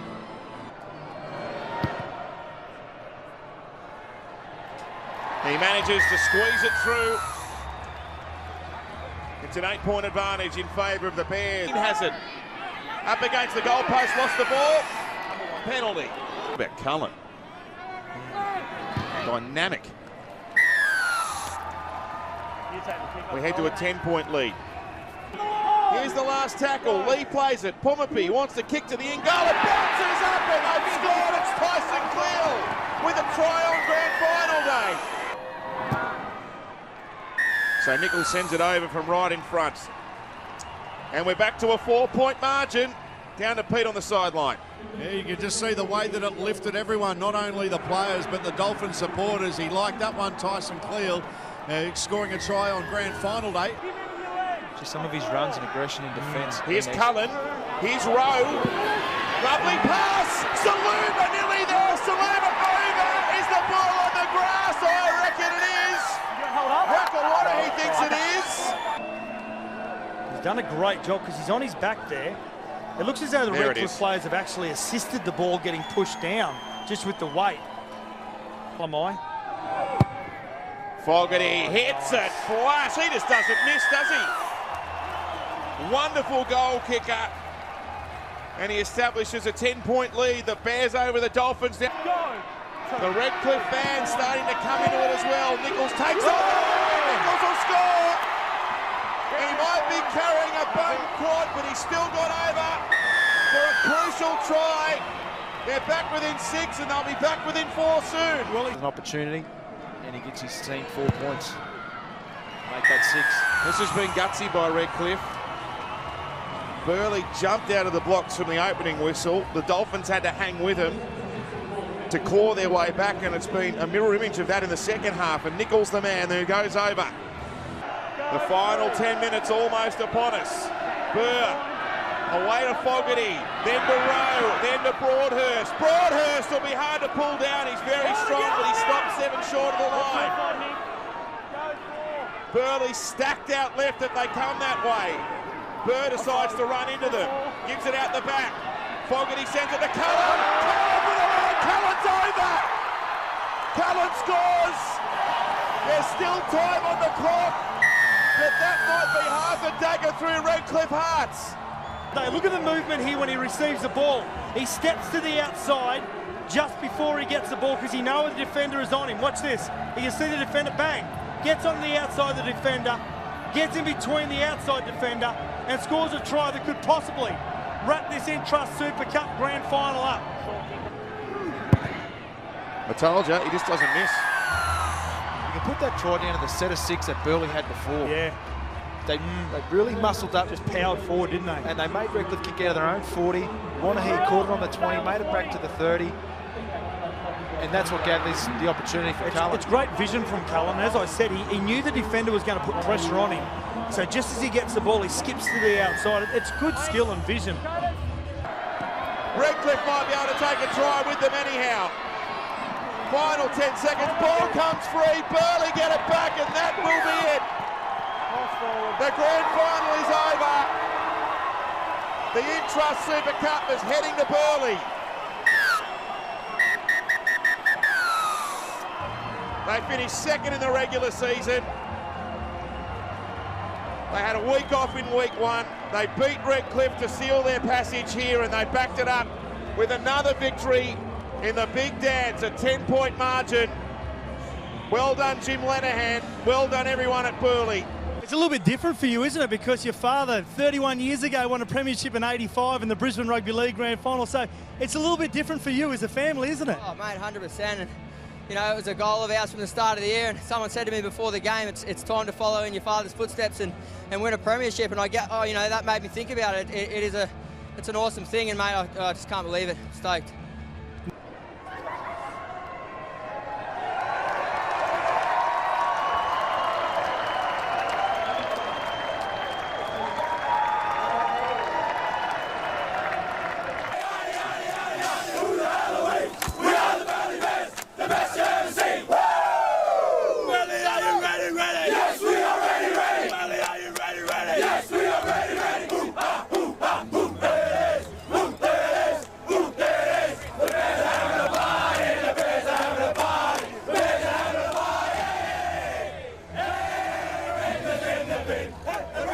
Yes, I think that'll be just the start of the celebrations tonight for the 2016 Intrust Super Cup premiers, the Burley Bears. They have beaten the Redcliffe Dolphins 26 points to 16.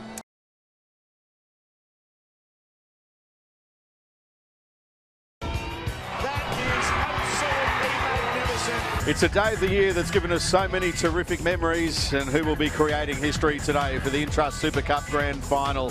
The PNG Hunters up against the Sunshine Coast Falcons. When you look around the ground, there's many famous Brisbane Rugby League figures that are here. Those that certainly remember Jeff Fife's field goal here in 1972. Mel Meninga to Mick Reardon in 1981. Souths breaking Redcliffe hearts.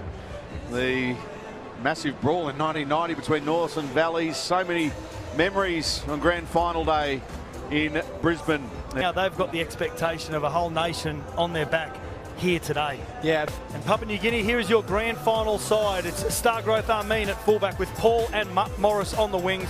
Abavu and Vera in the centres. The Boas brothers are in the halves, and it's a very impressive and mobile forward pack of Wellington and Stanton Albert in the front row, with Wartova Puara in the hooking position, with Loco, Put and Meninga in the back row. On the bench is Brower, Minoga, Markey and Peter, and the coach is Michael Marum. Well, Scott Sattler, the Falcons line up this way. Well, they've come a long way, haven't they, Salty, the last 3 or 4 years, with Jerome Hughes at fullback, Sopalala and Hawkins on the wings, Olam and Lewis in the centres, Drinkwater and Jackson in the halves, and a forward pack which has got a great engine on it, with Tui Kamakamitha, Brandon Smith and Lachlan Tim. In the back row is their skipper, Hogan, Stimpson and Muller, and the interchange bench is Grieve, Garrity, Ballinger, Guy Hamilton, and their coach is Trigger Ingebrigtsen. Our referee this afternoon is Jared Cole, assisted by Nick Palgrave. Here we go, folks. 80 minutes of grand final action. Who will be the premiers? We'll find out very soon. This will be a great ride. Hope you enjoy it. Hawkins. Go for. Very good coming off his wing. Looking to shift the ball here early. And it's Hughes who's up in the line, throwing dummies to Ryan Hughes. Slips a pass to Sopalala. Sopalala. Beautiful footwork. He beats them. He scores a try. Matthew Sopalala opens the scoring for the Falcons. One of the most consistent performers for the Falcons in the finals, and that man is Sopalala. It's a great play, and just a PNG defence there backing right off. You can't allow Jerome Hughes that sort of room. He'll catch up every time. And the skill for the one-handed pass around the corner, Sopalala. Defence of the PNG just backing off out wide. Sunshine Coast have showed their hand that set of 6, going wide twice. Well, Muller, Jacks, nice ball, Stimpson. Beautiful running from Joe Stimpson. And the afternoon just getting better and better for the Falcons. They're in for try number 2. For the back row of Stimpson, you've got to be prepared to hit that hole at pace, and it's such a hard thing to do as a back row, to get your timing right, hit the hole at speed.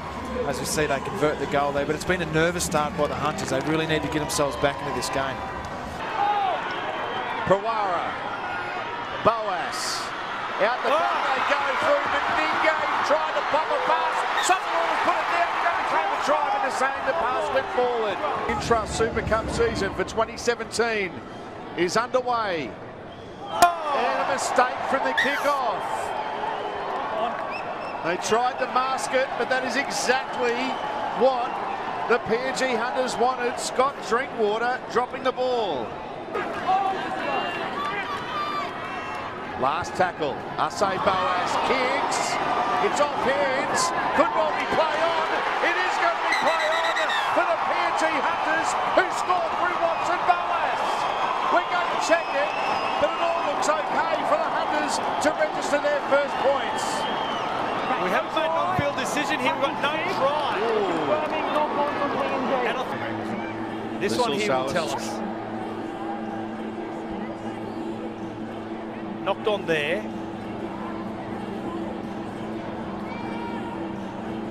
Oh, the leg of Sopalola's in the way. I think there's enough evidence to say that could be overturned.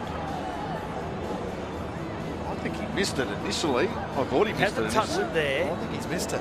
This is going to be play on. No, his arm's nowhere near it. That's a try. Oh, what a moment in the game this could be. I think you can almost clarify there. Well, they're going through to the put down, so that's a try. Here we go. Jared, this is the video referee. We're going to overturn the on-field decision. We have a try. I'm on. Try awarded. Video referee Clayton Sharp awarding a try to Watson Boas. I say Boas to add the extras, and he makes no mistake. Pete Bedell down to you. All of a sudden, a 4-point ball game, and the Hunters have come alive. Want to run it? It's the last. Ababu, Boas kicks when he goes. They're coming out. Now they take the try for Willie Minonga. Has Willie Minonga sent the Intrust Super Cup to PNG? He's claiming a try. It's Thomas Jared Cole. What about this? At Suncorp Stadium. Over to you, Clayton Sharp. Well, you just get the feeling that there was something was building, something was brewing. And they've had to go upstairs. They're all on side. Something, this is enormous. Well, the big call here, Sats, is that Jared Cole has said try. Here we go. This will be the evidence just here. He's got it down. He's got it down. Oh, the hand never left the ball. Sharp, it's a try. Referee points to the spot, and the Hunters are going to have a kick to win the Intrust Super Cup Grand Final. Look at the crowd. 10-all, 90 seconds left. What about this? Delivered. Here's the kick. It's there. The Hunters in front by 2. We've got a minute left. PNG starting to celebrate. Well, it's hard not to have a smile on your face. To know where they've come from and where they've been, and to assemble a team to be here on Grand Final Day. Full time at Suncorp Stadium. The Hunters are premiers. The Intrust Super Cup is on its way to PNG. Enjoy this one in Papua New Guinea, folks. Your team plays with plenty of heart. They only hit the lead in the last minute. But to the Sunshine Coast Falcons, congratulations on a great season. Almost getting the premiership. But the try, right on full time, has given the PNG Hunters the 2017 Intrust Super Cup Premiership. To present to you the 2017 Intrust Super Cup to the captain of the Hunters, Asai Boas.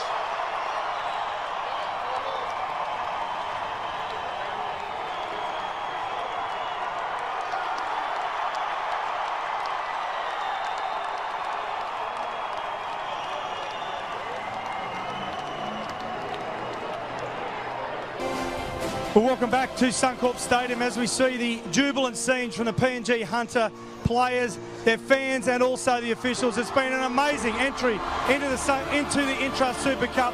When they came in 2014, there we see the team celebrating the spoils of victories. And Tatey, what an amazing afternoon of rugby league. It wasn't the most polished grand final, Sats, but it had everything. It had pressure, it had defence from both sides, it just had it all. Salty, we look at these scenes and the question you ask us, Boas, is what does this mean to the people of Papua New Guinea? You can just see the emotion in all the players' faces.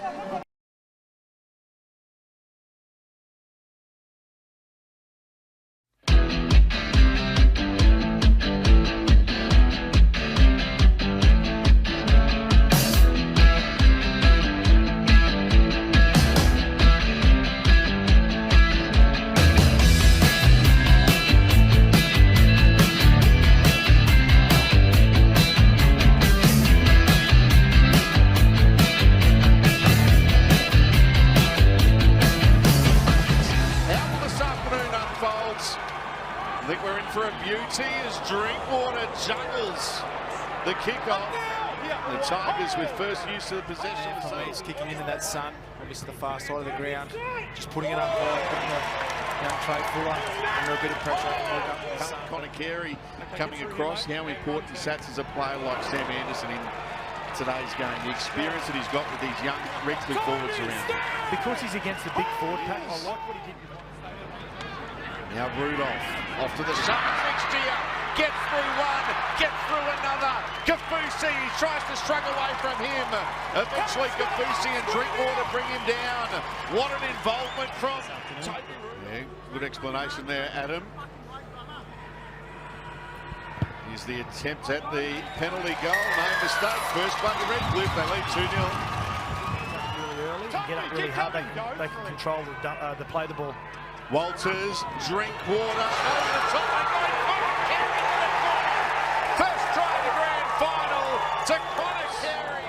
8 away from the line. Can Redcliffe strike back? They can't, because Anderson's put it down, and Tom Butterfield's away, and that is a terrific tackle there by Trey Fuller. Will get up and play at Hopewadi. Cullen stepping into the line, laid off, like Trey Fuller for the line, gets through, scores, Redcliffe back in front. Even for Katoni Staggs as well. Trey Fuller, this is only his 9th game of Intrust Super Cup, and they'll be loving that try in the North Burnett region of Queensland. Hails from Idesville. In North Brisbane is now open with a massive range of Holden, Nissan, Renault and HSV brands. And for East, Suzuki is celebrating their CanStar Blue Award for most satisfied customers.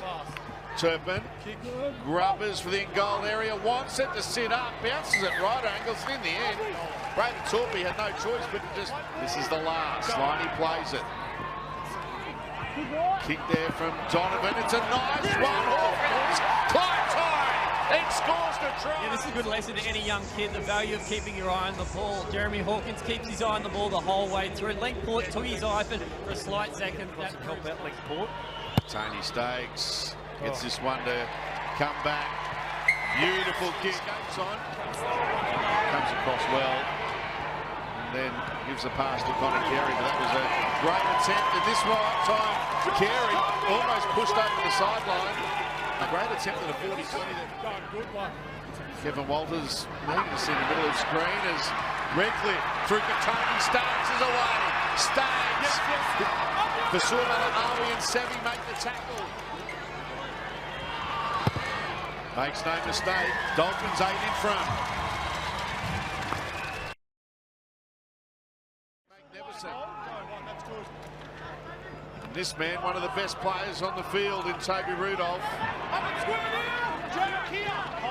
There's been a couple away from the line.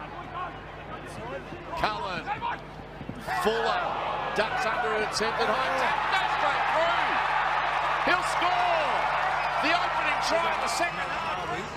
The big man, he's just inside Patrick Kafusi with the blonde hair. As soon as the ball gets released here, Watch him run in behind Pat Kafusi there. Instead of pushing up in the line, he would have run straight into Fasua Mala'awi if he stayed up in the line. So defensively, something that the young teenager will have to learn. They're dominating the ruck and getting up, quick play the balls. And that's, as you said, Tony, earlier on, Turpin's got the ability just to get out and wave the wand a little bit and pick out whatever run he wants.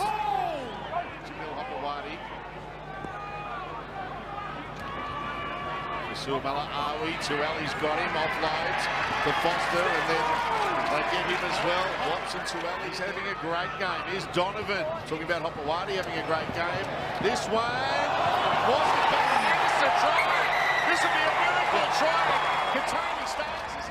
Marion Sevi just wishing this. He's even blowing it to try and go over. Looks as though his feet are still in. Does very well. Well, this will be a terrific shot. Look how he fights for the ball, tries to push in between defenders. Where's his foot here? Where's his foot? Oh, that's still in. Still in. That's Blake Ferguson like last night. Hopewadi. Drinkwater. Right, good. Grubbers. Well done. Trey Fuller. And he can get away here, Fuller. He's still going. Lost his footing. Still going. Kafusi gets him. But where did he appear from? His way towards the line. Butterfield, short ball, Foster. They're in. The Tigers are back in it. Donovan kickbacks towards the centre, gets away from the Mala'awi, and they fly through and claim it. Trying to find open space. Well, it's great vision because what usually happens is a half, they just punch it into the corner. Yep. But he looks up and he can see the fullback from me starting to trail over that side.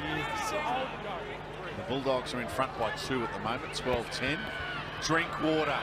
Here they go. Port throwing dummies. Link Port. Links it with Scott Drinkwater. Hang on a second. The Tigers aren't done yet. They're in here, East. This man's been great also for the Tigers. Levelled on this occasion. Great shot on Albert Beto. There's a shot. Redcliffe defence standing firm. Hawkins is offside out here on this left-hand side. Kicks for He's missed that one. We'll check it. He would have got up celebrating and he got a hand to it. Jeremy Hawkins was offside. He got off the line. Hopewadi. Jamil Hopewadi. Has he got over the line? The power that he possesses, he's been outstanding this afternoon. Here they go, dropping the ball over the line, Nathan Watts. The Redcliffe Dolphins, with just over a minute to go, are going to be the premiers, and here's the exclamation point. Cullen finds Tom Opachek. The Intrust Super Cup is on its way to the peninsula. Tom Opachek with the try to life the contest. Oh, well, Cullen, it's a beautiful rehearsal to move down a short side. We haven't seen him run too much today. There's been a lot of stand and deliver with his game. But the one time he does, and he makes them pay. Beautiful dummy, and just the all-out play there by Drinkwater. Had to try something, and Opachek, he's been such a good player for them all year, so reliable. This man delivers it to him on an absolute platter. Great try. What a finish. Redcliffe, the best team all season and the best team on grand final day. Well, don't they love it, the Redcliffe fence, Salty? We've got a few sitting not far away from us at the moment. Having an absolute ball. And look at them there. They're on their feet. It'll be full time. The siren sounds. Will we even have a conversion? Why would you bother? They're the premiers. The Redcliffe Dolphins have defeated the Tigers 36-22. We will have the conversion eventually. Sam Anderson. He's going to attempt the extras. Right boot strikes it. He misses. It doesn't matter. Celebrate Redcliffe, you're the premiers. The Redcliffe Dolphins have won the 2018 Intrust Super Cup Grand Final, 36 points to 22 over the East Tigers in a great contest here at Suncorp Stadium. This one, Redcliffe. They are the premiers.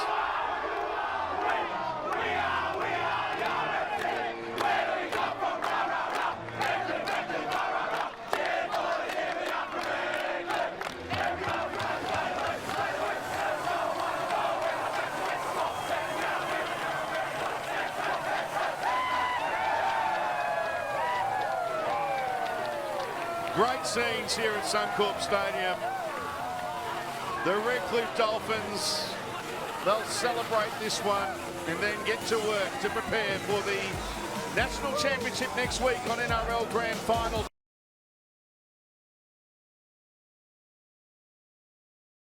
This afternoon on Channel 9 for what is the perfect setting to round out the 2019 season. Good afternoon and thank you for joining us on Nine's live coverage of the Intrust Super Cup Grand Final. Now, both these teams, the Burleigh Bears and the Winnie Manly Seagulls, have faced each other in the finals already. It was the Burleigh Bears who were victorious that day. It gave them the week off and it forced the Winnie Manly Seagulls to take the long road to here today to the Grand Final here at Redcliffe Stadium, Dolphin Stadium. Such a great setting we have here this afternoon. Team lineup for the Grand Final. The big one today is Ednei Gebby at fullback. His matchup with Curtis Rowe, a highlight here this afternoon. Burns and Poundra on the wings. Hoyter and Drew in the centres. Templeman and Scarlett, a big reason why they're here today. Kel Tate comes in for the suspended Max Elliott. Pulasia and Alex Barr in the back row with Rockley, Grote and their skipper has had a terrific season. Mitch Cronin is in the number 9 jersey. Now their coach is Adam Bright, well coached by Jim. And their team lineup, Curtis Rowe at fullback, Tyrone Roberts-Davis and the experience of Anthony Don on the wings. Sammy Saluma and Josh Burgers in the centres with Dylan Pythian and Jamal Fogarty in the halves, and a hard-working forward pack. Sam Costa at lock with the Swass and Leary in the back row. Page is the skipper with Politoni and Jack Buchanan. And their coach is Jimmy Lenihan. Just waiting for the Intrust Super Cup to get off the ground. Colin Scott showed it to the Chook pen. Now Ali Brown to the Burleigh supporters. Which group of fans will be celebrating in around an hour and a half, hour and 20 from now? We're underway, the 2019 Intrust Super Cup Grand Final. It is Wynnum who've let the ball bounce over the dead ball line. Goal line dropout. What a mistake from Junior Panga. One or two places in as Luke Page takes the first hit up. Strong run, 20 metres out. Best opportunity, another penalty. Okay, wait, Paddy's in front of you. Way too slow. I think there are the first points of the Grand Final. Burleigh lead 2-0. Politoni, they go to the eastern side. Rowe. Now Leary into space and an unmarked Tyrone Roberts-Davis on the outside gets the first try of the 2019 Intrust Super Cup Grand Final. In my opinion, so therefore it should be play on. Yep. So Wynnum came in on the decoy runner. That should be a try. It is a try. Liam, this is the video referee. Will confirm the on-field decision of try. First try of the Grand Final. Burleigh lead by 6 points to 0. Is it coming back? Is it coming back? It hits the upright. That could be a big miss in the earlier grades. Fogarty. It's away from the chase. Little kick for himself. Where's the support? It arrives in Rowe, and Rowe will score. They got in each other's way, the defenders from Wynnum, and Curtis Rowe back on the inside after Jamal Fogarty. A little kick for himself, and Burleigh will lead by 10. Oh, the creativity of the Petro Civic medalist Jamal Fogarty. He injects himself into the game at the perfect time. And it's a terrific bit of work from both players. Just catching the ball, before the ball even gets it to him, he changes his direction to get on the outside of the defender. And that's what held off the other defence. Templeman's sitting there going, well, do I go in, do I stay out? I'm not quite sure. But he sized up the situation beautifully, Tatey, and again, it's about combination. There's a further 2 points, and it is 12 points to 0. Beryl, Scarlett kicking, awkward bounce. It's off the head, I think, and Scarlett, the kicker, has come through and scored the try. It's bounced off a Burleigh head, I think it was. Went backwards to Wynnum, and we're going to check. Yep. Clayton tackle 0. Have a try. Please confirm contest through to grounding. Well, it's an opportunist try, isn't it? Through Sam Scarlett. Again, they're not getting any momentum, Wynnum. We see him go down the short side, put a little one through, and it comes off. Just kicks off at the last minute, doesn't it? Someone get a hand on it there. It looks like someone gets a hand to it. Is it a Burley hand? That's a try for mine. Yeah, it comes off a Burley player. Gets the perfect bounce, doesn't he, Sammy Scarlett? Kicks off there. Yeah, it is Tyrone Roberts-Davis. And great work from Scarlett to continue to have the presence of mind to push through. He just bobbled it too. I think he regains it. But they really flooded the short side, didn't they? There was 5 on 3 down there. Yeah, no problems whatsoever. They had to answer back. That's the one-on-one. Be a really tough kick for goal. Cronin. Templeman. Crossfield kick from Unmarked Burns, who scores in the corner. Great vision, Sam Scarlett and Edward Burns. It seemed like he had to wait an eternity, and the ball finally got there, and Wynnum gets it second. Best set of 6 they've had, Wynnum Manly, and it's because he's getting out of dummy half, changing some angles with his big forwards, and they're getting some momentum in their play the balls. The craft that he's playing with is outstanding. It's not a bad strike. It's a very good strike. Back to a 2-point game. Last tackle. Pythian. Good. Into the in-goal area. The bounce important. That's a beauty for Curtis Rowe. He's got himself a double. Wynnum went to sleep, and Burley bites back. 16-10 with a kick to come.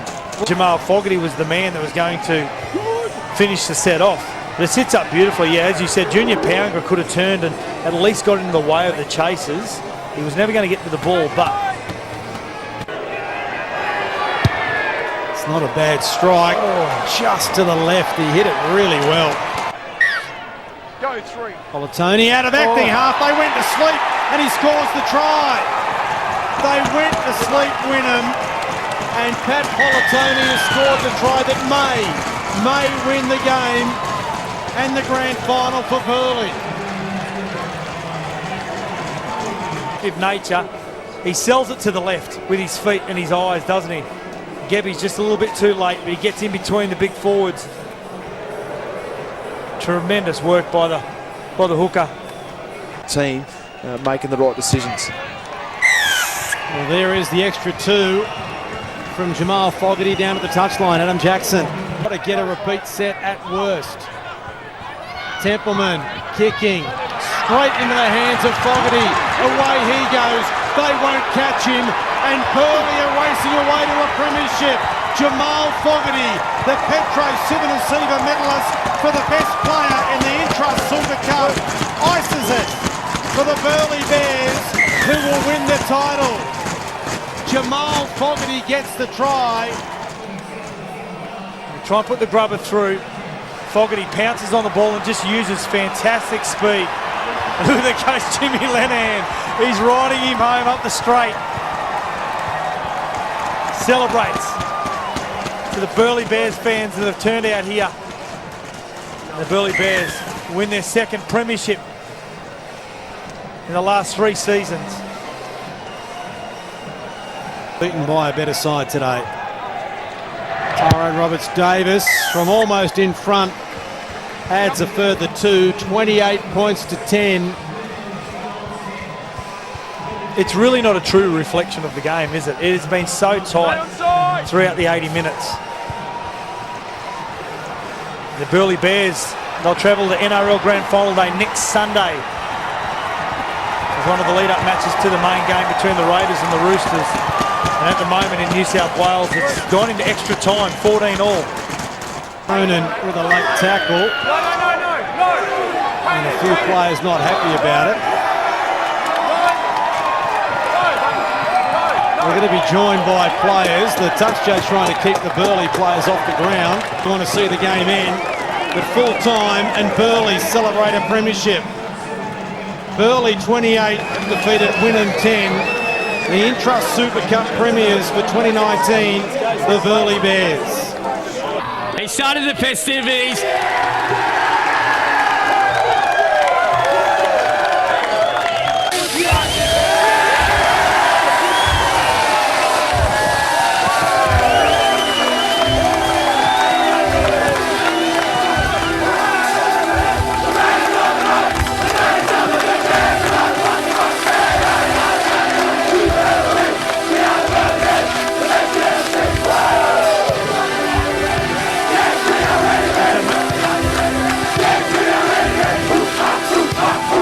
Well, there we go, the Burleigh Bears.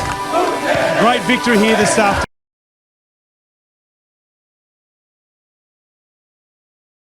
The last game of the season, the Intrust Super Cup Grand Final at Moreton Daily Stadium. The North Devils taking on the Winner Manly Seagulls. The highlights thanks to Super Cheap Auto. 21 Intrust Super Cup Grand Final. This will be a game this afternoon. First blood going to the Devils in just the 7th minute. Levea Pulu crossing. Good, quick hands away, and is it going to be a try? It is! Levea Pulu with the try for the Devils. Well worked.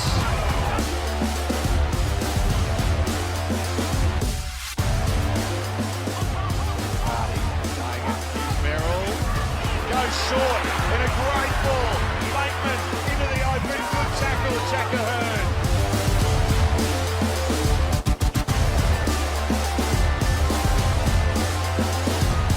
It was a tight and torrid affair. Tyrone Roberts next to score for Norse as they extended their lead. He crossed with 9 minutes left in the first half. Danny Levi goes to Tyrone Roberts. Tyrone Roberts through the dummy. Showed a fair bit of strength and scores the Devils' second try of the afternoon. Then the Seagulls scored with 3 minutes left in the first half. Teenage sensation Selwyn Cobbo with this 4-pointer. Cobbo! Beautiful footwork. And Cobbo with the try. At the break, the Devils were in front 10 points to 6. There was absolutely nothing between the two teams, and we were all locked up at 10 points all when David Mead crossed for the Seagulls with 14 minutes left in the contest. Long pass out wide for the corner. They're in through David Mead. David Mead has scored a try to level the Intrust Super Cup Grand Final. Then into the 73rd minute, this try from Michael Molo to seal the win for the Devils. He takes it. Look out if he gets away.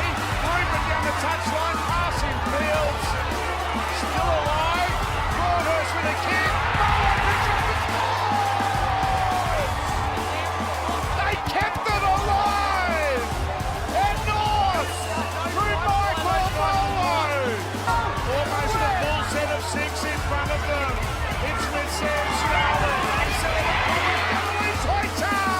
He's going to be tackled. Which way do they go on the last? Combos to the right. They go to Scarlett. Sam Scarlett with a kick. TC Lavani couldn't get there. Bandit dead. And they won't have time for the dropout. Norths are going to win the Intrust Super Cup. 5 seconds left. They're celebrating. Take a bow, both teams. Siren sounds, full time. And the Intrust Super Cup Premiership is going to Bishop Park. North fans, the wait is over. Well done to Winner Manly. Both teams putting on a great show. Premiership success for the North Devils, defeating the Winner Manly Seagulls 16 points to 10 in an instant classic. A great grand final and a terrific season. Peter Basoldis, Queensland Rugby League.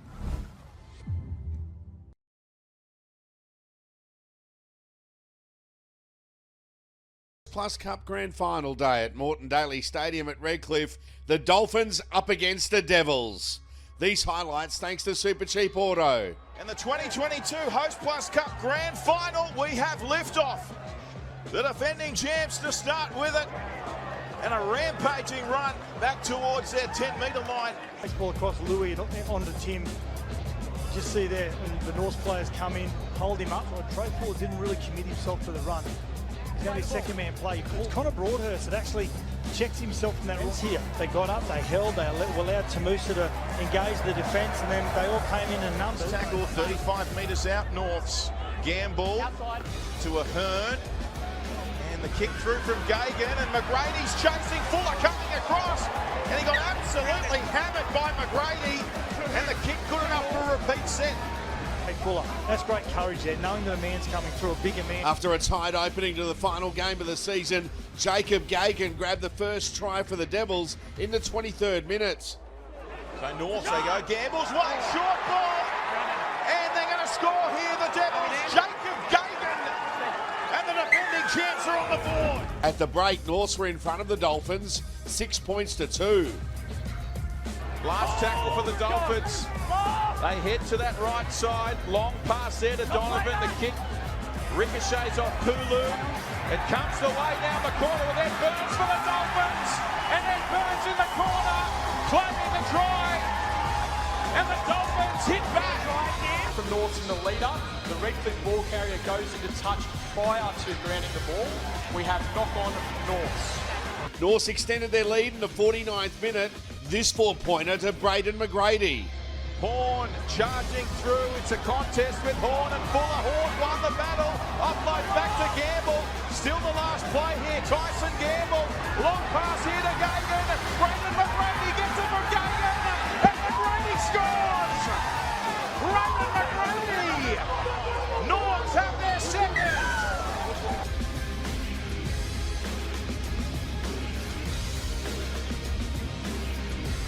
It was game on midway through the second half when Setu 2 finally scored a try for the Dolphins. Hampson, the kick across field, looking for Setu 2. Oh, what a take by Setu 2. Last play. Winding up there with Sia. They come out the back to Gamble off the half volley and they can't hang on. Then we had a 2-point ball game. Ed Burns with this try in the 72nd minute, and the grand final was set for a grandstand finish. Significant take, so here's Rocco Berry, gets the overlap, gets it on to Ed Burns. Chance here for Burns, still going, Ed Burns as he reaches out, and Burns is over. This time Burns scores for the Redcliffe Dolphins. Big set. Quick play the ball, Hampson towards the middle, Pedersen, Rabatti, Donovan, Trey Fuller, early ball, Rocco Berry. Berry's got Burns on the outside, goes to him, beats one, back on the inside for Trey Fuller. The touch, he's got his flag in the air, does he? Yes, he does. Still in there, still in, out. Great work to Musa. The match was sealed in the 77th minute for the Devils when Braden McGrady scored his second try of the game. And the two couldn't take it cleanly, and Braden McGrady reaches out. Can he be the hero on the biggest stage in the biggest moment? It's now or never. Last play, Hampson drifting across field, finds Donovan out the back, Fuller. Comes back towards Arcee, who keeps it alive. Numbers this way for Elliott. Setu 2, the Dolphins. 2 kicks to nobody, and North come away with it. It's with Jaden Stevens as the full-time siren sounds.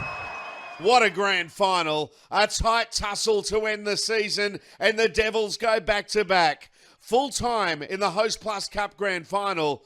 The Devils 16 over the Dolphins 10. What a season it's been. Well done, Norths. Peter Basoldis, Queensland Rugby League.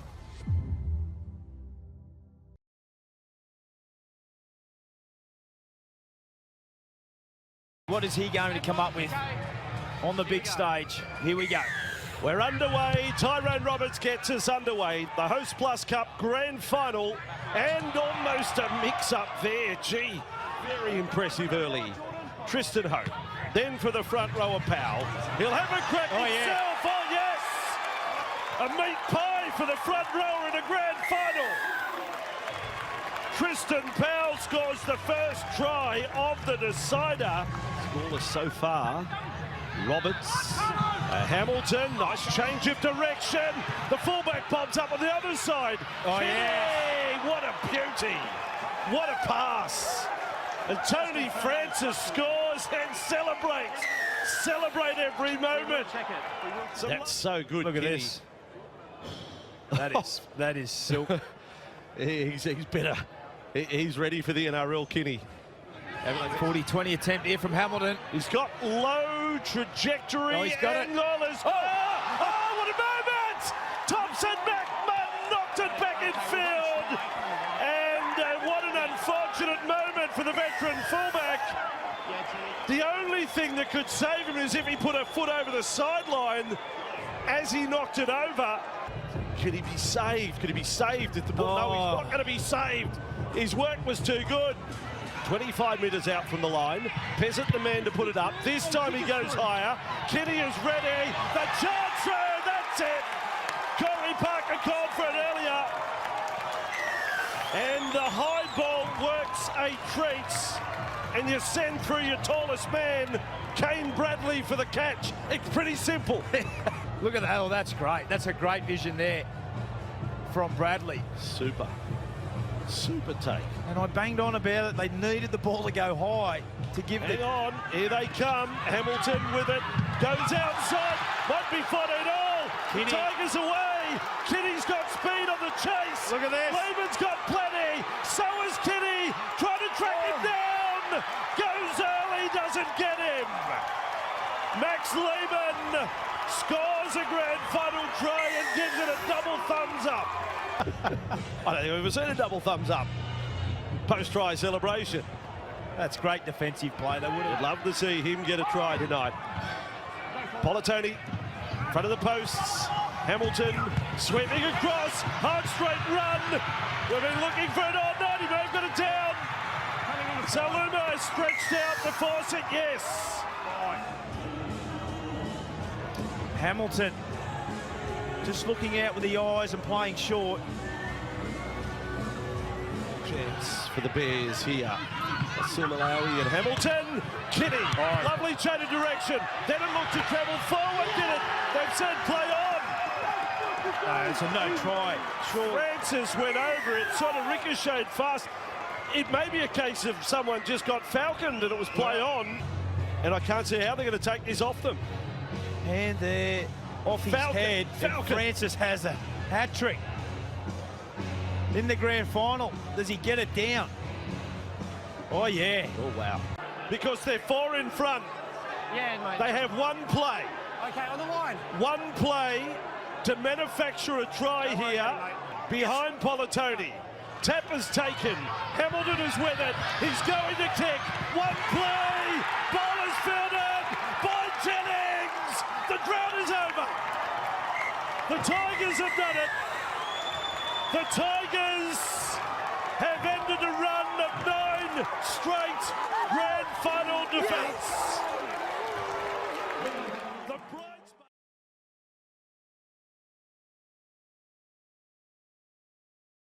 Simpkins, who's been called into a starting role by Dave Elliott. It's the 28th Queensland Cup Grand Final. It's Norths against Redcliffe, and it's the Dolphins having the first run of the Grand Final. That's a great charge. Josh Kerr. Important tackle from the Redcliffe captain. Now the shift. Desi New outside. Puskins away from the Mumbo. Tessie New stays with him, and New will score the first try of the grand final. Brilliant work. The team late. Right. Passes deep for Lip. Now Tessie New again. A man over. Namumbo. Can't stop Tessie New. Grabbing the first 2. Tessie New. 2 tries in the bank already. Right. Teague has the ball knocked away, kicked ahead, picked up, and they're racing away. No one will catch Tommy Casey. Simbican tries in vain against the run of play. Redcliffe's 5'8", Thomas Casey opens their account. Now Wright for Keeley. That's a great tackle from Josh James. Side of the game. As we see Mosley go to a herd. Now Simbican almost pulled his way through. Gets the ball away. Lift goes in. It was the pass from Simbican after Hearn found the offload as well. And after momentum shifted down for Paskins. Paskins has given some room to wind up, and then Brett Wolf says, I'm waiting. You can wind up all you want, but I'll shut it down. 3 tackles down now. They go beyond the 10. The ball is not free. They might get a result through Dobson. Oh, the Redcliffe Dolphins muscle up at home. They bash their way to a try. And the Devils a bit groggy after that set. One more pass there and the Devils were away. One more player around that breakdown. Here's Desi New. Gets the ball away. Paskins down the sideline. Blake Paskins. Tessie New returns the favour in the first half. It was Paskins for New. Now it's New for his winger. It's Casey taking the line on again. Now the kick through the line. Chasing for the ball. It's big Josh Kerr this time. The try-scoring front row forward does it again to re-enter the fray. Oh, racing in, look at that from Jaron Purcell. That's payback. The world. Fry, he's gone after it too. Here they go. From Mosley into Teague. Now onto the ball, James Walsh. The 19-year-old is a grand final try scorer. What a big set this is right here. Jack Ahern, lip, flicks the ball to the outside. They're in the Devils. And it's the competition's leading try scorer, Manasi Kaho. Over him. Tessie brings it back for Wright. Tookie Simpkins, Tookie! Burst through, gets the offload away, and the pass as well. Campbell Duffy. North Devils playing in their 5th Host Plus Queensland Cup Premiership celebrate a 4th Premiership. Their 16th first grade title all time. 2024 is owned by North Devils again.